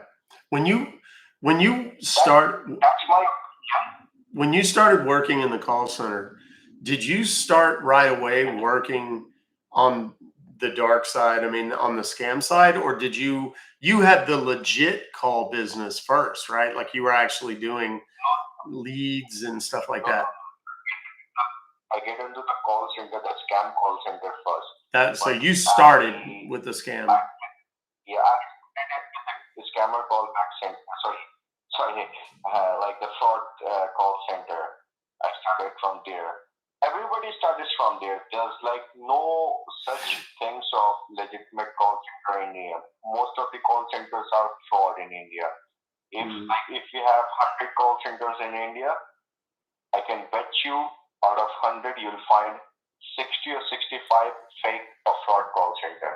Yeah. Well, what I typically run into is, like they'll have an office building somewhere, and they'll be, like it'll be like a 5-story building, and the top floor, or I'm sorry, the bottom floor will be legit call centers. That way, if anybody comes in or whatever, but the rest of it is scammers.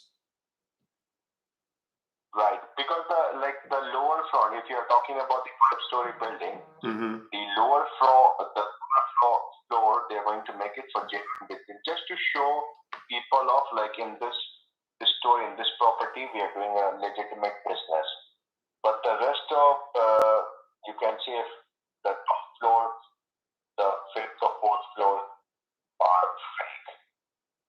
Yeah. And you will find most of the people here compared to the legitimate business. Like if you're talking about the 5-story of building, in the first floor you will find probably 8 to 10 people. But if you would go up to the fake call center, which is at 4th or 5th floor, you will find more than 100 people. Yeah. So the majority is fake because it's easy money, right? And everybody wants easy money. They do not want to, like most of the people are lazy nowadays because of the technology. Technology is the one who is responsible for this. Like everybody wants lazy money, right? Sure. Like, sure. In past, we used to go out, we used to buy newspapers to read news, and like we used to use our specs, like the goggles, and then we used to read news for a long time, right? Nowadays, what we do, watch television, we just have to press a button, the television will get on, we'll see the news automatically. The anchor will read you the news, and if you do not have any television, you can watch it on your phone. So the technology, sometimes it's good, and most, like if the technology I would have to rate 10 out of 7 times are bad. 3 times we can consider technology is good for a human being. Yeah. It makes us like lazy, and it's like technology is the one. Computer is the technology. That is the reason people are getting scammed, right? Yeah. Because of the technology, the phone, and everything. And the new thing is coming into the world, like the AI server. You must have heard about AI. Oh yeah. Artificial intelligence. Yeah. And it's gonna be a disaster for the world, for the entire nation. AI, it's like very, very danger. Very, very danger. You just have to like read some of the articles or like some kind of video. If you would go and search on AI, artificial intelligence, dark side, you'll understand the consequences, what's going to happen in the future. Yeah, I got a question for you. Going to be me because I'm young. I am young. I'm an older person, right? So when I will become older, the same scam is gonna happen with me. The AI scam. Yeah, I know. Here's gonna happen with me. Yeah, here's I'm curious. You mentioned earlier, that your boss is connected, politically and with law enforcement and all that kind of stuff. You guys don't really, it's an inconvenience. Law enforcement is kind of an inconvenience more than a real problem for you guys. I'm curious though, when you think about Scambaiters, the people that are, trying to hack your computers and do all that kind of stuff. Are you more afraid of them than you are of the police and the government there in India? Yes, obviously. Yeah. Have you ever known anybody that got, hacked or exposed or anything by, one of the scambaiters, one of the hackers?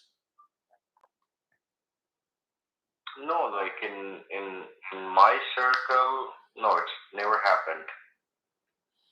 That's pretty fun. It never happened with us.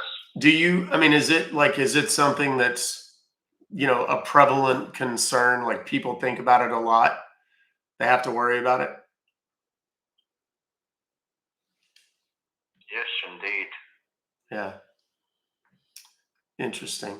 Well, let me ask you something because I need to get off the phone. I've really as crazy as it sounds, I've enjoyed listening to you and getting your perspective. I really have. I do this all the time, and I have these conversations with people all the time. And yours has been one of the most enlightening because it's just the depth and the breadth of information that you've shared with me is really you know much greater than what a lot of people have shared. And obviously, I know most of the things that, not about your personal situation, but about the situation in India and and so on, and how a lot of the scams work. But it's hearing it from somebody else who's kind of on that side of it.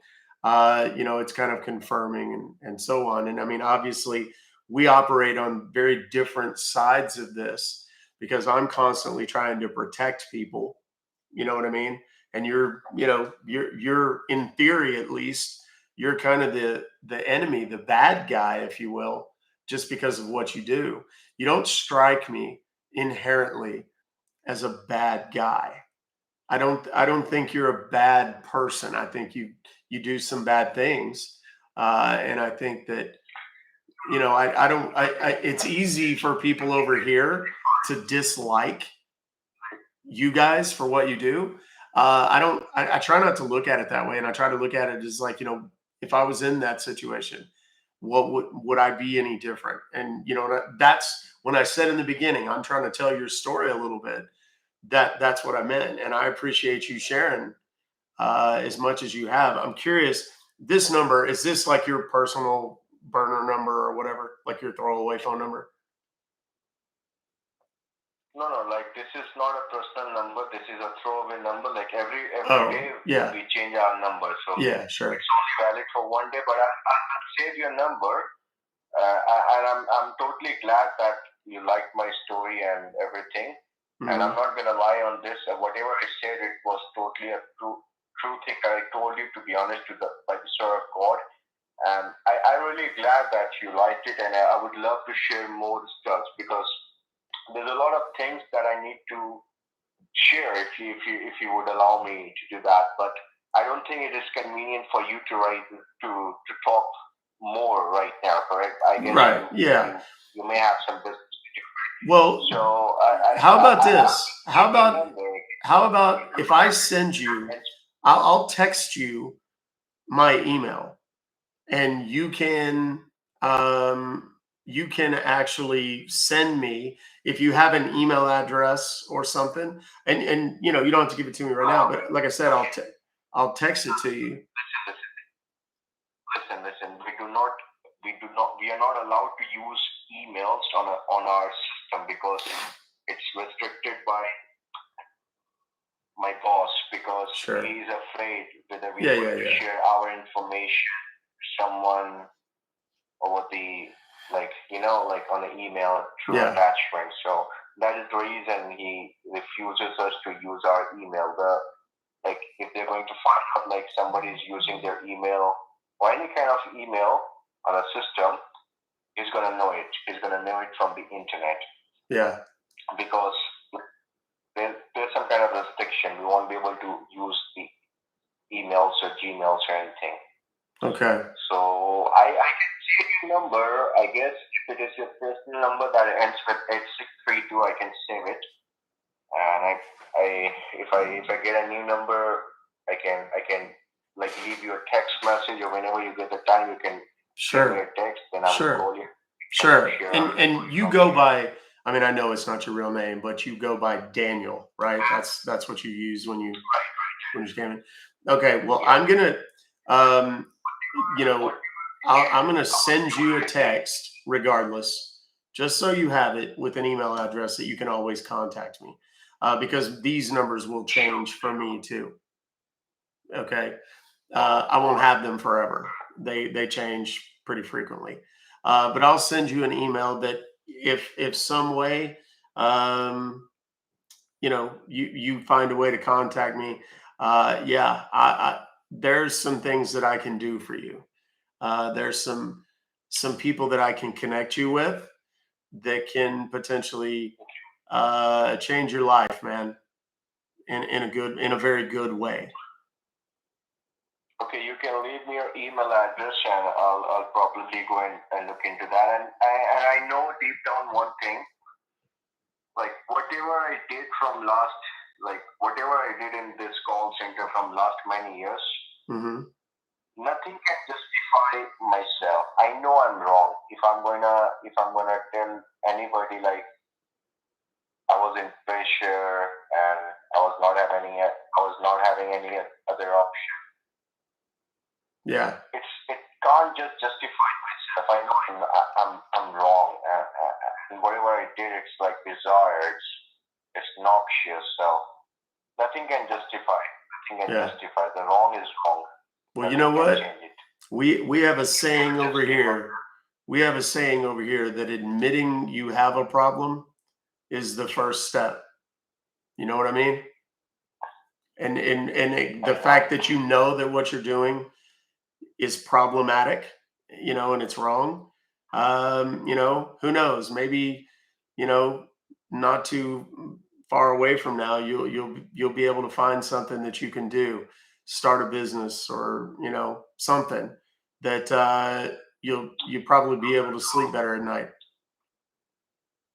I was thinking from last couple of months, like I would have to like leave this city or this country and go to some other place. Yeah. So I was Like I said, I know people. I'm gonna plan. I know people, and nothing is impossible. Let's just put it that way. All right. Right. Nothing is impossible. I'm trying to tell you, like nothing is impossible. If I'm telling you, like I had some kind of pressure or some kind of like threats, it just like cannot justify myself. Wrong is wrong. Yeah. Okay. And nothing is impossible. So Yeah. I'll keep that in mind. All right, Daniel. I was having that in my mind. So you can leave me your email, and if I get anything for you, I'll surely get back to you, and probably I'll talk to you tomorrow. Okay? That So sounds you take good. care of yourself. You're a good man. You are too, brother. Deep down, you are too. I believe it.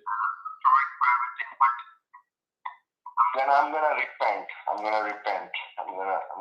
gonna seek forgiveness from everybody. And if I get the chance, if I become a good person with a good business in future, I would love to do good things for people in the entire world. Well, if you ever get that change, you ever make that happen, let me know. I'll be your first customer, brother. Yeah, sure. That's for sure. All right. All right, man. Just to make. All right. Take care of yourself. You too, Daniel. Bye. We'll Bye. see you. All right. Let's discuss, shall we?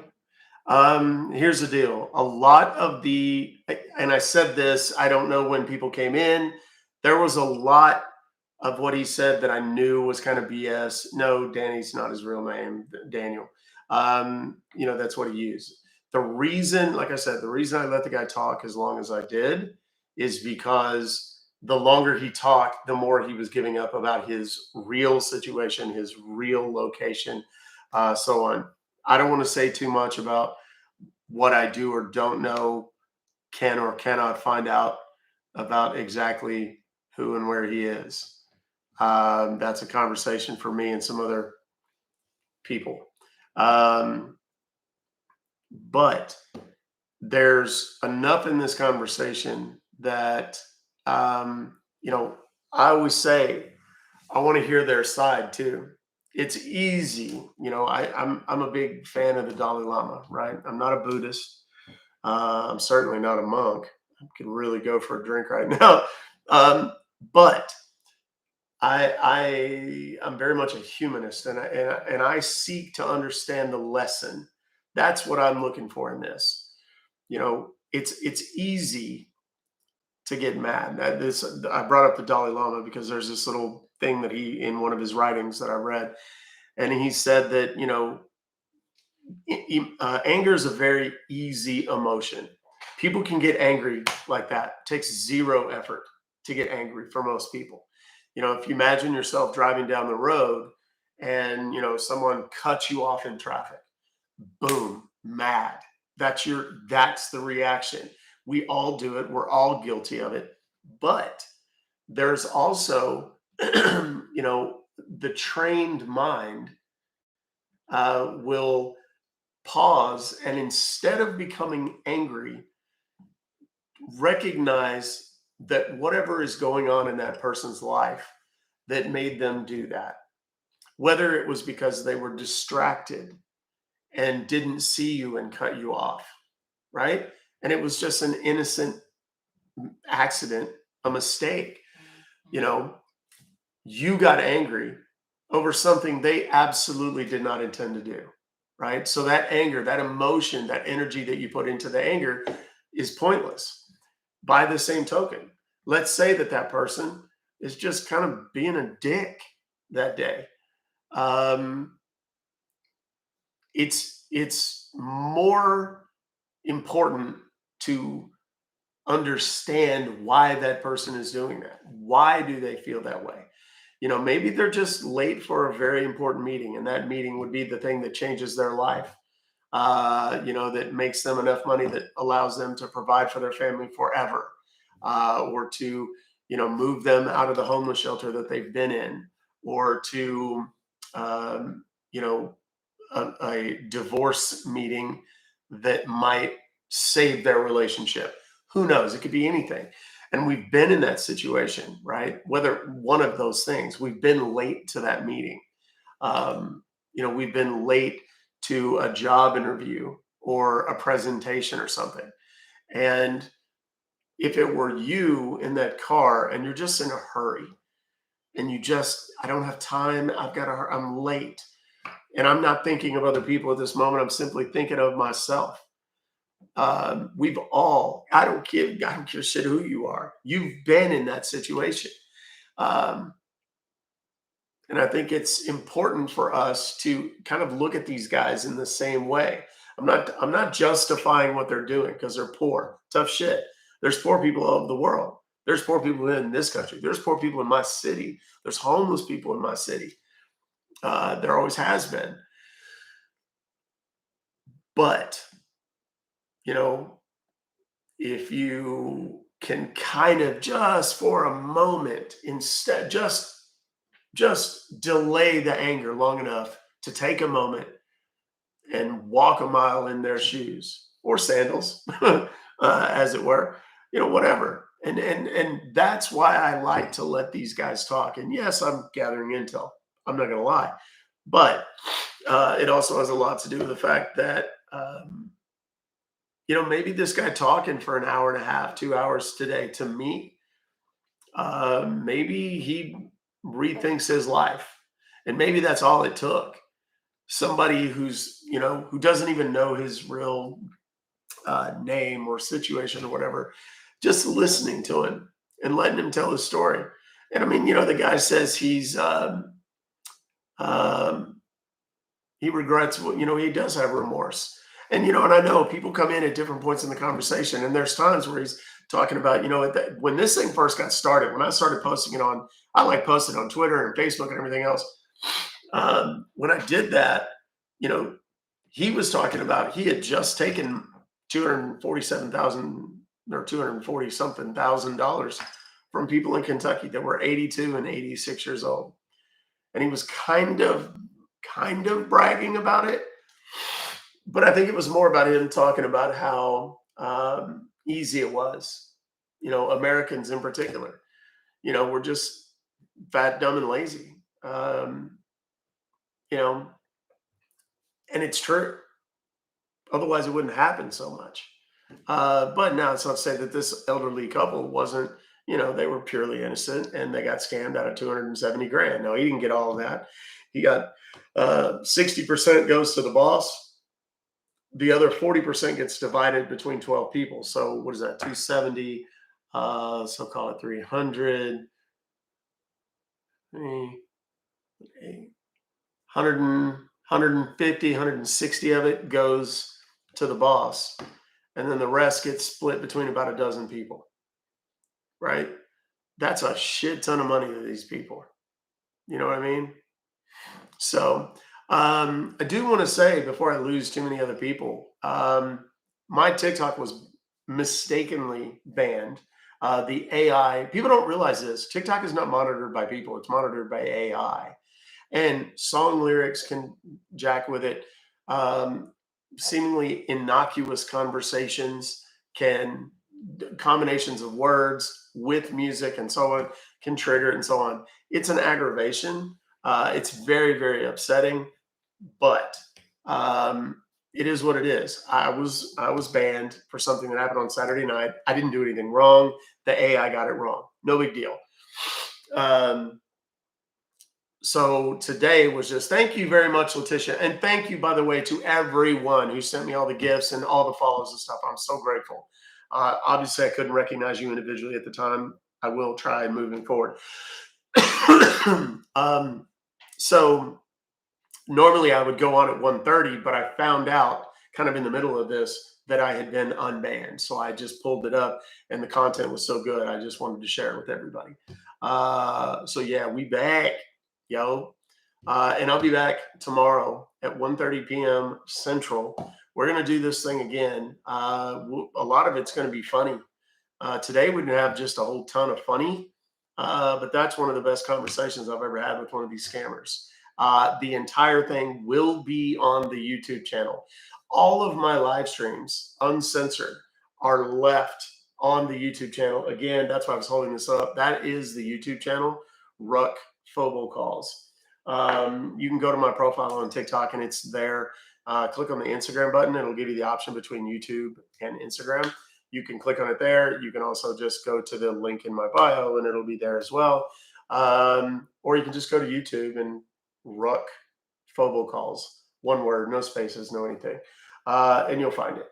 And a lot of times you'll see me live. I do it on TikTok and I do it on YouTube and I do them consecutively. The reason I do that, obviously, given the AI monitoring and so on, I tried to from time to time, if the conversation gets too coarse, like if they cuss too much or start talking about corn or whatever, then I'll mute the TikTok live. YouTube doesn't have that same issue, so my YouTube live is a little more uncensored, and you get the full story. The entire thing is also archived on my YouTube channel, so you can go back and watch any of the lives. And there are literally hundreds of hours of live streams where I'm talking to scammers and busting them and having fun with them and talking about all my other stuff. I know there's a lot of people that are probably just now following me because they saw the TikTok that I posted this morning about my judgment today in court. In case anybody didn't hear, I got for a roofing company that called me illegally a couple of times, several times actually. Back in the first one was in 2021. First and second were in 2021. I gave them a pass. I let them off and just said, look, just don't ever call me again and I won't come after you. And they were like, yeah, okay, sure. And right at a year later, they called me again. So I filed a lawsuit. I went to them and said, look, I'll give you an opportunity to settle. And they told me to kick rocks. And I was like, okay. So I filed a lawsuit. Their attorney, the lawsuits typically don't go this way. I kind of got screwed by my local judge, but he basically allowed them to move it to a court closer to them. It was 45 minutes away from me in traffic the whole time, 45 minutes or an hour. And it was in traffic the whole time. It was a huge beating. And I went there, and long story short, I got a $16,000 judgment that I will collect on. So, yeah, I have been turning robocalls into cash for 9 years now, since about 2014. And I've been teaching it to people since 2018. 2019 is when my turning robocalls into cash kit went completely viral. There's links in the bio. Go check it out. You're getting calls from roofers and people trying to buy or sell your house, people trying to put a roof on your house, people trying to put solar panels on your house, student loan forgiveness, tax relief, car warranties, all that stuff. Those are actionable, and you can make $500 to $3,000 per call. Some states actually have much higher numbers. Texas is one of them. Texas has a $5,000 provision in the Texas Business and Commerce Code, which is part of how I was able to get so much in this judgment today. So the kit is available at robocalls.cash.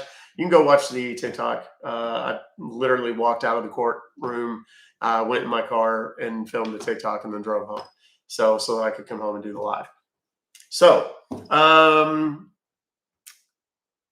what else? Can you do it for people to solicit in person? No, I'm afraid not.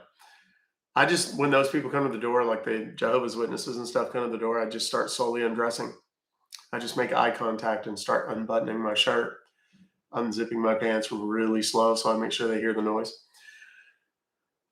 Hey, Dinesh, what's up, buddy? You've been MIA. It's good to see you. I saw you in a little while ago. I want to make sure I acknowledge you, brother. How you doing? Good to see you. How can you help them? The guys overseas, I can't really talk about it. There's some of the things, I'm the white hat guy that operates in a very gray and black hat arena. I talk about the fact that I don't hack them. I don't reverse connect. I don't do any of that stuff. And if I did, I would never do it online. On lives, because that would be illegal. So what I try to do is inform, educate, and so on. This guy, guys, if there is a video to show your grandma, your grandpa, aunt, uncle, mom, dad, whoever that's elderly, that you worry about them getting taken, the live from today is the video. And again, it'll be archived on the channel. I'm going to make a video of that entire conversation with that guy. And I'm going to post it. And I'm going to tell people that they need to share it with their grandma and their grandpa and everybody else, because it's important. If it's illegal, how does Pierogi get away with it? It's not just Pierogi. There's a lot of people. And as I said earlier, I'm 100% behind those guys. 100%. Right? I don't do it. It's not my thing. My deal, what I bring to the scambaiting community is the part about, yes, there are scammers who are going to steal your money. There are those annoying robocallers that you can make money off of. So I kind of straddle a little bit on both. Pierogi, Jim Browning, Kiboga, Renoa Poison, who else? Pleasant Green. These guys, these guys are rock star hackers that go and do this kind of stuff.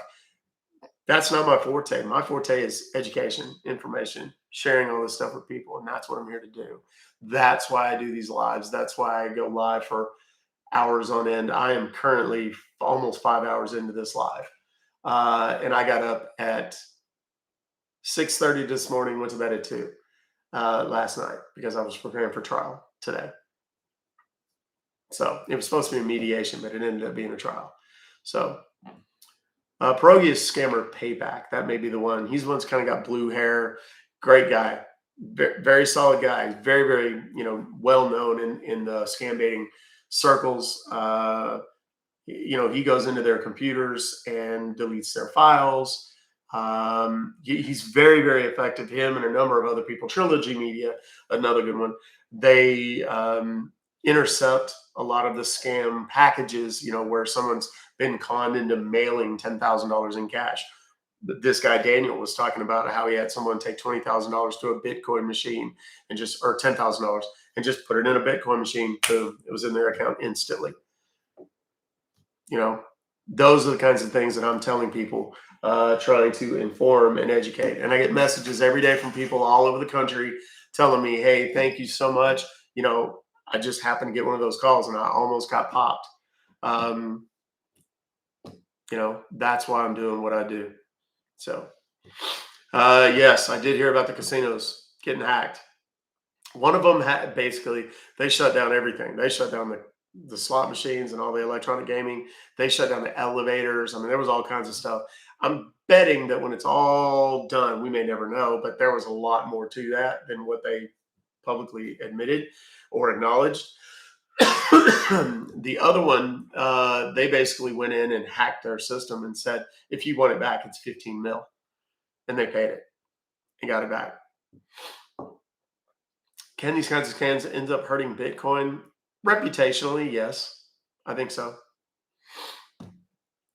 What? What in the Sam Hill? My God. Lord Almighty. So, yeah. And, and those kinds of extortive scams are taking place. A lot of you might have heard the story. I've talked about it a couple of times. There was a young kid. He was like 18 years old. Gorgeous kid, football player, big jock, smart, captain of the such and such, whatever, Mr. Everything in high school. And, he's going bound for college for sure. And started chatting with what he thought was a female. I don't remember which app it was. And this female convinced him to send explicit pictures of himself. And then when he did, they told him, "Hey, look, we're going to send this to everybody in your email," because they had hacked his email. They had hacked his social media. "We're going to send this to all you. We're going to send it to your parents. We're going to send it to everybody. And if you don't pay us," I think it was $300. And the kid only had like $117 to his name, something nominal like that. And he gave it to him. And they said, no, that's not enough. And the kid literally was so ashamed and embarrassed and hurt that later that night, like 5 hours later, he unalived himself. And here's a kid, his life's only just begun. And this kind of stuff happens all day, every day, y'all. And when I'm telling you guys, sorry, I just realized that was crooked. But I'm telling you guys, protect your information. They did catch and arrest him. It was 3 Nigerian guys, as a matter of fact. Which is, it's worth mentioning too. If you follow me on TikTok, if you follow me on any social media platform, be very cognizant of the people that follow you. Don't be so hungry for followers that you don't pay attention to who's following you, because a lot of those accounts with those hot girls or hot guys, or if you're a 40 or 50-year-old woman that's single or whatever, that guy who's a pilot and whatever, and he's got all these great pictures on social media, as some dude in Nigeria that exclusively wants to take your money. So just be super, super careful. Scammers habitually follow me. If I showed y'all my block list, it would blow your mind. The scammers follow me. They come into my lives and watch. And when they see someone say, "Oh, my parents got scammed," or "I got scammed for $3,000," they'll follow that person, and then after the live is over, or maybe during the live, they'll send them a private message and say, "Hey, my name is Cyber Hacker. I'm an ethical hacker, and I go in and I recover people's money." And okay, so what's the story? Okay, well, it just costs $300 one time, and you get 100% of your money back guaranteed. Well, y'all already know how this story ends, right? They get your money, and then that account just disappears. They block you, and you're done. And there are literally millions and millions of those accounts. Thousands and thousands of them have followed me or attempted to follow me. They try to get me to, communicate with them and this and that and the other, thinking that they're going to get one over on me. So, Don't do it. Just be vigilant. Stay vigilant, America. You got three. I got three after being on here. Yeah, and that's why I talk about it so much. Just be very. Don't ever send money over the internet to someone who is not a close personal friend or family member that you know that you can call and talk to. I don't give a shit if they tell you they're in jail. They can call you from jail and you can hear their voice. And like we talked about before, the AI thing, that's even getting kind of weird, but just be very, very careful. With any kind of Venmo, Cash App, Zelle, no. I mean, if you're not sitting there at the restaurant with your sister or your brother and she bought dinner and you're going to Zelle her money for the dinner or Zelle or Cash App her money for the, for the movie tickets or concert tickets or something, don't do it. And damn sure don't buy anything doing it. What's it? AI? Artificial intelligence. They're faking your voices now and your image in some case. I actually had one that followed me I was friends with this person on social media, on Facebook. And when I say friends, it was like someone that I didn't know, but I mean, like we've been connected for 10 years or something back from when I was in the credit business and so on. It was someone in the mortgage business. And I get a message. Well, this is not a person I've ever communicated with in any way. And they're saying, hey, my phone is busted. Is there any chance I could get you to do me a really big favor? Get me a gift card so I can or can you Venmo me some money so I can get a charger for my phone or something, some stupid, ridiculous thing like that. And then they actually had a video of her that they were like basically had a camera set up to where it looked like you were talking to her on the camera and they were just showing it on another phone. And sorry, I'm getting requests. Obviously I kind of knew this was a scam. So I played along and then I just started calling, video chat. And they tried to do the video thing again. And it was the same busted ass, bad quality video that they had the first time. And I called them out on it. And when I called them out on it, they got very big and mad. You are stupid. And started cussing at me in Yoruba or something. So, and then I blocked him. So after I reported it. Yeah. Be vigilant, guys. I got to get off here. I'm pushing 5 hours. I'm tired. I need a beverage, and if I'm honest, I kind of got to go tankle, if you know what I mean.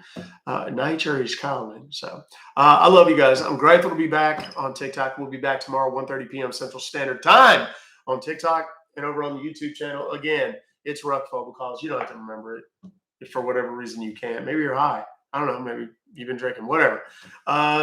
There's links in the bio. If you've never been here for the end of my lives, I end them the same way every time. And I hope that you'll stay and entertain this next 20 or 30 seconds because I think it's very, very important, especially on a day like today when we've heard what we've heard from this person, so many thousands of miles away. Love yourselves and love each other. Take care of yourselves and take care of each other. I firmly believe in my heart of hearts, we can overcome any challenge, any adversity, solve any problem that we face as a human collective if we just do those 4 simple things. Love yourselves, love each other, take care of yourselves, and take care of each other. All right? Until tomorrow, guys. Love y'all. Ruck Fobocalls.